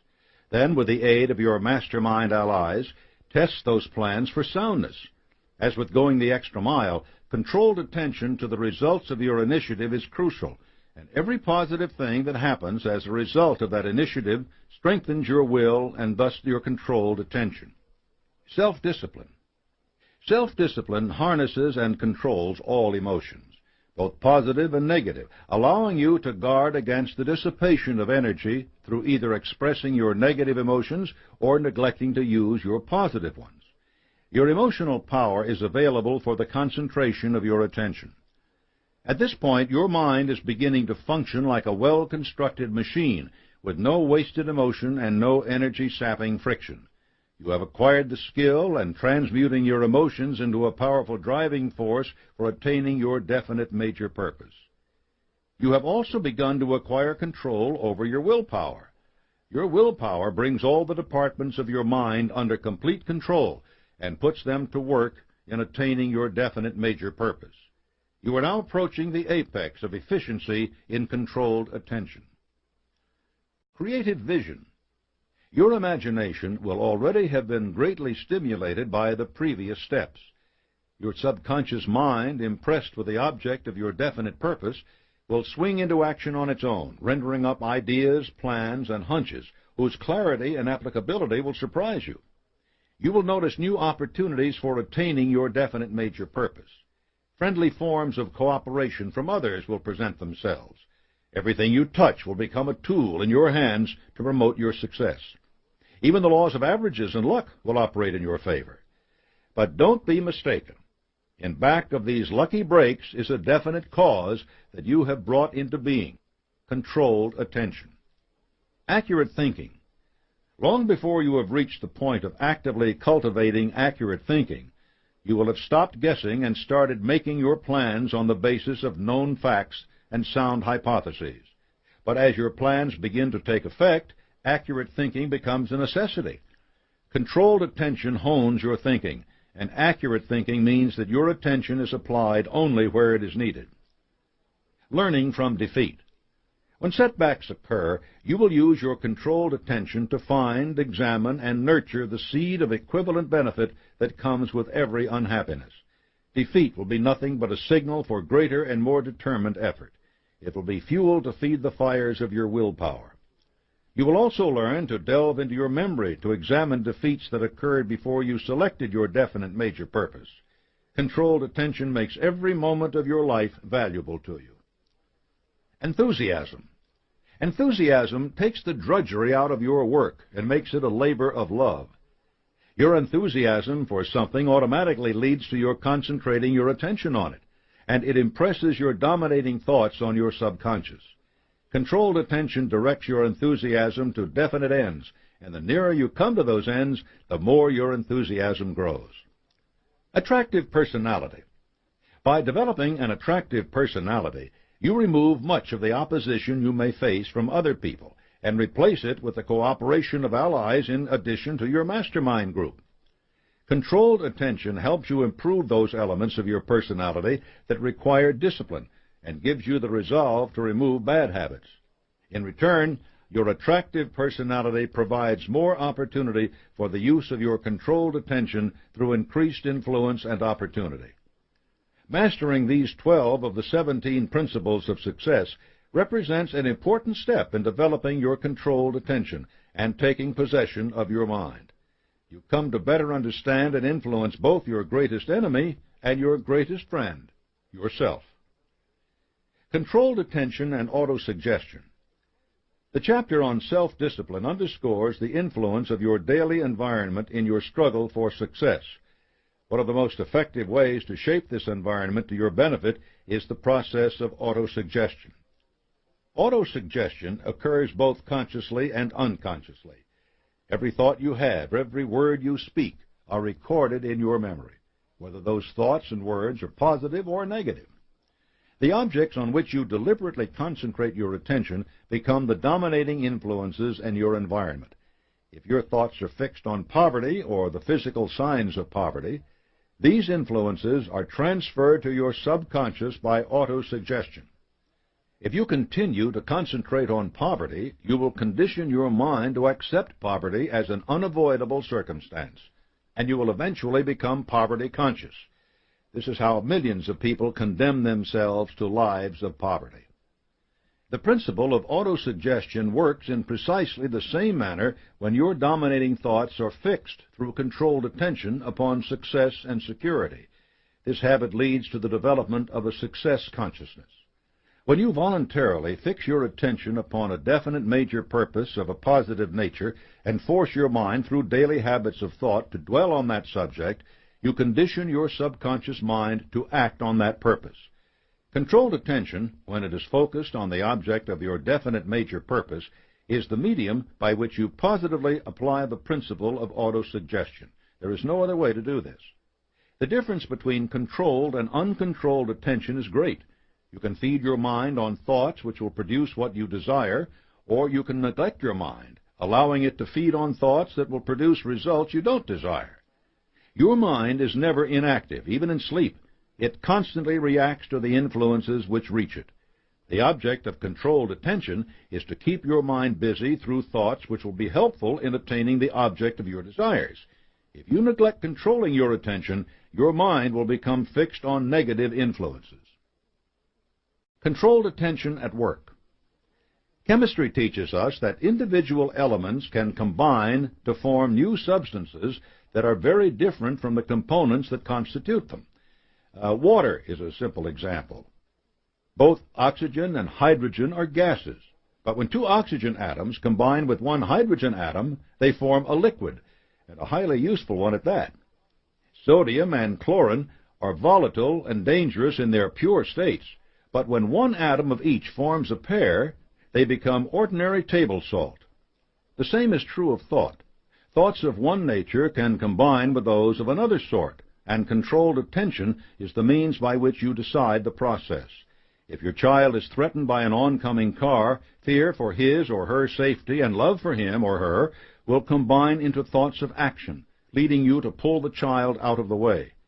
Both the initial thoughts are strong, but it is the combination of the two that is strongest and most effective at preventing harm. Observation and experience have taught me that the following principles of success, when combined in your mind, can produce power bordering on the miraculous. 1. Definiteness of purpose. 2. Self-discipline through emotional control. 3. Autosuggestion applied to attaining your purpose. 4. Willpower, actively engaged and directed toward your purpose. 5. Controlled attention. 6. Personal initiative. 7. Creating vision. 8. Applied faith. Here's an example of these combined principles at work. Suppose you are faced by a common problem. You need a sum of money for a specific purpose, and you need it by a certain date. There are two ways to deal with this. You can worry about it but do nothing to raise the money, or you can go after it in earnest by combining the above principles. If you know how much money you need and make up your mind to get it on time, you have definiteness of purpose. When you put your mind to work to devise and carry out a plan for getting the money, and you exclude all other thoughts, you are exhibiting controlled attention, applied through personal initiative. Your mind is cleared of all fear and doubt. That is self-discipline working through willpower, expressed in applied faith, and acted upon through autosuggestion. This combination of forces will stimulate the imagination and cause it to create the means through which the money can be procured. Once this happens, of course, it is still up to you to act on that plan to the best of your ability. You can draw on any of the 17 principles in this process, although the major ones are listed above. The two constants in any combination must be controlled attention and definiteness of purpose. Thomas Edison once wrote, "The most important factors of invention can be described in a few words. They consist first of definite knowledge as to what one wishes to achieve, definiteness of purpose, creative vision. One must fix his mind on that purpose with persistence and begin searching for that which he seeks, making use of all other accumulated knowledge on the subject, mastermind group, controlled attention. He must keep on searching no matter how many times he may meet with disappointment, willpower. He must refuse to be influenced by the fact that someone else may have tried the same idea without success, self-discipline, applied faith. He must keep himself sold on the idea that the solution of his problem exists somewhere and that he will find it, autosuggestion. When a man makes up his mind to solve any problem, he may at first meet opposition, but if he holds on and keeps on searching, he will be sure to find some sort of solution. The trouble with most people is that they quit before they start. In all my experiences, I do not recall having ever found the solution to any problem connected with my work on my first attempt. And one of the most surprising things is the fact that when I have discovered the thing for which I am searching, I generally find that it has been within my reach all the time, but nothing except persistence and a will to win would have revealed it. Such is the power of controlled attention. It harnesses many of the other principles, heightens their power, and in turn is increased itself. Are you ready to concentrate your attention on the task at hand? Chapter 12. Inspire Teamwork. Cooperation, like love and friendship, is something you get by giving. There are many travelers on the road that leads to happiness. You will need their cooperation, and they will need yours. And there will be other generations after ours. Their lot in life will depend largely on the inheritance we leave them. We all must become bridge builders, not only for the present generation, but for generations yet unborn. The spirit of unselfish teamwork will provide greater benefits for both you and your generation, as well as help for those to come. In building a better world for your children, you will be preparing yourself for the better things in life that come as a result of friendly cooperation. This kind of cooperation has been a major part of the growth of the United States into the most powerful and economically advantaged nation in the world. As Americans, we are bound in a common cause, and no matter what misfortune overtakes us, we must shoulder those burdens equally in the spirit of unselfish teamwork if we are to retain our preeminence. Until we become inspired with the spirit of teamwork and recognize the oneness of all people and the fellowship of all humanity, we will not truly benefit from the principle of cooperative effort. Greed and selfishness have no part in this spirit. In this chapter, you will see examples of the power of cooperation at work and learn how to inspire it in the people you work with. What is teamwork? In your Mastermind Alliance, you build a small group of individuals committed to the same definite purpose. You all share the same burning obsession. You each benefit from the increased enthusiasm, imagination, and knowledge, and you are in agreement on the division of the rewards of your labor. Teamwork establishes much the same relationship, but since it involves working with people who probably don't have the same burning obsession you do, it requires more effort on your part to maintain a commitment to the work you seek from others and for them to discover their own desires. Management guru Peter Drucker says that all employees have to see themselves as executives so that they will see the work they do in the context of an entire operation. Managers must learn to subordinate themselves to the work they are doing and not become concerned with promoting their own positions at the expense of their employees. Drucker recalls the example of General Douglas MacArthur, who started every staff meeting with a presentation from the most junior officer present.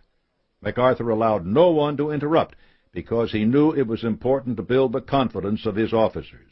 He wanted and needed that confidence. Your habit of going the extra mile must extend to your associates. Even if your benefits are generous and your salaries good, people can come to take these things for granted. You should anticipate your associates' needs and act before they even recognize them. Teamwork sometimes appears among people who are forced by necessity to work together, but it is undependable and never lasts.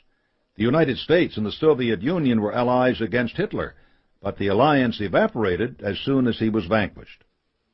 True teamwork depends on relating yourself to others in such a way that they work with you willingly.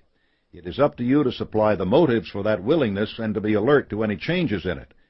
Teamwork is a never-ending process, and even though it depends on everyone involved, the responsibility for it lies with you.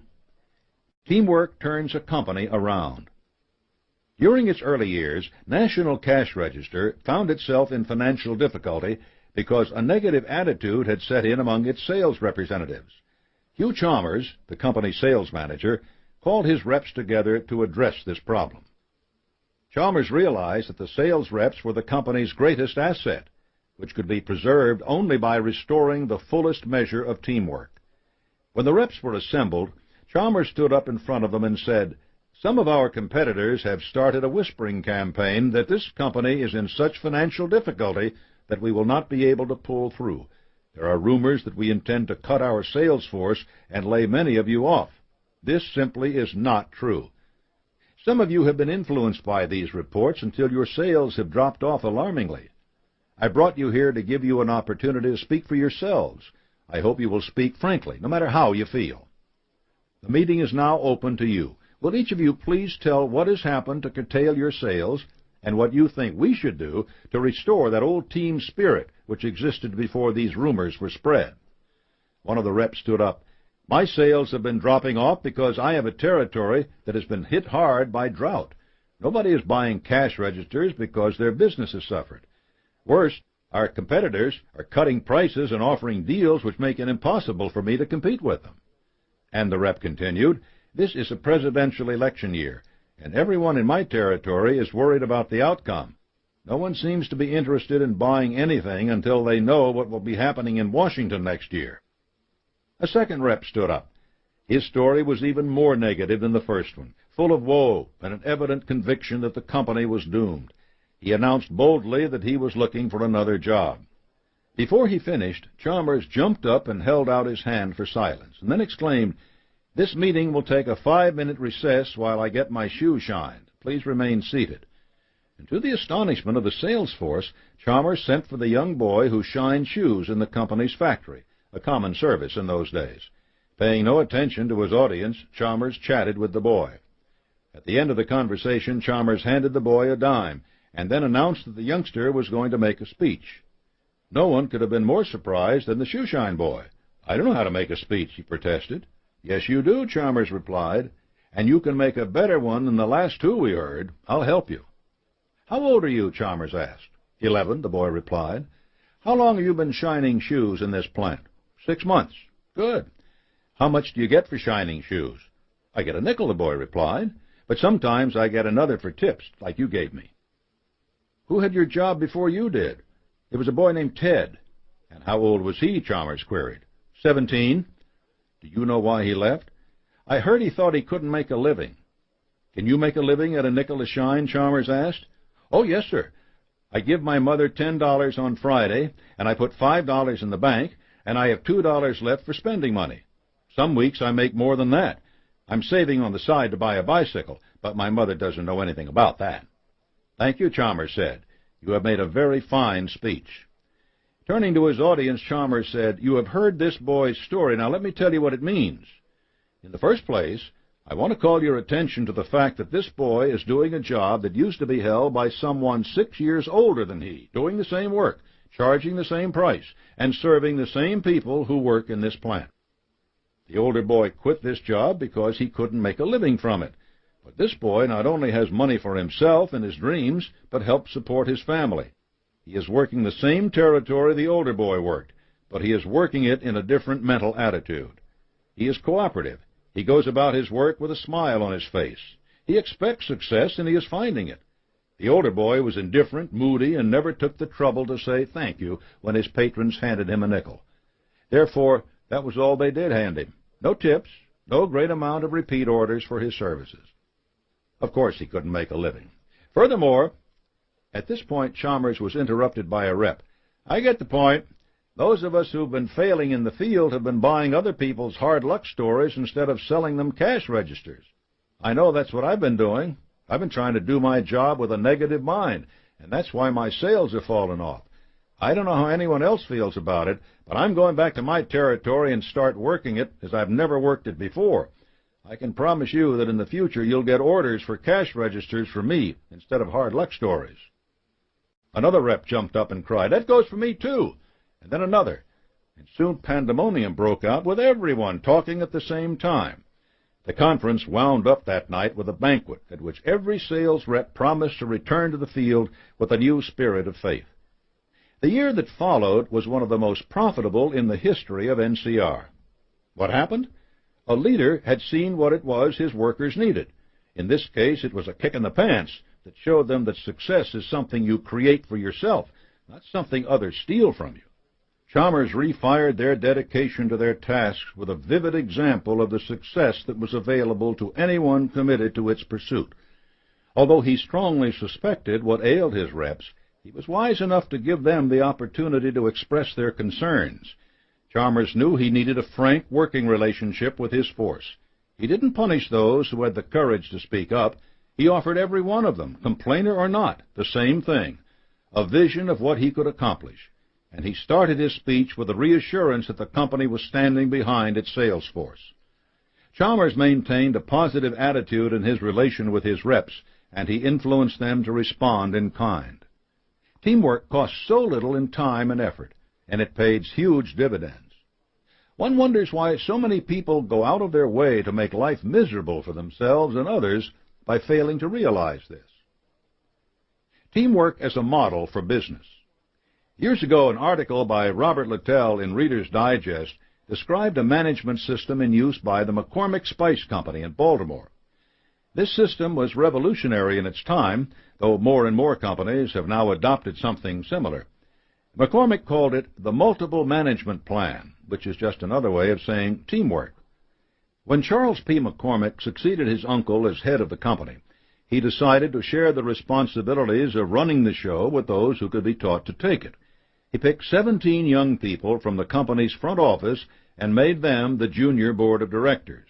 They were charged with examining and discussing everything the company did, and presenting their findings to the regular board, as long as they were unanimous in their decision. As Littell wrote, a flood of energy and new ideas was released. Men who had felt themselves to be merely glorified clerks tasted responsibility and clamored for more. Even in the first year and a half, practically all of the juniors' recommendations were adopted. The same policy was applied to the assembly line, where a factory board was formed with the same charge.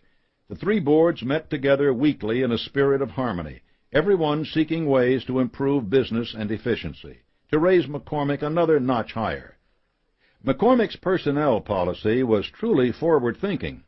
Dismissing a worker required the signatures of 4 supervisors who thought the action was necessary, and anyone threatened with dismissal was allowed to plead his or her case. As Littell noted, McCormick & Company charges itself with an error if it lets a man go until he has been helped to see that his going is just and necessary. The multiple management plan worked for McCormick & Company because of the spirit of human understanding and teamwork the individual workers put into it, a spirit which began with management and was readily embraced by the employees. And obviously, this spirit of understanding and teamwork served to provide sound economies in the management of the company because it recognized and appropriately awarded merit down to the humblest employee, and at the same time eliminated the unwilling and unfit from the organization. People will work harder for personal recognition and a word of commendation where it is deserved than they will for money alone. No one wants to feel as if he or she is merely a cog in a wheel. Your job as a leader is to see that everyone has a role in your group or organization, and that he or she recognizes the importance of that role. Through the multiple management plan, McCormick put the soul back into his firm and provided every worker with a very real desire and worthwhile motive to go the extra mile and to do it with a positive mental attitude. That is the essence of teamwork. There is no record of anyone's ever having made a great contribution to civilization without the cooperation of others. Even great artists like Michelangelo depended upon assistants, craftsmen, and patrons to make their work possible. There is a state of mind that tends to make people akin, establishes rapport between minds, and provides the power of attraction that gains the friendly teamwork of others. This state of mind, like so many of the other priceless assets of life, is usually attained by the concentration of the mind on attaining a definite major purpose backed by an appropriate motive and self-discipline. That state is enthusiasm. It is contagious. Infect others with your enthusiasm, and teamwork will be the inevitable result.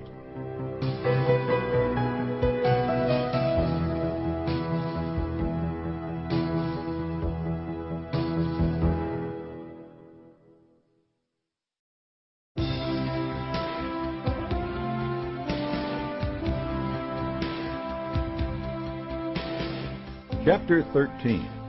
Learn from adversity and defeat. Throughout this book, I've reminded you to look for the seed of an equivalent benefit in every defeat you experience. This isn't always easy when you've suffered a setback, but it is an important part of the science of personal achievement. The time to begin mastering this skill is now, instead of while you're licking your wounds. Failure and pain are one language through which nature speaks to every living creature, pointing out mistakes. Animals may become timid so that they avoid a threatening situation when it arises again. You must become humble so that you can acquire wisdom and understanding. Realize that the turning point at which you begin to attain success is usually defined by some form of defeat or failure. With this realization, you need not accept defeat as failure, but only as a temporary event that may prove to be a blessing in disguise. Everyone faces defeat. No one who has attained success has not met with some form of failure comparable with the scope of his or her success.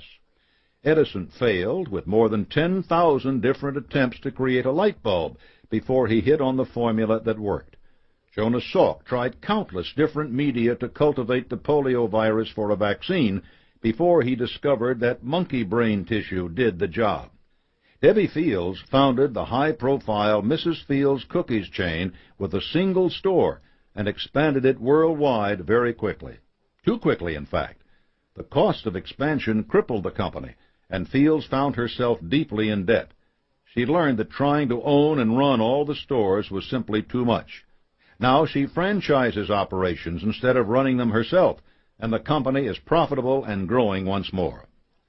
Defeat should be accepted merely as a test which permits you to discover the nature of your thoughts and their relation to your definite major purpose. Knowing this modifies your reaction to adversity and keeps you striving toward your goal. Defeat is never the same as failure unless and until it has been accepted as such. Emerson said, "Our strength grows out of our weakness. Not until we are pricked and stung and sorely shot at will it awaken the indignation which arms itself with secret forces. A great man is always willing to be little. While he sits on the cushion of advantages, he goes to sleep. When he is pushed, tormented, defeated, he has a chance to learn something. He has been put on his wits, on his manhood. He has gained facts, learned from his ignorance, been cured of the insanity of conceit, has got moderation and real skill." Defeat, however, does not promise the full-blown flower of benefit, only the seed from which some benefit may be coaxed. You must recognize the seed, nurture and cultivate it by definiteness of purpose. Otherwise, it will never sprout.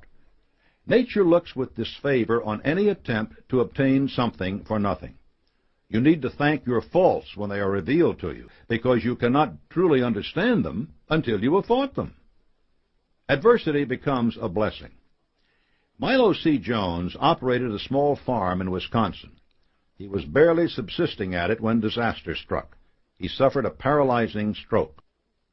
His relatives were so convinced that he was a hopeless invalid that they put him to bed and left him there. Unable to use his body, Jones turned to his mind. Almost immediately, he had an idea that was destined to compensate him for his misfortune. He summoned his relatives together and charged them with planting his entire acreage with corn. That corn would be used to feed a herd of pigs. Those pigs would be slaughtered and turned into sausage. Within a few years, Jones sausage was being sold in stores all across the nation. You know it as Jones Farm sausage. Milo Jones and his family became wealthier than they had ever dreamed. This happened because Jones was forced by adversity to turn to a resource he had never really used, his mind. He formed a definite major purpose and a plan for realizing it. He created a mastermind alliance with his family, and with applied faith, they carried out the plan that a stroke had brought to a poor farmer. When defeat overtakes you, don't spend your time counting your losses. Save it to count your gains and assets, and you will realize that they are greater than any loss you have suffered. You may wonder why Milo C. Jones had to be overcome by a debilitating ailment before he discovered the power of his mind. Others might say that his compensation for that ailment was only financial, and therefore not equivalent to his loss of mobility. But Jones also received spiritual benefits in realizing the power of his mind and the strength of his family. His success, to be sure, did not restore control of his body, but it did give him control of his destiny, which is the highest form of personal achievement. He could have lived out his life in his bed, worrying about himself and his family. Instead, he was able to bring them security they would otherwise never have known. Prolonged illness, like any crippling defeat, often forces us to stop, look, and listen.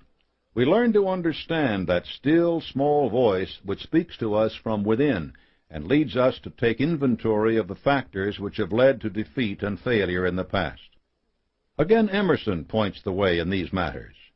A fever, a mutilation, a cruel disappointment, a loss of wealth, a loss of friends, seems at the moment unpaid loss and unpayable.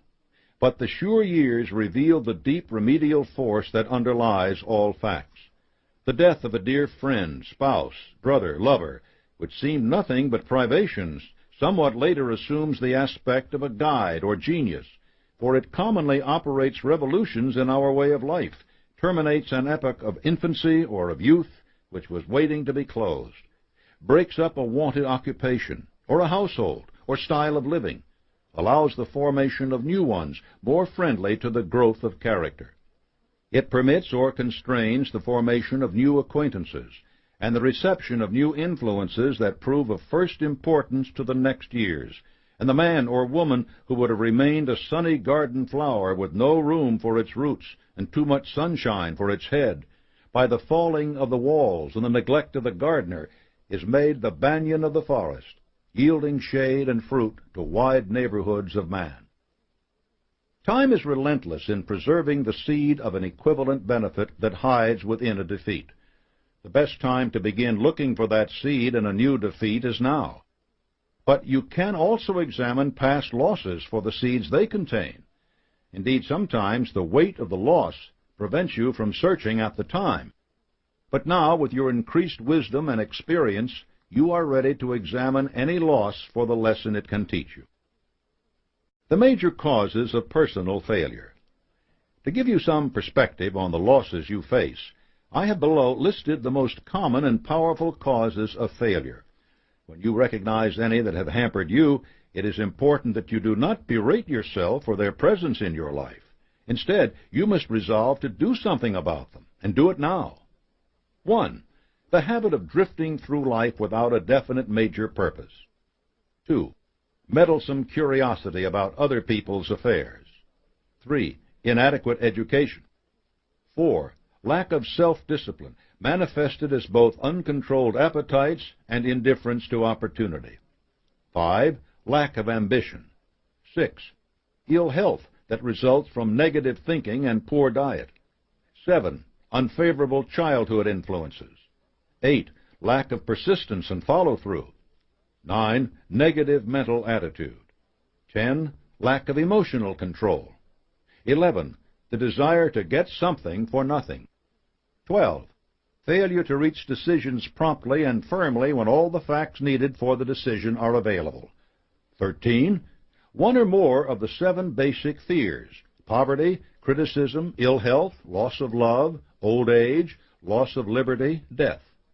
14. Poor selection of a spouse. 15. Overcaution or the lack of caution. 16. poor choice of a vocation or occupation. 17. Indiscriminate spending of time and money. 18. Lack of control over the tongue. 19. Intolerance. 20. Failure to cooperate with others in a spirit of harmony. 21. Disloyalty. 22. Lack of vision and imagination. 23. Egotism and vanity. 24. Desire for revenge. 25. Unwillingness to go the extra mile. That's quite a list, but the causes of failure are many, and often you will find more than just one has led to your downfall. In my youth, I founded a magazine in Chicago dedicated to exhorting readers to strive for success. I lacked the capital for this venture, so I entered into a partnership with my printer. The magazine was a success, and even though I had to work long, endless hours, I was happy. But I was not paying attention. My success threatened another publisher, and without my knowledge, he bought out my printer partner and took over my magazine. I was out of work and separated from my labor of love in a most humiliating way.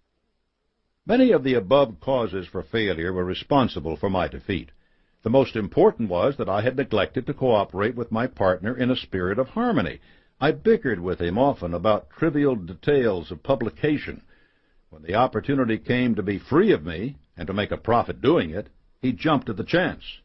My egotism and vanity were responsible for much of this, as were my general lack of caution in business affairs and my sharp tongue.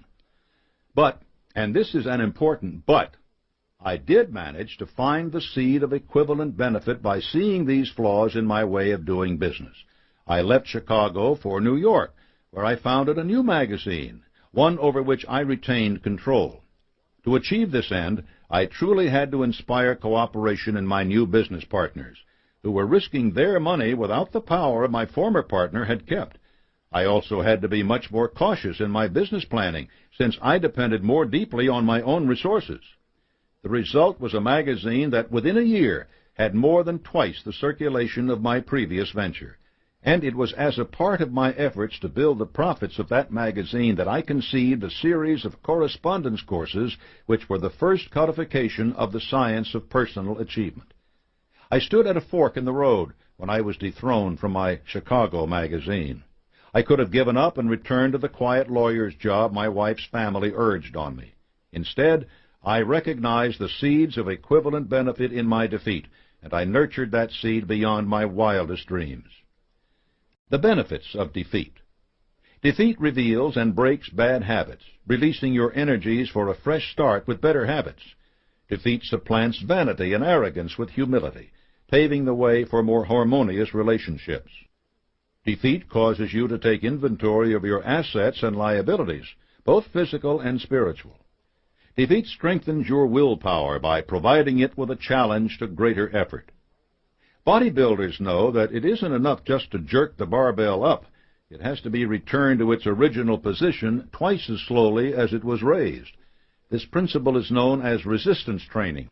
It requires more control and effort than the showy work of actually lifting the weight. Defeat can be your resistance training.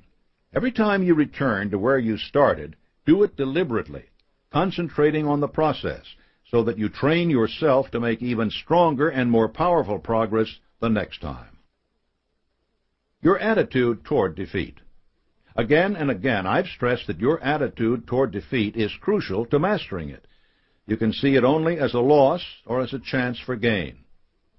The negative attitude toward defeat is effectively summarized by Shakespeare and Julius Caesar. When the murderer Brutus says, "There is a tide in the affairs of men which, taken at the flood, leads on to fortune. Omitted, all the voyage of their life is bound in shallows and in miseries. On such a full sea are we now afloat, and we must take the current when it serves, or lose our ventures." These are the words of a doomed man, a man who seals his doom by failing to recognize that there is never just one chance, never just one tide that leads on to fortune. The positive attitude is very different. Consider this poem by Walter Malone entitled Opportunity. "They do me wrong who say I come no more, when once I knock and fail to find you in. For every day I stand outside your door and bid you wake and rise to fight and win. Wail not for precious chances passed away. Weep not for golden ages on the wane. Each night I burn the records of the day. At sunrise every soul is born again. Laugh like a boy at splendors that have sped. To vanished joys be blind and deaf and dumb. My judgment seal the dead past with its dead, but never bind a moment yet to come.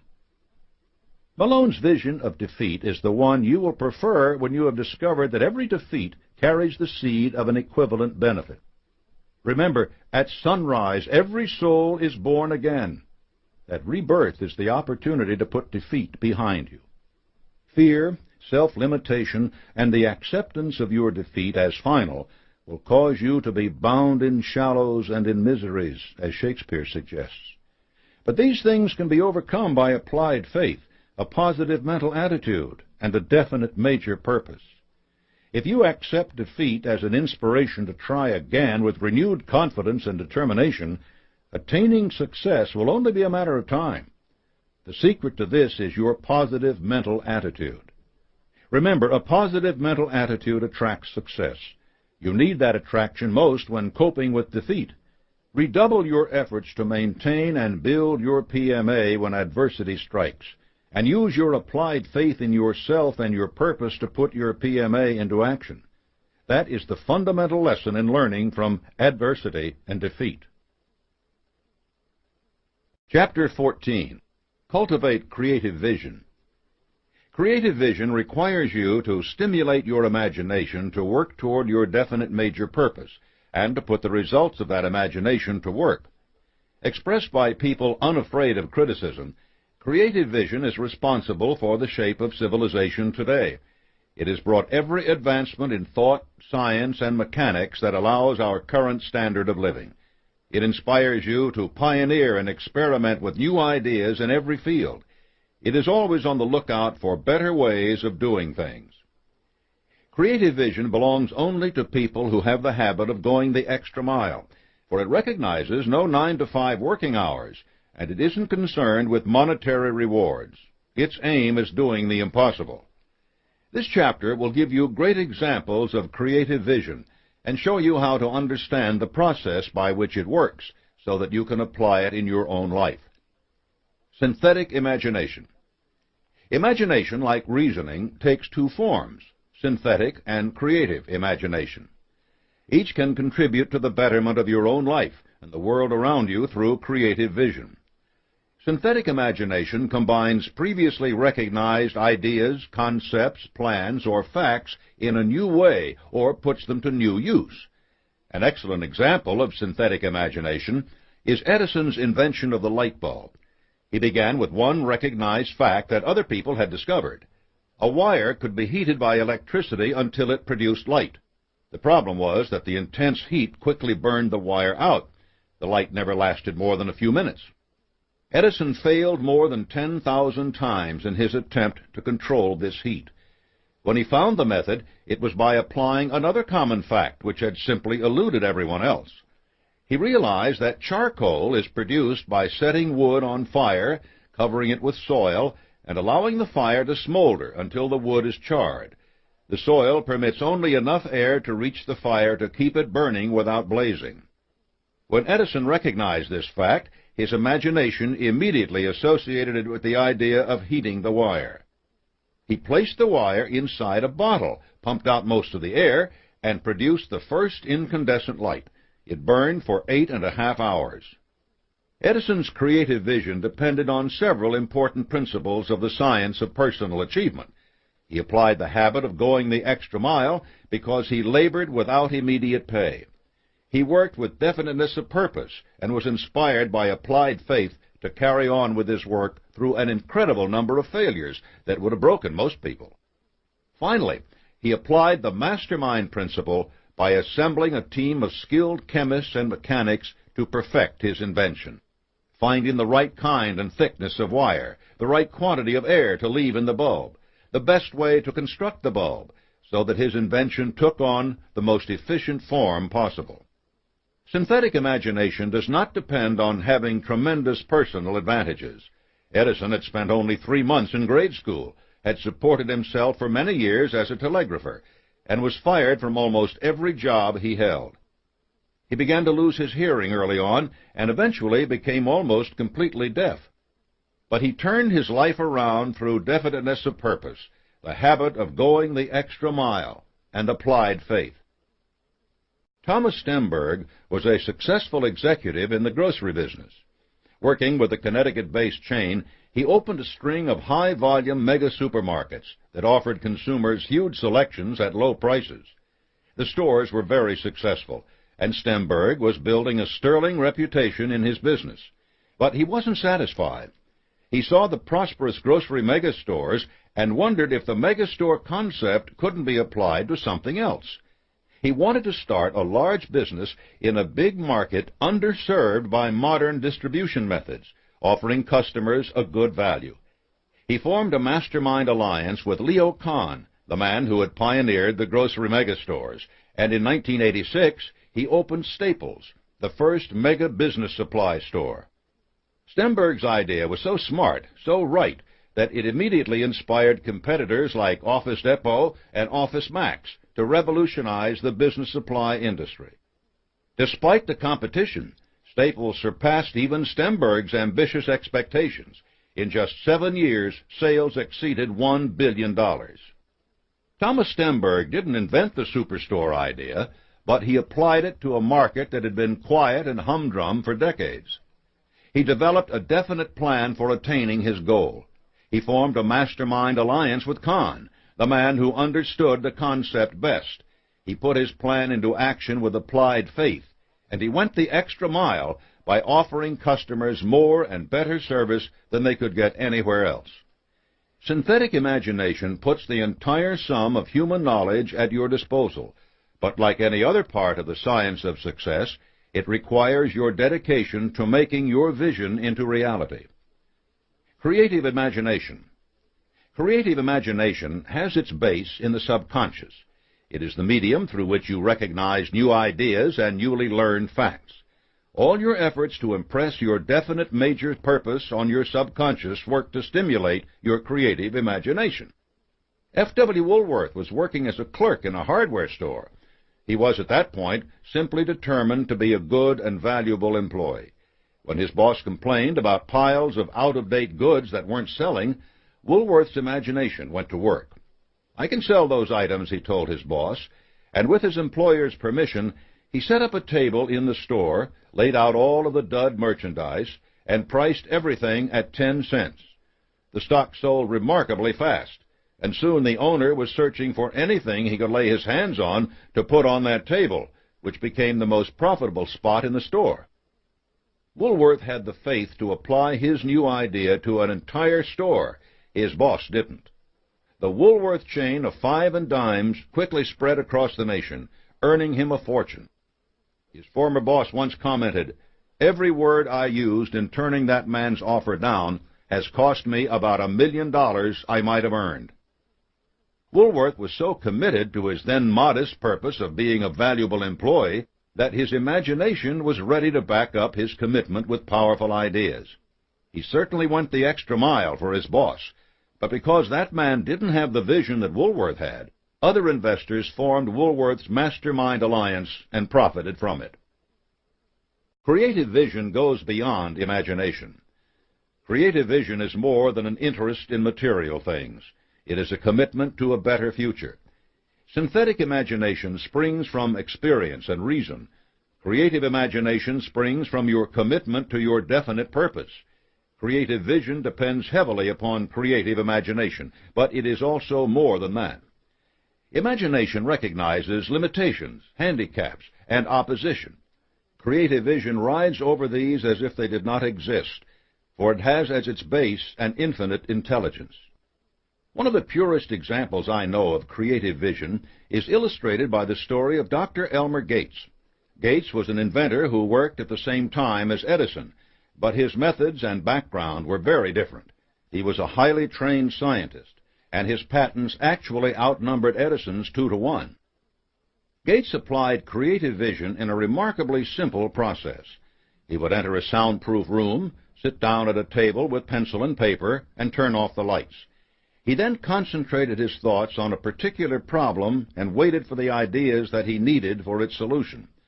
Sometimes ideas flowed to Gates immediately. Sometimes he had to wait for as much as an hour before they came. Occasionally, nothing happened. At other times, he perceived solutions to other problems that he hadn't even been thinking about.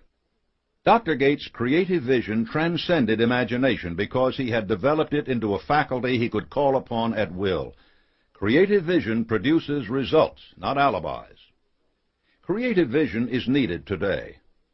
There are countless calls for creative vision in the world today.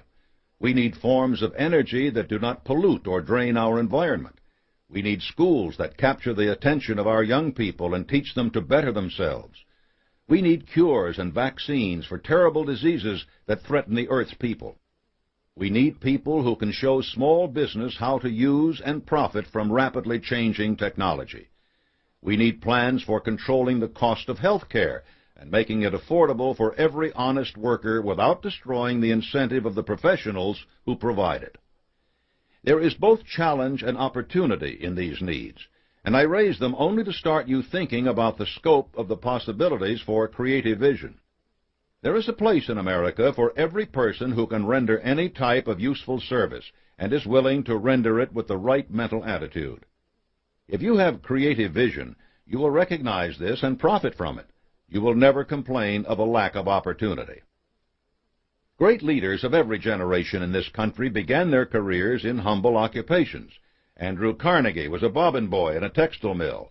W. Clement Stone was a newsboy. Harry Truman was a haberdasher.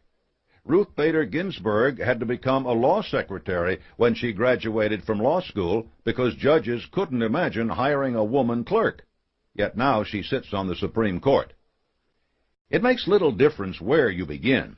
The important thing is, where are you going? What motive inspires you to give your best? Are you willing to go the extra mile? Are you a clock watcher, eager for the day to end? Or do you look for the opportunity to make yourself indispensable to others? These are the questions you must ask yourself. If you have creative vision, you can answer them. You know where you're going, you know what you desire, and you know that life never lets you get something for nothing without eventually forcing you to pay more for it than it is worth. When you have creative vision, you know that you can succeed only by helping others to succeed, and you know that it isn't necessary for anyone to fail in the process. Creative vision lets you make decisions quickly, and it lets you change those decisions as soon as you realize a mistake has been made. It frees you from fear of others, for it makes you feel at peace with yourself in your knowledge that you are fair and honest. It's a common human trait to envy people who have attained success, looking at them only in the moments of their triumph and forgetting the prices they had to pay. Often we suspect that they owe their success to some sort of pull, luck, or dishonesty. But creative vision makes you keenly aware of the price of personal achievement because you yourself know its labors. You understand the benefits of sharing your blessings, experiences, and opportunities with others. You know that your success actually depends on it. If you feel the need for a creative vision in your life, you can begin to develop it by getting on better terms with your own conscience, inspiring yourself with greater self-reliance, providing yourself with a definite major purpose, and keeping your mind so busy with that purpose that you have no time left for fear and doubt. Nothing will happen in your life that you do not inspire by your own initiative. Creative vision is the power which inspires the development of that personal initiative.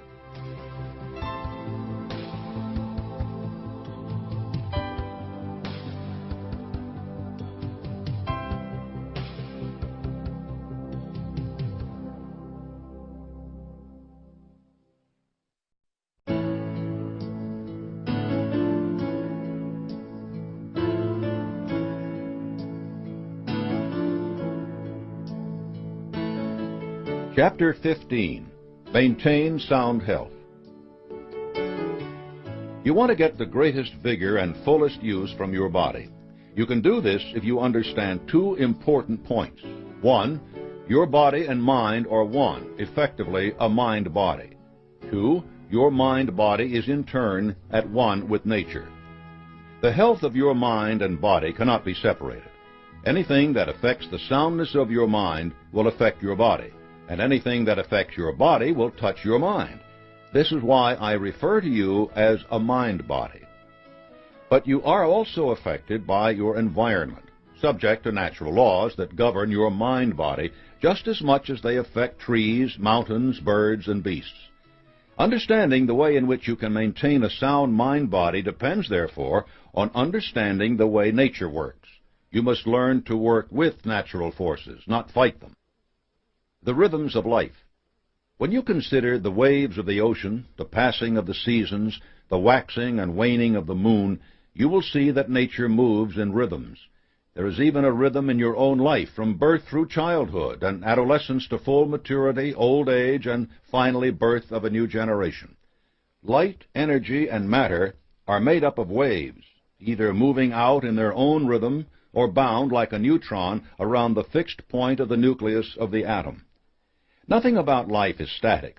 Movement is constant and rhythmic, though sometimes that rhythm is too large or small for us to perceive immediately. This is one reason why we enjoy music, for it reflects the rhythms and waves of our experience. You must learn to bend and sway with the rhythms of life, not to stand fixed and immobile against them. A sandy beach moves and changes with the rhythms of the waves and lasts for eons. A breakwater is soon destroyed. Take a look at your life. Is it rhythmical? Are you following work with play, mental effort with physical effort, eating with fasting, seriousness with humor, sex with transmutation of sex into creative effort?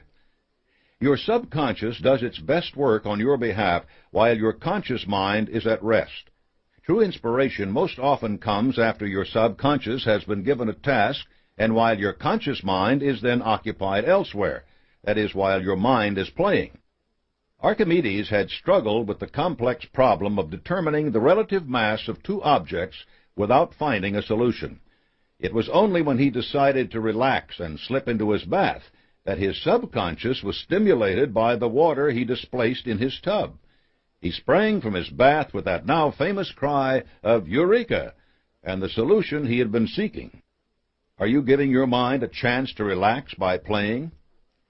Interference with normal rhythmical patterns produces so many problems. If you don't give your mind a rhythm of work and relaxation, your body will be so constantly stimulated that you will likely end up with a stress-related disorder. And without highs and lows, the things that you value begin to pale. Your past failures are what make success sweet. You don't really want continuous happiness, for then your happiness would seem dull. One of the major goals of marriage counseling is getting couples to understand that there is no such thing as being constantly in love. People in love have a series of loves, like waves on the oceans. In the troughs, they are neutral in their feelings, but troughs make the peaks of the waves so much more poignant. As in life, not all the ocean's waves are of the same intensity. There are a few for each of us that reach great heights, and it is the memory and exhilaration of these moments that we store up to call upon when the going gets difficult. You have to learn to understand the waves and rhythms in your life and to live within those rhythms in order to be in harmony with the world. The influence of your mind. Just as you have to understand nature as a complex whole moving with its own rhythms, you have to understand that your mind and body are a whole, each influencing the other. Humans are the only thinking creatures, and this power allows you to modify your world and to learn its laws. You need only to conceive the idea and believe in it to achieve the idea. This is the story of all the successful people who have changed the path of civilization. It took countless hundreds of millions of years for evolution to develop from all the animals that walked or swam to a bird that could fly. Yet the Wright brothers, with childlike faith in their own idea, had human beings airborne in a mere 20 years. That is the power of the mind, demonstrated to us by experience and reinforced by the words of countless prophets in touch with infinite intelligence. Christ himself said, "All things are possible even unto the end of the world." Your mind has the higher function in your mind body. Your body is an exquisitely functioning machine for carrying your mind about and executing the dictates of this powerhouse. A smoothly functioning mind is necessary to a smoothly functioning body. Some people have bodies that are limited. They can move, see, or speak only with difficulty, or not at all. Yet the power of their minds allows them to live full, creative lives. Helen Keller is a marvelous example, as are Beethoven and Edison, both of whom suffered from severely impaired hearing. Franklin Roosevelt was barely able to stand on his own, yet he inspired and led our country through the greatest depression and war we ever faced. Senator Bob Dole's arm was permanently injured in World War II, but that has not stopped him from becoming one of our most influential political leaders. The story of civilization is punctuated with greatness achieved by individuals in spite of physical limitations, because these people possessed smoothly functioning minds. On the wings of a definite major purpose, faith, enthusiasm, and a positive mental attitude, they rose farther and farther from any despair over their limitations toward great heights of brilliant achievement. That is the influence of the mind. Essentials of success and happiness. Many of the essential principles of success are also essential to a smoothly functioning mind. A definite major purpose and plan for carrying it out can keep you from vacillating in your efforts. Think of a situation in which you were part of a smoothly functioning plan. You were content with the way the situation was handled. You felt at ease and comfortable. Your mind is always satisfied with the harmony produced by a well-organized plan. Anxiety develops from a poorly organized plan. Controlled attention, self-discipline, accurate thinking, personal initiative, learning from defeat, and going the extra mile are all mental tools that you can use to organize and carry out your plan. They give you satisfaction both in the achievement of each step of your plan and in your overall progress. Satisfactions are important foods for a healthy mind. Probably the most important single quality for sound mental health is a positive mental attitude and all that it entails. Two of the greatest destructive forces in the human mind are fear and its close partner, anxiety. They kill enthusiasm, destroy faith, blind vision, blunt creative effort, and dispel harmony and peace of mind, all qualities necessary for a positive mental attitude and sound mental health. The force of fear. Fear and anxiety produce unharmonious, irritated restlessness in your mind that leads to serious mental maladjustments and produces its counterpart in the body in the form of serious disease, perhaps even death. There is a growing awareness in the healing professions that many human ailments are either the product of mental distress or greatly exacerbated by it. The list of diseases that are brought on by stress is long, varied, and growing. Allergies, asthma, skin disease, hypertension, cardiac problems, arthritis, colitis, and immune disorders. Some hay fever sufferers start sneezing and itching at the sight of goldenrod in a vase. Tell them the plant is artificial, and their symptoms clear. This is a simple example of how the mind can affect the body negatively. You must replace fear with understanding and faith in yourself. To do this, let's look at how fear affects the mechanisms of your body. Temporary, fleeting fear is a normal and important function. It gets you to move out of the way of an oncoming train, or keeps you from walking too near a cliff by momentarily focusing your attention, your mind, on a problem. Once the problem is over, this kind of fear is forgotten. Fear also focuses your bodily functions on a threat. That old story of a cave dweller frightened by a sound in the night is a good illustration. Instantaneously, the heart begins pumping faster. Blood is diverted from the digestion for use by the muscles. The blood vessels serving the muscles dilate to handle increased volume, while those near the skin contract so that less blood is lost in case of a cut. Hearing becomes more acute. The pupils dilate to take in more light. The adrenaline gland unleashes a torrent of stimulant to provide strength for a fight. All this is preparation for surviving a battle or chase. The ensuing battle uses up the adrenaline and exhausts the other bodily systems so that they step down from their heightened readiness. Blood leaves the muscles to return to digestive and other functions. This is an extremely powerful response, one that kept our species alive over millions of years. but it is not intended to be a constant state, for it diverts the body from its normal functions. Still, some of us activate this response to some extent daily, or even continually, because we live in frequent fear. You must work to eliminate the causes of those fears. The fear of the loss of money. Have you set up a system to conserve and develop your assets? The fear of ill health. Have you sought and followed worthwhile counsel? The fear or loss of love. Have you put as much effort into increasing your beloved's affection as you would into cultivating an important business prospect? The fear of death. Have you sought help and understanding to the point where fear is replaced by faith? The list of fears is endless, yet to cultivate a positive mental attitude and develop a smoothly functioning mind that can live in harmony with itself and the world, you must conquer fear and anxiety. If the same fears and anxieties recur in your mind constantly and are paralyzing your efforts, seek the help of a good professional counselor. You aren't admitting weakness by doing this. You are expressing maturity and commitment to your health and your definite major purpose. A brief period of therapy may mean years of happiness. Remember that whatever your mind can conceive and believe, it can achieve. Isn't the person who is afraid of falling on the ice the one who falls? Repeating a fear over and over in your mind makes you more susceptible to the things you fear. You must vanquish fear before it vanquishes you. The force of a positive mental attitude. The best way to remove fear from your mind is to replace it with PMA.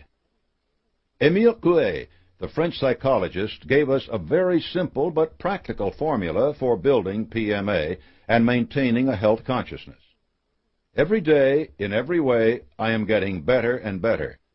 Repeat this sentence to yourself many times a day until your subconscious picks it up, accepts it, and begins to carry it out in the form of good health.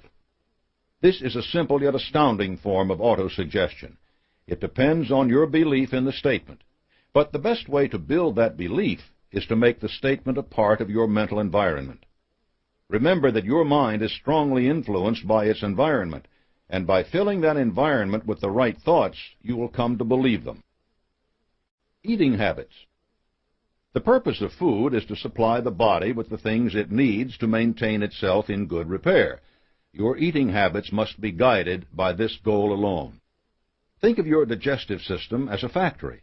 To function efficiently, it has to have a supply of a variety of materials in varying quantities. If you provide the wrong mix of materials, some jobs will never be completed. Some will be done with jerry-rigged parts, and some materials will simply be stored up in every corner until the walls of the factory begin to swell. Finally, the walls burst, the roof caves in, and the factory is either out of business or in need of serious and expensive repair. Information about nutritional requirements continues to evolve as scientists work to understand more and more about the body. Pay attention to new information, but do not be swept along by fads as it becomes available. In the main, however, some simple points will keep your diet balanced. 1. Fresh fruits and vegetables should make up the largest portion of your meals. They supply complex mixes of vitamins and trace elements, and your body is designed to avail itself of them easily. 2. Complex carbohydrates, such as breads, grains, and potatoes, should be the next largest. 3. Protein, in the form of lean meats, fish, and dairy products, is important, but it should not be the center of your meals. Select small amounts of foods you enjoy rather than gorge yourself on steak at every meal. 4. Avoid fats. Limit your intake of butter and oils, and stay away from deep-fried foods. Also avoid sugars like candy and colas, which provide little but calories. Seek variety as well. Your body's nutritional needs run a wide gamut, and the best way to serve those needs without becoming a food chemist is to be sure that you eat a wide spectrum of foods. Don't say, "I can't eat that way," for all you're really saying is, "I don't want to eat that way." It is a very glib bit of mental gymnastics to make yourself believe that it is impossible to do what is really only unappealing or different. Why should all your efforts for success stumble over your ill health because you don't like broccoli? Never eat while angry, frightened, or worried. Your body is simply not in a position to make use of the food when it is on a defensive footing. Worse, you can make eating a habitual response to stress, which can lead to overweight. Moderation in food and alcohol intake is important, both because your body can be overwhelmed by an excess of either, and because overindulgence can become a trick to avoid dealing with some problem that urgently needs to be faced. If you find that you cannot control either, seek the help of professionals or a worthy organization like Alcoholics or Overeaters Anonymous. Rhythms in relaxation. Relaxation entails completely forgetting the worries and problems of the day. As desirable as this may seem, many people have trouble relaxing. Your conscious mind selects objects on which to concentrate, and this concentration means the exclusion of other thoughts. You cannot just collapse into a chair and announce, "I am relaxing," because your mind will select some object to focus, most often the very item you wish to forget about for a time. You need to select an object of relaxation for your mind to concentrate on. It can be kite flying, gardening, reading a novel, or anything else which will absorb you. Television and the corner bar are not the answers. Cultivate a variety of interests that take your mind to new places. Practicing controlled meditation will do wonders for your mental powers. Physical activity can be a terrific thing to immerse yourself in. Not only do you relax your mind, but you strengthen your body. Short periods of relaxation throughout the day can break tension and give your subconscious a chance to work. Read a magazine article. Listen to a language tape. Work on a crossword puzzle. This is not wasting time. It is keeping your mind in top condition through relaxation. Sleep. Your body needs time to rebuild and revitalize itself for the next day. It is sheer stupidity to try to increase your productivity by cutting your sleeping time. 6 to 8 hours a night are all you need. And remember that even while you sleep, your subconscious is working. Insomnia is often caused by a failure to relax before going to bed.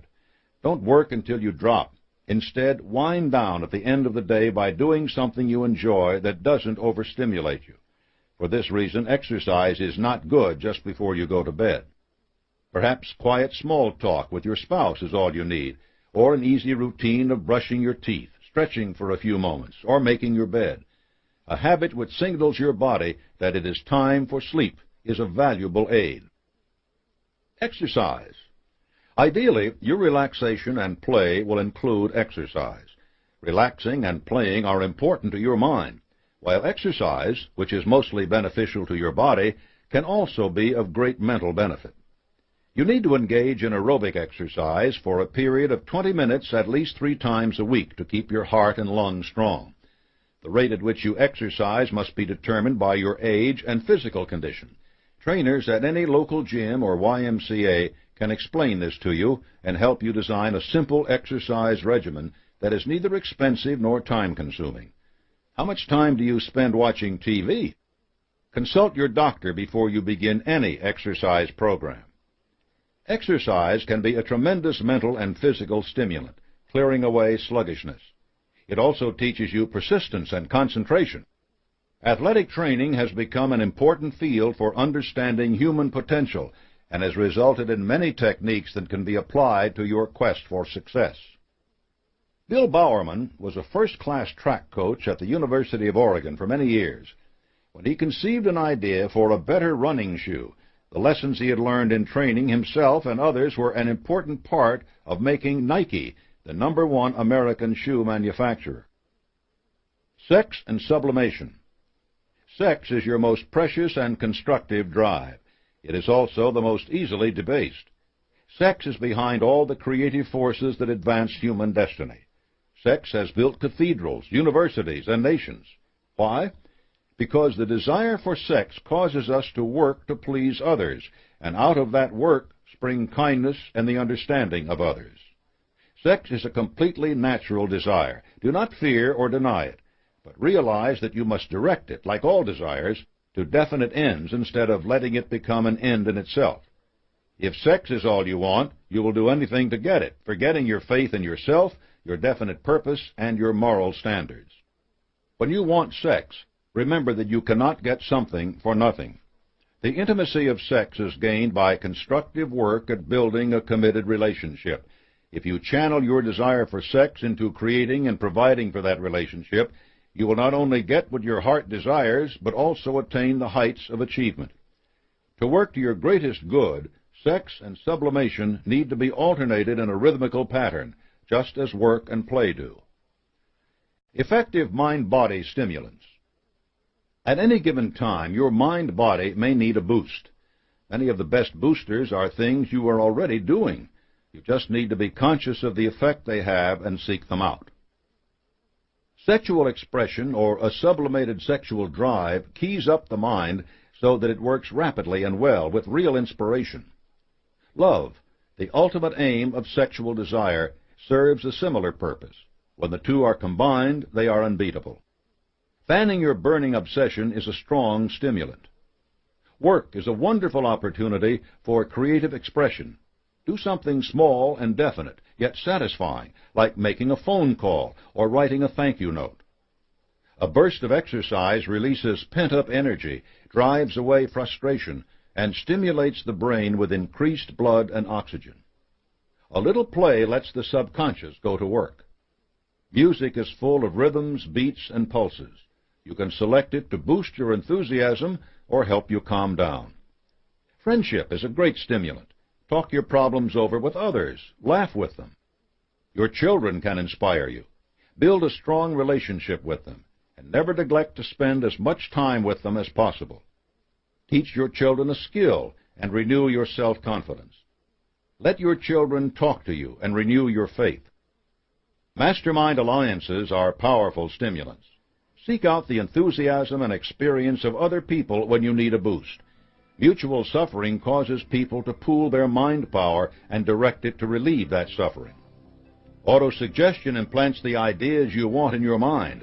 Use it whenever you need it. Faith and religion are stimulants of the noblest order. Turn to the assurances they offer you and renew your sense of purpose. Your mental and physical health is inseparable. You cannot work to straighten one without having a positive effect on the other. Your mind and your body are the navigator and the ship which carry you to the success you desire. Do everything you can to preserve, protect, and defend them.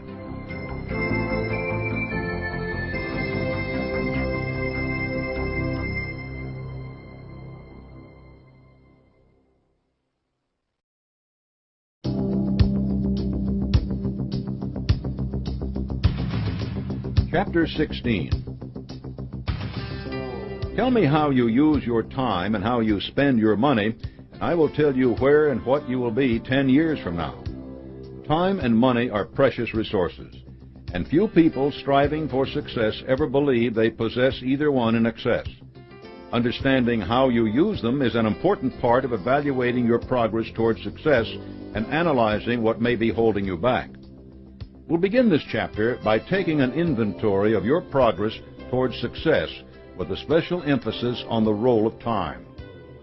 Once you have seen how to improve your use of time, you'll be able to devote more of it to managing your money, and any review of the overall path you are following is always valuable.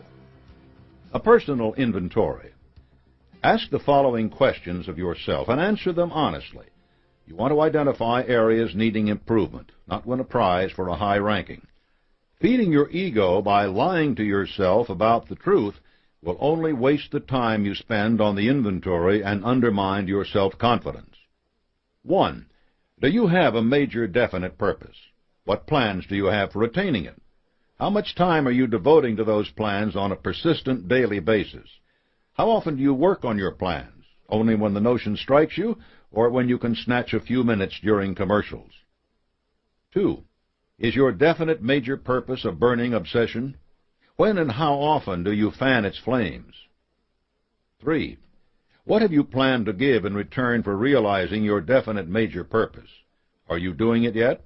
When will you start? 4. What steps have you taken to build your Mastermind alliance? How often are you in contact with the members? How many of them do you speak to monthly, weekly, daily? 5. Have you made a habit of accepting temporary defeat as a challenge to greater effort? Let's hope your temporary defeats are few, but they are inevitable. How quickly do you seek out the seed of equivalent benefit when adversity strikes? How do you spend more of your time, carrying out your plans or brooding over the obstacles you face? 7. How often do you forego personal pleasure in order to have more time to work on your plan? How often is it the other way around? 8. Do you seize every moment of time as if it were the only one you were sure you had? 9. Have you looked at your life as the result of the way you spent time in the past? Are you happy with your life to date? Do you wish you had spent it some other way? Do you regard each second that passes as the opportunity to change the course of your life for the better? 10. Is your mental attitude always positive? Is it positive most of the time? Some of the time? Is it positive now? Can you make it positive in the next second? How about the one after that? 11. How often do you display personal initiative by backing your positive thoughts with action? 12. Do you believe that you will succeed by luck or a windfall? When are these things going to happen? Do you believe that you will succeed as the result of your own efforts? When are you going to make those efforts? 13. Do you know anyone who inspires you with his or her personal initiative? How often do you seek that person out? How often do you actually model your behavior on him or her? 14. When do you go the extra mile? Does it happen every day or just when you think someone is paying attention? Is your attitude good when you do it, or do you begrudge the additional work? 15. How attractive is your personality? Do you look at yourself in the mirror every morning and work to improve your smile, your facial expressions, or do you just brush up before an important meeting? 16. How are you applying your faith? When do you act on the inspiration from infinite intelligence? How often do you ignore it? 17. Are you building your self-discipline? How often do uncontrolled emotions cause you to do something you quickly regret? 18. Have you mastered your fears? How often do you display their symptoms? When do you replace them with your ambitions? 19. How often do you accept other people's opinions as fact? Do you question those opinions every time you encounter them? How often do you call on accurate thinking as the solution to your problems? 20. How often do you inspire cooperation by giving it? Are you doing it at home, at the office, in your Mastermind alliance? 21. What opportunities do you allow your imagination? When do you apply yourself to problems with creative vision? What dilemmas do you have that need to be solved this way? 22. Are you relaxing, exercising, and paying attention to your health? Were you planning to start at the new year? Why can't you start right now? This inventory is designed to get you thinking. Your use of your time reflects the degree to which you have made the principles of personal achievement a part of your life. Don't be discouraged if your answers to these questions are not yet what you'd like them to be. I have sold books to millions of people and lectured to thousands more. Many of them gained great success afterward, but none of them did it overnight. Although the benefits from success can accrue very quickly, most truly successful people need much of a lifetime to get everything they want. Those are lifetimes well spent. Doers and drifters. Your attitude toward life determines your attitude toward time. People pretty much fall into two camps on this subject. Doers have a definite major purpose. Manage circumstances and resources. Examine every idea they encounter before they adopt or discard it. Take risks and assume responsibility. Learn from their mistakes. Go the extra mile. Control their habits. Have positive mental attitudes. Apply their faith in their own success. Create mastermind alliances to expand their knowledge and experience. Recognize their weaknesses and take steps to correct them. Drifters have no goal in life, are controlled by circumstances and the lack of resources. Flit from one idea about life to the other, depending on this week's fad or what the guy on TV said last night. Run from opportunity and blame others for their lots in life. Make the same mistakes again and again. Do only what it takes to get by. Let their habits control them. Have negative mental attitudes. Never do anything to improve their situation. learn all they want to know from that guy on TV. Wouldn't know a weakness if it bit them. How a doer uses time.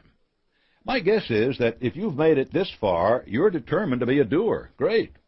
Let's look at some places where a doer can make substantial difference in his or her life by the wise use of time. Occupation. A doer sees work as the source of all opportunity, a route to independence and security, and a means to better the surrounding world. Doers select work suited to their education and temperaments. They engage in labors of love. Doers don't evaluate their work by the number of hours it takes. They look at it from the perspective of the amount of useful service they render by going the extra mile. Time is a tool for them, not an end. They take pride in their achievements, not in bursting out of the door at 4:59:59. They don't complain about long hours. They complain that the hours aren't long enough to accomplish everything they want.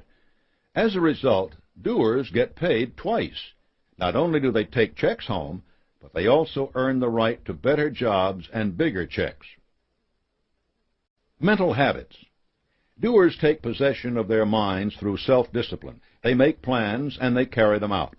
They direct their minds toward the objects of their desire and keep their minds occupied with those things. They don't spend time thinking about what they don't want. Doers recharge their positive mental attitudes often. Their productivity gives them concrete signs of their progress toward their goals. They take these signs as indications of the great things just over the horizon. Relationships.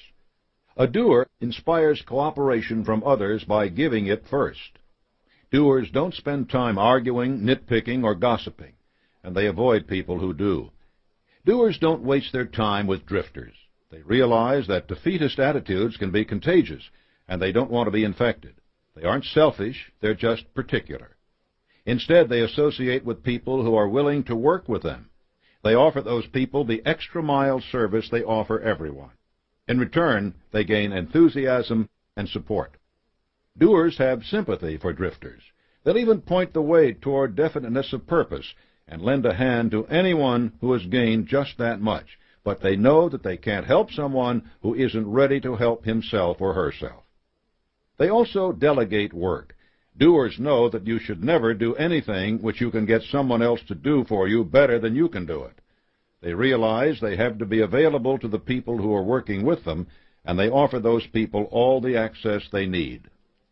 Health. Doers pay attention to their mental and physical health. They relax, they exercise, they eat right, and they see the doctor when something goes wrong.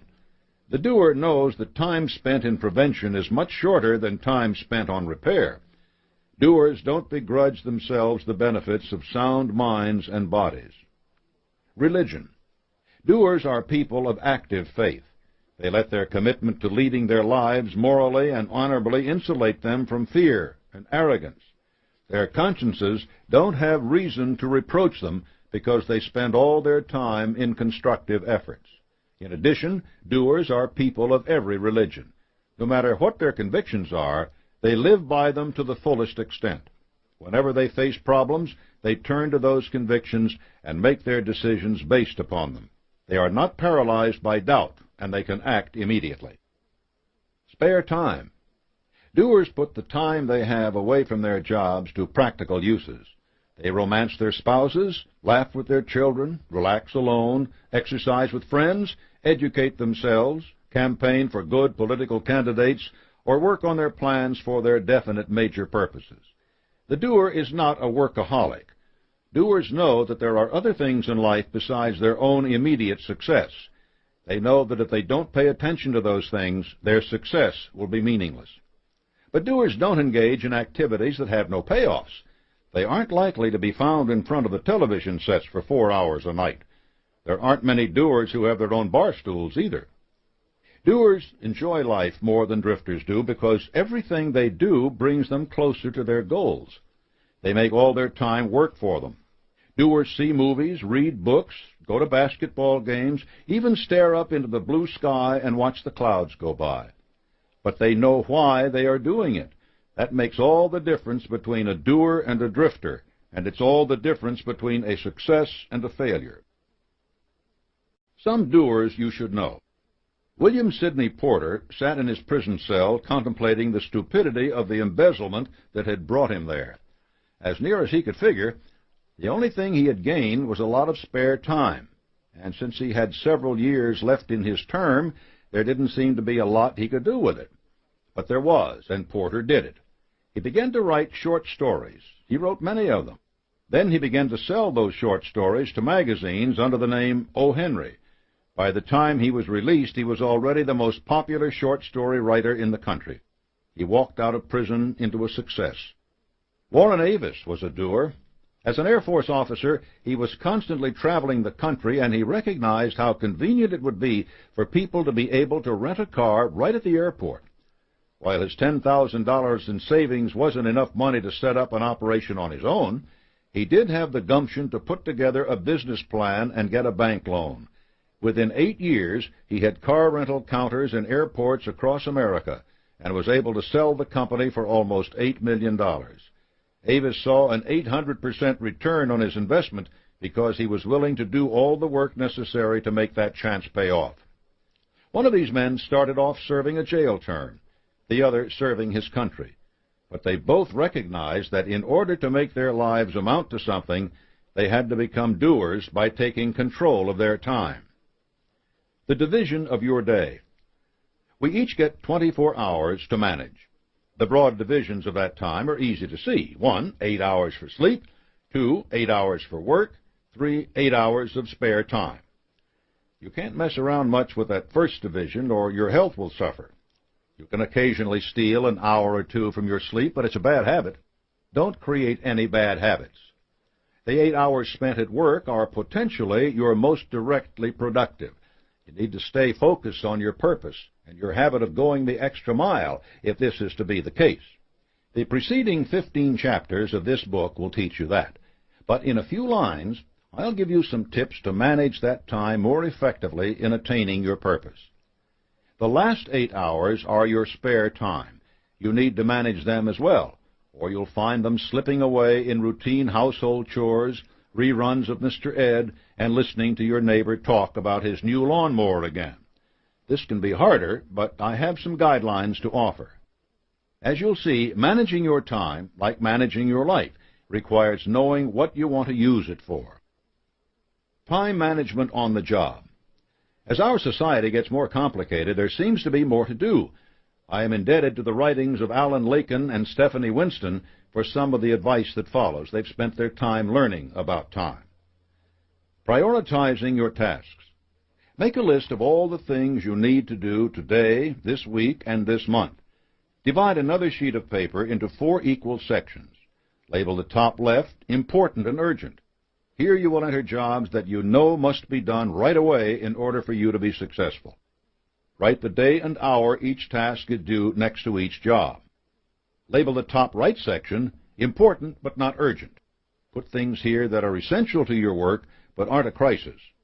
If you pay the most attention to this section, nothing should end up in the top left category. Again, make a note next to each task about just exactly when it has to be done. It is important to review this section every day so that nothing slips over into important and urgent. In the bottom left, write unimportant but urgent. This category, like the last one, requires you to have a keen sense of your purpose. You have to be able to make a definite decision about what matters to you. Most of the things that fall into it will be spontaneous. Someone will want your advice. You may get a call telling you that you may have to act now to buy that beautiful timeshare in the Poconos. You won't bother to write them down because you can either dismiss them or move them into important and urgent. The category is on the sheet of paper mostly to remind you that urgent does not mean important.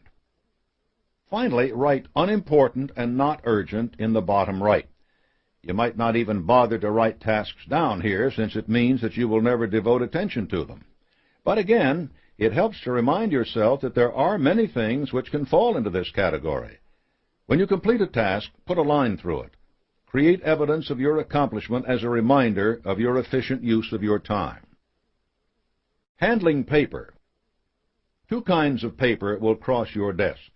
Valuable, a sales update, and superfluous, information about the office pool. Throw the superfluous stuff away without even setting it back down on your desk. Never give it a second thought. Handle the valuable material as little as possible. If you can, attend to it right then and there. Read updates, sign authorizations, write responses on the spot. Put reading material like magazine articles aside for a regular, dedicated time. If you can't act on a paper for some reason, make a small dot in an upper corner. The next time you pick it up, make another dot. You'll soon see how often you're handling the same piece of paper again, and you'll be motivated to do something about it. Budgeting your spare time. Routine tasks will easily expand to fit the time available and eat up all your spare time unless you make a definite decision to devote it to the things you think are important. Allot your time in the following manner to make sure that you are able to do all the things you need to. 1. Spend 1 hour a day in quiet meditation on the following subjects. A. Your plan for your definite major purpose. B. Contact with infinite intelligence, affirming your gratitude for the blessings you have. C. Self-analysis, identifying the fears you need to master and making plans for doing so. D. Ways to increase harmony in all your relationships. E. The things you desire instead of the things you don't want. 2. Devote 2 hours to going the extra mile by rendering some sort of service to your community, your spouse, or your family, without expecting any kind of reward for it. 3. Study and read for self-improvement for an hour. 4.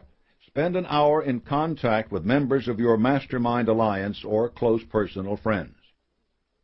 This leaves 3 hours for relaxation, recreation, exercise, and other responsibilities. As you become familiar with these activities, you may be able to combine them with other things. You can meditate or read while commuting on the bus or train. If you have to drive to work, listen to audio tapes of self-improvement books. Carpool with a member of your Mastermind alliance, and use the driving time for discussion and problem solving. If your relaxation involves a worthwhile hobby, teach it to youngsters in local service groups, rendering extra service to your community. The possibilities are as many as you can make them. Follow this schedule 6 days a week, and set aside 1 day for nothing but mental and physical relaxation and your religious and philosophical activities. You can spend much of this time with your family. You all will be glad you did. Budgeting your money. Many people have written good and valuable books about specific ways of managing your money. Seek them out. I won't provide you with the nitty-gritty details, but I will remind you of the importance of budgeting your money. Like time, money should be spent with a definite purpose in mind. You must create a budget for all your expenses, and you must use self-discipline in sticking to it. Your first priority in any budget should be to set aside a fixed percentage of your income for savings. The rule is pay yourself first. A strong and growing savings cushion is an important weapon in your fight against the fear of poverty. If adversity or ill health strikes, adequate savings will allow you to start looking for the seed of equivalent benefit right away. You won't panic about the mortgage payment, and you'll be able to recover more quickly. Make sure that you have adequate life insurance if others depend on you. The cost of a good policy is worth the anguish you will save your dependents. Your sudden departure from this life will be more than enough sadness for them. Don't compound it with the threat of the poorhouse. Allocate some portion of your income to charity. This is an important part of going the extra mile. Let's hope you never have to depend on some worthy group to help you out. But what right do you have to anyone's aid if you have never given any help yourself? If you're in debt, you need to spend as much as you can realistically afford to pay that debt off. Don't tell yourself that you'll need only $10 a week spending money when you've been blowing $100, because once you spend that $11th, you'll decide you've already blown your budget and might as well go all the way. It's a slippery slope. And don't cut into your savings allotment to pay your debts either. Make savings a habit. Never back away from a good habit. Once you're out of debt, divide the money you were using to pay it off between your savings and your general household and entertainment expenses. You want to cultivate the habit of increasing your savings whenever your income rises, but you should also give yourself some immediate reward for doing your job. You will probably find that circumstances arise that your budget did not allow for. There may be a health emergency, a new baby on the way, a parent who needs help. Don't let this throw you. By developing and sticking to your budget, you've increased your habit of self-discipline. You've also learned to make your money serve your purpose. You did it before, and you can do it again. Habits are an important part of budgeting your time and money. They are important to every principle in the science of personal achievement. They are, in fact, the keys to all personal achievement. The next chapter will teach you to select and control your habits on the basis of cosmic law. Chapter 17. You are where you are and what you are because of your established habits. The aim of this book has been to force you to examine those habits and teach you ways to change them. To do this, you need to understand and apply a universal principle I call cosmic habit force. Cosmic habit force is the law which makes every living creature, every particle of matter, subject to the influence of its environment. It can work for you or against you. The choice is yours. Using natural forces. The grandest example of cosmic habit force is the operation of the heavens. Stars and planets move with clock-like precision. They don't collide. They don't suddenly veer off course, at least not without some major change in the forces at work, like a supernova or a black hole, which are themselves just another example of matter behaving according to established patterns. A complex system of gravity and inertia, attraction and repulsion, keeps things moving so precisely that for millennia human beings have been able to predict the position of the stars and planets, the timing of eclipses, and the regularity of meteor showers. Sunflowers don't grow from turnip seeds. Giraffes don't give birth to tadpoles. Clouds don't release milk. Everything does that which is its nature to do. All this is a reflection of universal order, which makes so much of the physical operation of the world understandable. Certainly, we are still working to understand more than we already do, but science is based on the faith that there is a universal order. All actions and reactions are fixed on the basis of this order. In the science of personal achievement, you seek to take control of this order by taking control of your habits. You recognize that your thoughts and actions will become as much a part of your nature as Pluto's orbit is a part of its nature. If your habits are positive, the seeds that they plant will be too. But you have to realize that cosmic habit force always operates. If your habits are negative, their results will also be negative. This is why you must take control of your habits through self-discipline. Habits become a part of your nature by repetition. If you create thought habits by repeating certain ideas in your mind, cosmic habit force will take over those patterns of thought, make them more or less permanent, depending on your intensity of repetition and practice, and put them to work. The same thing will happen with physical habits. If you follow the same route to and from work every day, you make that route a habit. You probably aren't even aware that it is a habit until you need to alter your route to go to a store or visit a friend. If you aren't paying attention when you start your trip, you will probably find yourself missing the turn or forgetting your task altogether. This is an example of why you need to be aware of and in control of all your habits. If your dominating mental habits are thoughts of poverty, then cosmic habit force will bring about poverty in your life. If your dominating mental habits are of prosperity and peace, cosmic habit force will bring them about. There is an endless cycle here.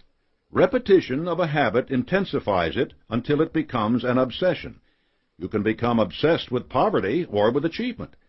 This is why I have repeatedly stressed that your thoughts are the only thing you can completely control if you decide to do so. You must control your thoughts to control your habits. Cosmic habit force doesn't leave you any room to complain that opportunity never came your way. You will know that as long as you have the power to form and express your thoughts, you have the power to change the circumstances of your life into whatever you want them to be. If your life isn't already what you want it to be, it is because you have drifted into your present circumstances by virtue of cosmic habit force. You can change that. Definiteness of purpose, backed by the power of cosmic habit force and enforced by self-discipline and personal initiative, can bring you to the circumstances you want. Money-making habits. So the circumstances you want include making more money, do they? Here's how to go about using Cosmic Habit Force to do just that. Step 1. Create a clear mental image of just how much money you want to make. A lot is not a good answer. You need a concrete figure or a percentage above your current income. Step 2. Imagine some of the results of having that money. A new home, sending your daughter to medical school, a comfortable retirement. Doing this clarifies which of the 10 basic motives are driving you. The more motives you can associate with making more money, the stronger your push to achieve it. Step 3. Decide how you will earn this extra money. I've emphasized again and again that you can't get something for nothing. You must have a plan. Step 4. Write out your goal and your plan. Include your motives for making more money. Instead of a statement like, I want to retire in security, write something like, I want to own my own home free and clear of debt. I want to be able to travel and visit my family 3 times a year. Set a date for starting and achieving this goal. Sign your plan. Make it a contract with yourself. Step 5. Go back to your plan and underline all the things that you need to do to make it happen that you aren't doing now. Make a separate list of these things. Step 6. Start doing the things on the list. Some of them will be daily tasks, such as spending less money on dining out and putting more money into your savings account. Others will be longer range but will require daily progress, such as going the extra mile in your job. You have to bend all your efforts and thoughts to doing these things. Step 7. Every day, read your goal aloud to yourself until you have it memorized. Repeat it in your mind when you get out of bed, when you start your job, when you come back from lunch, when your workday is finished, and before you go to sleep. Yes, this is just what you should be doing anyway in connection with your definite major purpose. You are giving Cosmic Habit Force a pattern to follow. The length of time you need to start conditioning your mind to get positive results depends almost entirely on the amount of faith and enthusiasm you place behind your words and actions.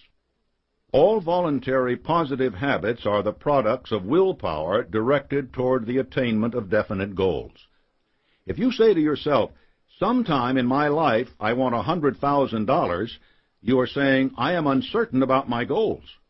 Here, Cosmic Habit Force cannot come into play because there is no definite pattern for it to follow. If you say instead, 6 months from now, I want $100,000, and I will do X, Y, and Z to get it. Cosmic Habit Force has a pattern to follow, but it will follow that pattern only when your thoughts and actions lead it there. If you don't do X, Y, and Z, you won't develop Cosmic Habit Force. Flexible habits. Be sure to make your plan sufficiently flexible so that you can change it when you are so inspired. The key word here is inspired. As you put your plan into action and develop applied faith, infinite intelligence may hand you a better plan than the one you have made. Treat such inspiration respectfully, for it will help you strengthen your plan where it is weak. Don't express contempt for your hunches. If you repeatedly say to yourself, I had the most foolish idea today, soon you will be having only foolish ideas. Instead, write down your hunches as soon as they occur to you. Examine them carefully, and be sure you are not rejecting them simply because they involve something that hasn't been done before or because they don't conform to your current habits.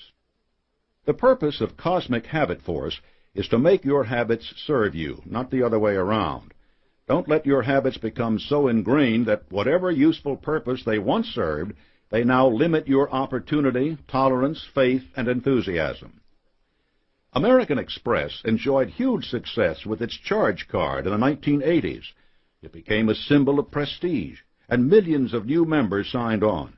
More businesses than ever accepted the card because they wanted to attract card members' dollars. Then the economy changed, but American Express habits didn't. As it became necessary to stretch every penny and to watch every percentage of margin, cardholders began switching from the high-fee American Express card to no-fee cards from Visa and MasterCard that offered almost the same benefits. Merchants became angry because American Express claimed a higher percentage of each charge than other cards. Worse, it was slow to credit merchants' accounts. The number of cardholders began to fall dramatically. In Boston, a group of restaurants even organized a boycott of American Express to protest its policies toward merchants. Profits disappeared and losses mounted. Cosmic habit force was at work. American Express kept doing business the way it always had until a crisis hit it right between the eyes. The habits that had made it the premier charge card were not the habits that would keep it the premier charge card. Its habits ruled them, not the other way around. Whatever your habits, cosmic habit force will carry them out. It isn't enough merely to develop good habits and leave it at that. You must remain alert to the effect of your habits and be willing on a moment's notice to change them when new ones will serve you better. Beware of these habits. The good news is, ironically, if you have any of these habits, they will eventually cause some sort of defeat that will inspire you to eliminate them. Of course, you can spare yourself that trouble if you're willing to examine yourself, identify your negative habits, and resolve to replace them with positive ones. Poverty, imaginary illness, laziness, envy, greed, vanity, cynicism, drifting without aim or purpose, irritability, revenge, jealousy, dishonesty, arrogance, sadism. Embrace these habits. You can replace any of the above with one of the following and profit by doing it. Definiteness of purpose. This is the primary good habit.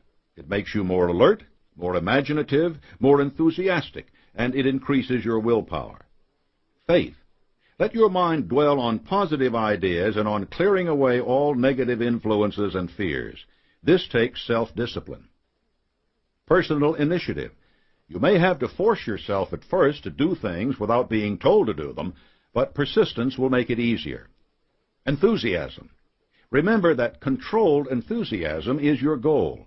You'll want to be able to summon it at will or shut it off when it isn't appropriate or might actually be dangerous. Self-discipline. This is a circular process. The more you exercise it, the more you have it.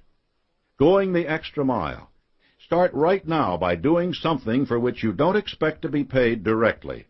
Go the extra mile every day by sheer effort if necessary, and soon the effort will be replaced by habit.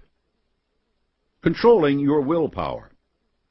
In the chapter on self-discipline, you learned about your ego, the source of your willpower. Developing positive habits which can be taken over by cosmic habit force depends heavily on strong willpower. Here's a review of the steps to strengthen your will. Step 1. Actively ally yourself with other people who can help you attain your major purpose. A mastermind alliance creates multiple patterns for cosmic habit force to work on. Step 2. Develop your plan, drawing on all the members of your alliance for knowledge, ability, and the power of their faith. Step 3. Distance yourself from anyone and any circumstance that make you feel inferior. A positive ego does not grow in a negative environment. Remember that cosmic habit force causes every living thing to partake of the dominating influence of its environment. Step 4. Close the door on the unpleasant experiences of the past. A strong will doesn't dwell on the past. A vital ego thrives on hopes and desires of an as yet unattained objective. If you keep your mind in a state of hope and desire, cosmic habit force goes to work changing your hopes and desires into their material equivalent. Step 5. Surround yourself with every possible means of impressing your mind with the nature of your definite purpose. Hang mottos on your walls. Put up pictures of people doing what you want to do. You want to make it easier to create a mental image of yourself realizing your objective. The more you create this image, the sooner it will be taken over by cosmic habit force and impressed on your subconscious. Step 6. Watch out that you don't overinflate your ego. One small prick with a pin, and the escaping hot air will be like a runaway rocket, carrying you far away from where you want to be. The 3 essentials of cosmic habit force. 3 qualities underlie the process of voluntary establishment of a habit. Plasticity. This is the capability to change.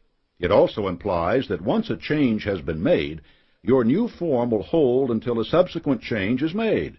You won't revert to your old status. Consider the difference between modeling clay, which is malleable but holds the shape it is given, and mercury, which can take any shape for a moment but will never keep it. You can be changed by environmental influences or by your own decisions. Frequency of impression. Repetition is the mother of habit. One of the factors affecting the speed with which a habit can be adopted is how often it is consciously repeated. Your ability to do this may vary with circumstances. Your job may require enough concentration on the task at hand that you have to pay attention only to it and develop your habits in your spare time. Personal initiative also comes into play. If you're lazy, you won't knock yourself out developing a habit. This can definitely slow down the process of acquiring it. Intensity of impression. You can go through the motions of an activity, or you can concentrate on doing it. Concentration builds the habit quickly. You impress the habit on your subconscious mind, and it becomes a part of everything you do. Here's an example of these three essentials at work. A woman working the swing shift at an electronics assembly plant was allowed 2 10-minute breaks, one at 6 p.m. and one at 10:30. Most of her co-workers used these breaks for cigarettes. She didn't want to cultivate a bad habit that would affect her health and make her a less pleasing personality, so she decided instead to have a snack. Her garden was in full bloom, so she would have a carrot, an apple, or something else she had grown herself. Being human, she already had plasticity. It's part of everyone's nature. Every day throughout the summer and fall, precisely at 6 and at 10:30, she would have her snack. This gave a definite frequency of impression. The element of intensity varied according to her relative hunger. Sometimes she ate with relish because her meal at home had been small. Sometimes she skipped a meal before coming to work, and the intensity of her hunger was even greater. But whenever the break came, she ate, no matter how hungry she was. As the months passed, she realized that regardless of what she had eaten, she got hungry before her breaks. She watched the clock, waiting for a chance to eat. Sometimes it seemed the time would never come. And when her garden was no longer producing good, fresh food, she switched to anything else she had at home, a candy bar, a donut, cookies. This is a clear example of the voluntary establishment of a habit. But it wasn't really a good habit. She began to put on weight and found she was distracted from her work for half an hour before her breaks. So she decided to break her habit and stopped bringing food. This wasn't the answer, because there was food in the vending machines at the plant, and she just started buying that. Not only was she still eating, but she was now spending more money to do it. At this point, she really had to seize possession of her mind, inspire it with a strong motive, and take definite action. She set a definite minor purpose to break her habit. She did this by reading, substituting the desire for knowledge and inspiration for the desire for food. When her break came, she reached for a book instead of a candy bar. The same frequency of impression was there, of course. The only thing different was the intensity. At first the feeling of hunger persisted, but after a few days she acquired an appetite for reading, which overwhelmed the old physical desire. She established a new habit to supplant the old. Any worthless, superfluous, or harmful habit can be broken and replaced with a more desirable one if you want it to be so. The nucleus of the entire science of personal achievement lies in this concept. Cosmic habit force is the means for incorporating every one of the 17 principles of success into your life. Control your mental attitude. Keep it positive by exercising self-discipline, and prepare your mental soil so that any worthwhile plan, purpose, or desire may be planted by repeated, intense impression. Know that it will germinate, grow, and find expression, bringing you whatever it is you want from life. Whatever your mind can conceive and believe, your mind can achieve.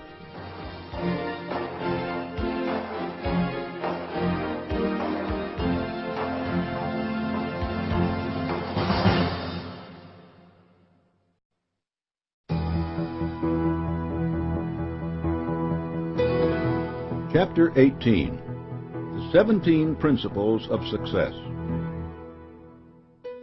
The list that follows is meant to serve as a reminder. Look it over once a week. Are you making regular progress in each of these areas? If you routinely evaluate your efforts to embrace the principles, you are less likely to be caught in a crisis because you've neglected to think accurately, for instance, or to find that your coworkers suddenly regard you as an opportunistic shark. 1. Develop definiteness of purpose. 2. Establish a mastermind alliance. 3. Assemble an attractive personality. 4. Use applied faith. 5. Go the extra mile. 6. Create personal initiative. 7. Build a positive mental attitude. 8. Control your enthusiasm. 9. Enforce self-discipline. 10. Think accurately. 11. Control your attention. 12. Inspire teamwork. 13. Learn from adversity and defeat. 14. Cultivate creative vision. 15. Maintain sound health. 16. Budget your time and money. 17. Use cosmic habit force. A detailed evaluation. Following are concise summaries of the steps to making each principle a part of your life. Read them through, and then at the end of each section, stop the tape, write down specific actions you plan to take to implement the principles, then restart the tape for the next section. The summaries themselves will give you concrete recommendations about what to do. Under the definiteness of purpose, you might write down that you will define your major goal, write out a plan for achieving it, and read that plan aloud to yourself every day, all of which are mentioned in the summary. But if you also include a date by which you will have your plan written down, you will be making a commitment to yourself that will provide you with extra motivation. So do not simply parrot back the summary suggestions.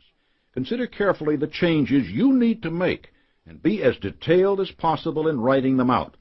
In a few weeks or months, you can look at these notes, recognize the progress you've made, and renew your commitment to success. 1. Develop definiteness of purpose with PMA. The starting point of all worthwhile achievements. You should have one high, desirable, outstanding goal, and keep it ever before you. You can have many non-conflicting goals which help you to reach your major definite goal. It is advisable to have immediate, intermediate, and distant objectives. When you set a definite major goal, you are apt to recognize that which will help you achieve it. Determine or fix in your mind exactly what you desire. Be definite. Evaluate and determine exactly what you will give in return. Set a definite date for exactly when you intend to possess your desire. Identify your desire with a definite plan for carrying out and achieving your objective. Put your plan into action at once. Clearly define your plan for achievement. Write out precisely and concisely exactly what you want, exactly when you want to achieve it, and exactly what you intend to give in return. Each and every day, morning and evening, read your written statement aloud. As you read it, see, feel, and believe yourself already in possession of your objective. Engage in personal inspection with regularity to determine whether you're on the right track and headed in the right direction, so that you don't deviate from the path that leads to the achievement of your objective. To guarantee success, engage daily in study, thinking, and planning time with PMA regarding yourself and your family, and how you can achieve your definite goals. Whatever your mind can conceive and believe, you can achieve when you have PMA and apply it. Now stop the tape and write your commitment to use this principle in your life. Then restart the tape. 2. Establish a mastermind alliance with PMA. A mastermind alliance is two or more minds working together in the spirit of perfect harmony toward the attainment of a specific objective. This principle makes it possible for you, through association with others, to acquire and utilize the knowledge and experience needed for the attainment of any desired goal in life. Your mastermind alliance can be created by surrounding yourself or aligning yourself with the advice, counsel, and personal cooperation of several people who are willing to lend you their wholehearted aid for the attainment of your objective in the spirit of perfect harmony. You can create a mastermind alliance with your spouse, your manager, a friend, a co-worker. Once a mastermind alliance is formed, the group as a whole must become and remain active. The group must move in a definite plan, at a definite time, toward a definite common objective. Indecision, inactivity, or delay will destroy the usefulness of the alliance. There must be a complete meeting of the minds without reservations on the part of any member.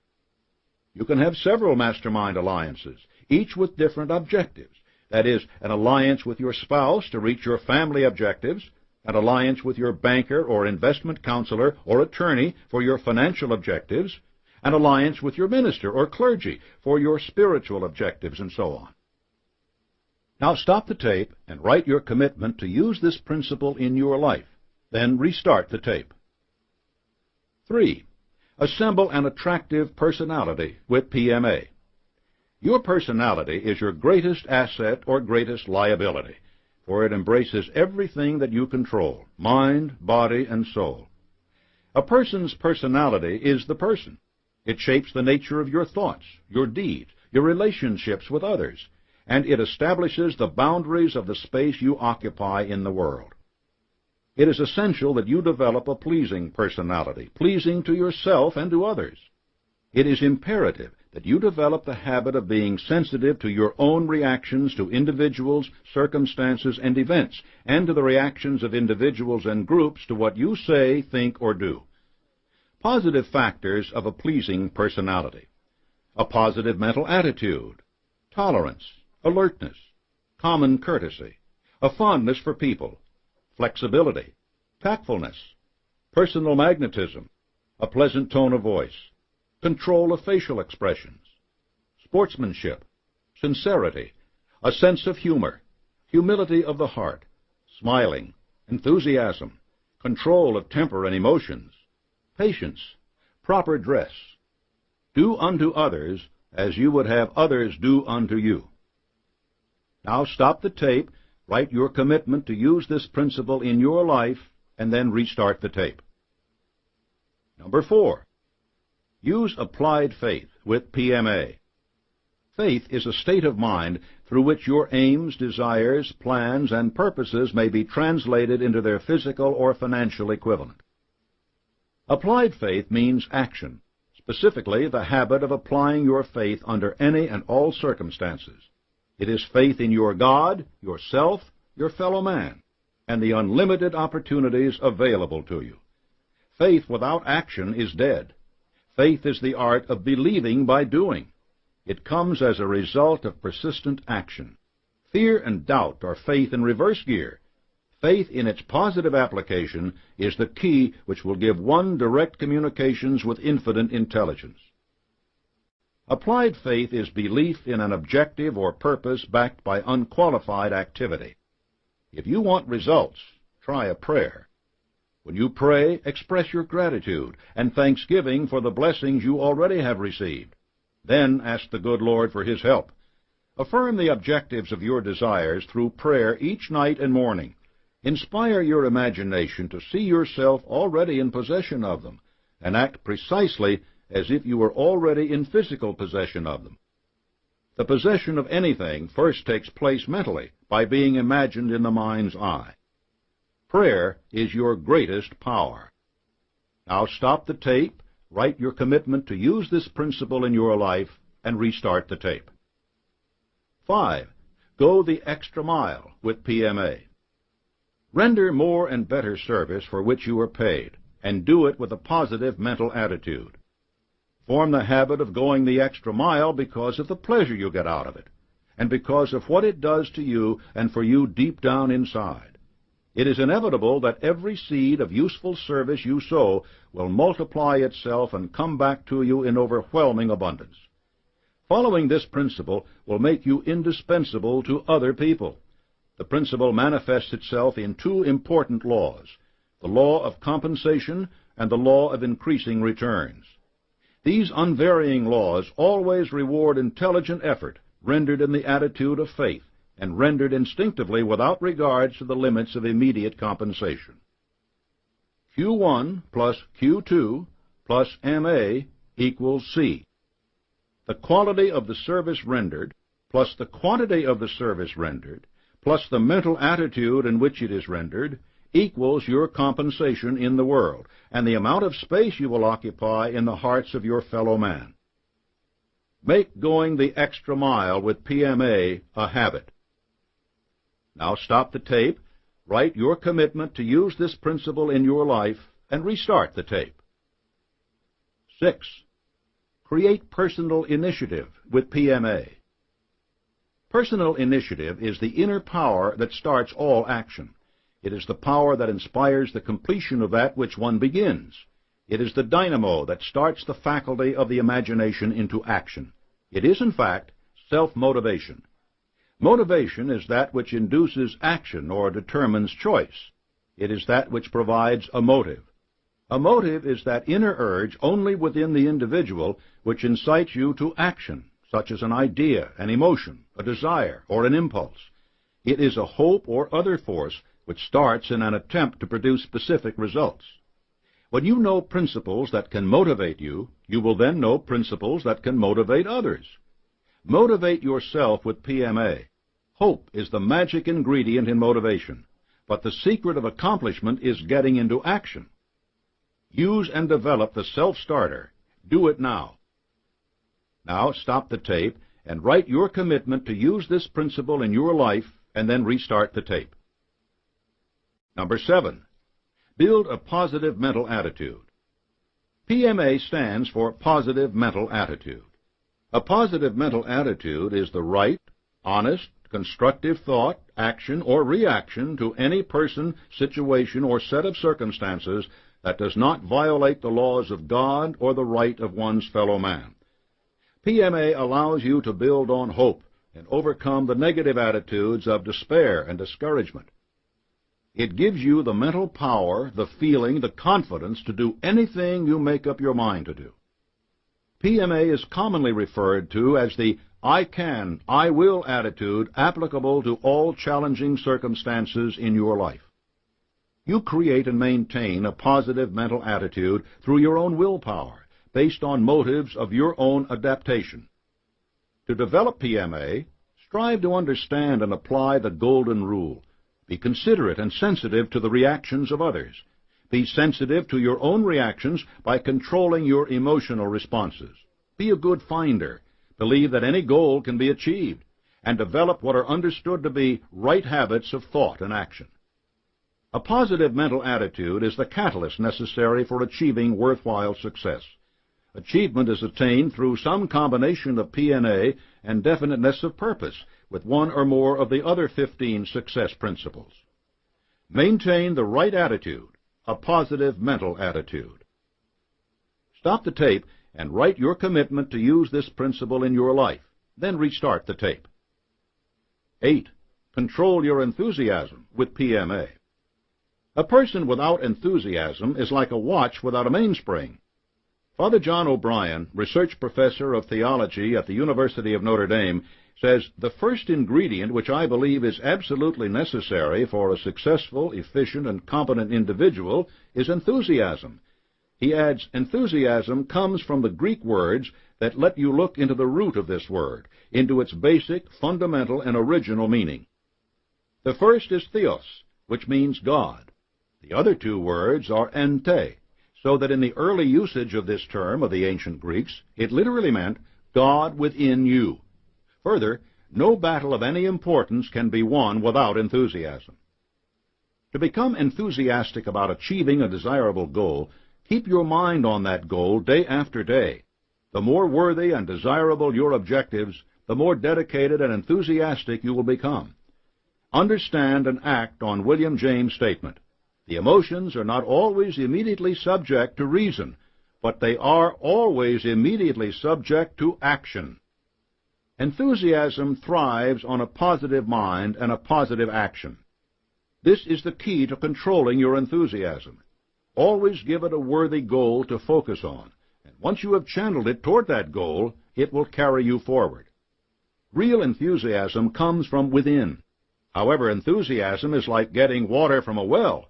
First you have to prime the pump, but soon the water flows and flows and flows. You can be enthusiastic about everything and anything you know or do. Enthusiasm is a PMA characteristic. It can be generated naturally from one's thoughts, feelings, and emotions, but more important, it can be generated at will. To be enthusiastic, act enthusiastically.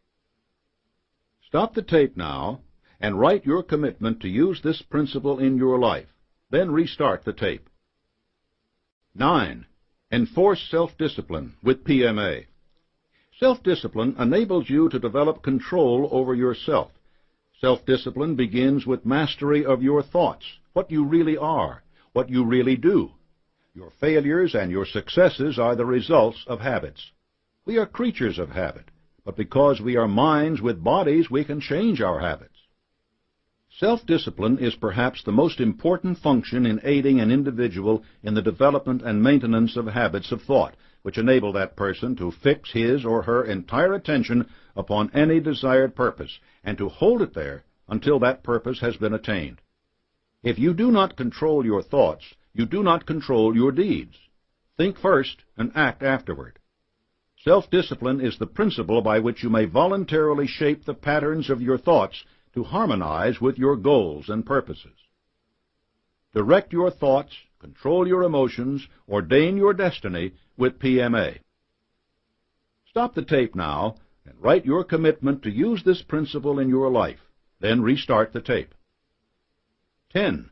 Think accurately with PMA. Accurate thinking is based on two major fundamentals. 1. Inductive reasoning, based on the assumption of unknown facts or hypotheses. 2. Deductive reasoning, based on known facts or what are believed to be facts. In school, we are taught deductive and inductive reasoning, and the fallacy that results in starting with the wrong premise in the one instance and making the wrong inference in the other. Accurate thinking and common sense are in part the result of experiences. You can learn from your own experiences as well as those of others when you learn how to recognize, relate, assimilate, and apply principles in order to achieve your goals. 1. Separate facts from fiction or hearsay evidence. 2. Separate facts into classes, important and unimportant. Be careful of others' opinions. They could be dangerous and destructive. Make sure your opinions are not someone else's prejudices. The accurate thinker learns to use his or her own judgment and to be cautious no matter who may endeavor to influence him or her. Truth will be truth regardless of a closed mind, ignorance, or refusal to believe. Stop the tape and write your commitment to use this principle in your life. Then restart the tape. 11. Control your attention with PMA. Controlled attention is organized mind power. It is the highest form of self-discipline. Controlled attention is the act of coordinating all the faculties of the mind and directing their combined power to a given end or definite objective. It is an act that can be obtained only by the strictest sort of self-discipline. It is obvious, therefore, that when you voluntarily fix your attention upon a definite major purpose of a positive nature and force your mind through your daily habits of thought to dwell on the subject, you condition your subconscious mind to act on that purpose. Controlled attention, when it is focused upon the object of your definite major purpose, is a medium by which you make positive application of the principle of suggestion. The mind never remains inactive, not even during sleep. It works continuously by reactions to the influences which reach it. Therefore, the object of controlled attention is that of keeping your mind busy with thought material which may be helpful in attaining the object of your desire. Controlled attention is self-mastery of the highest order, for it is an accepted fact that the person who controls his or her own mind may control everything else. Keep your mind on the things you want, and off the things you don't want. Now stop the tape, write your commitment to use this principle in your life, and restart the tape.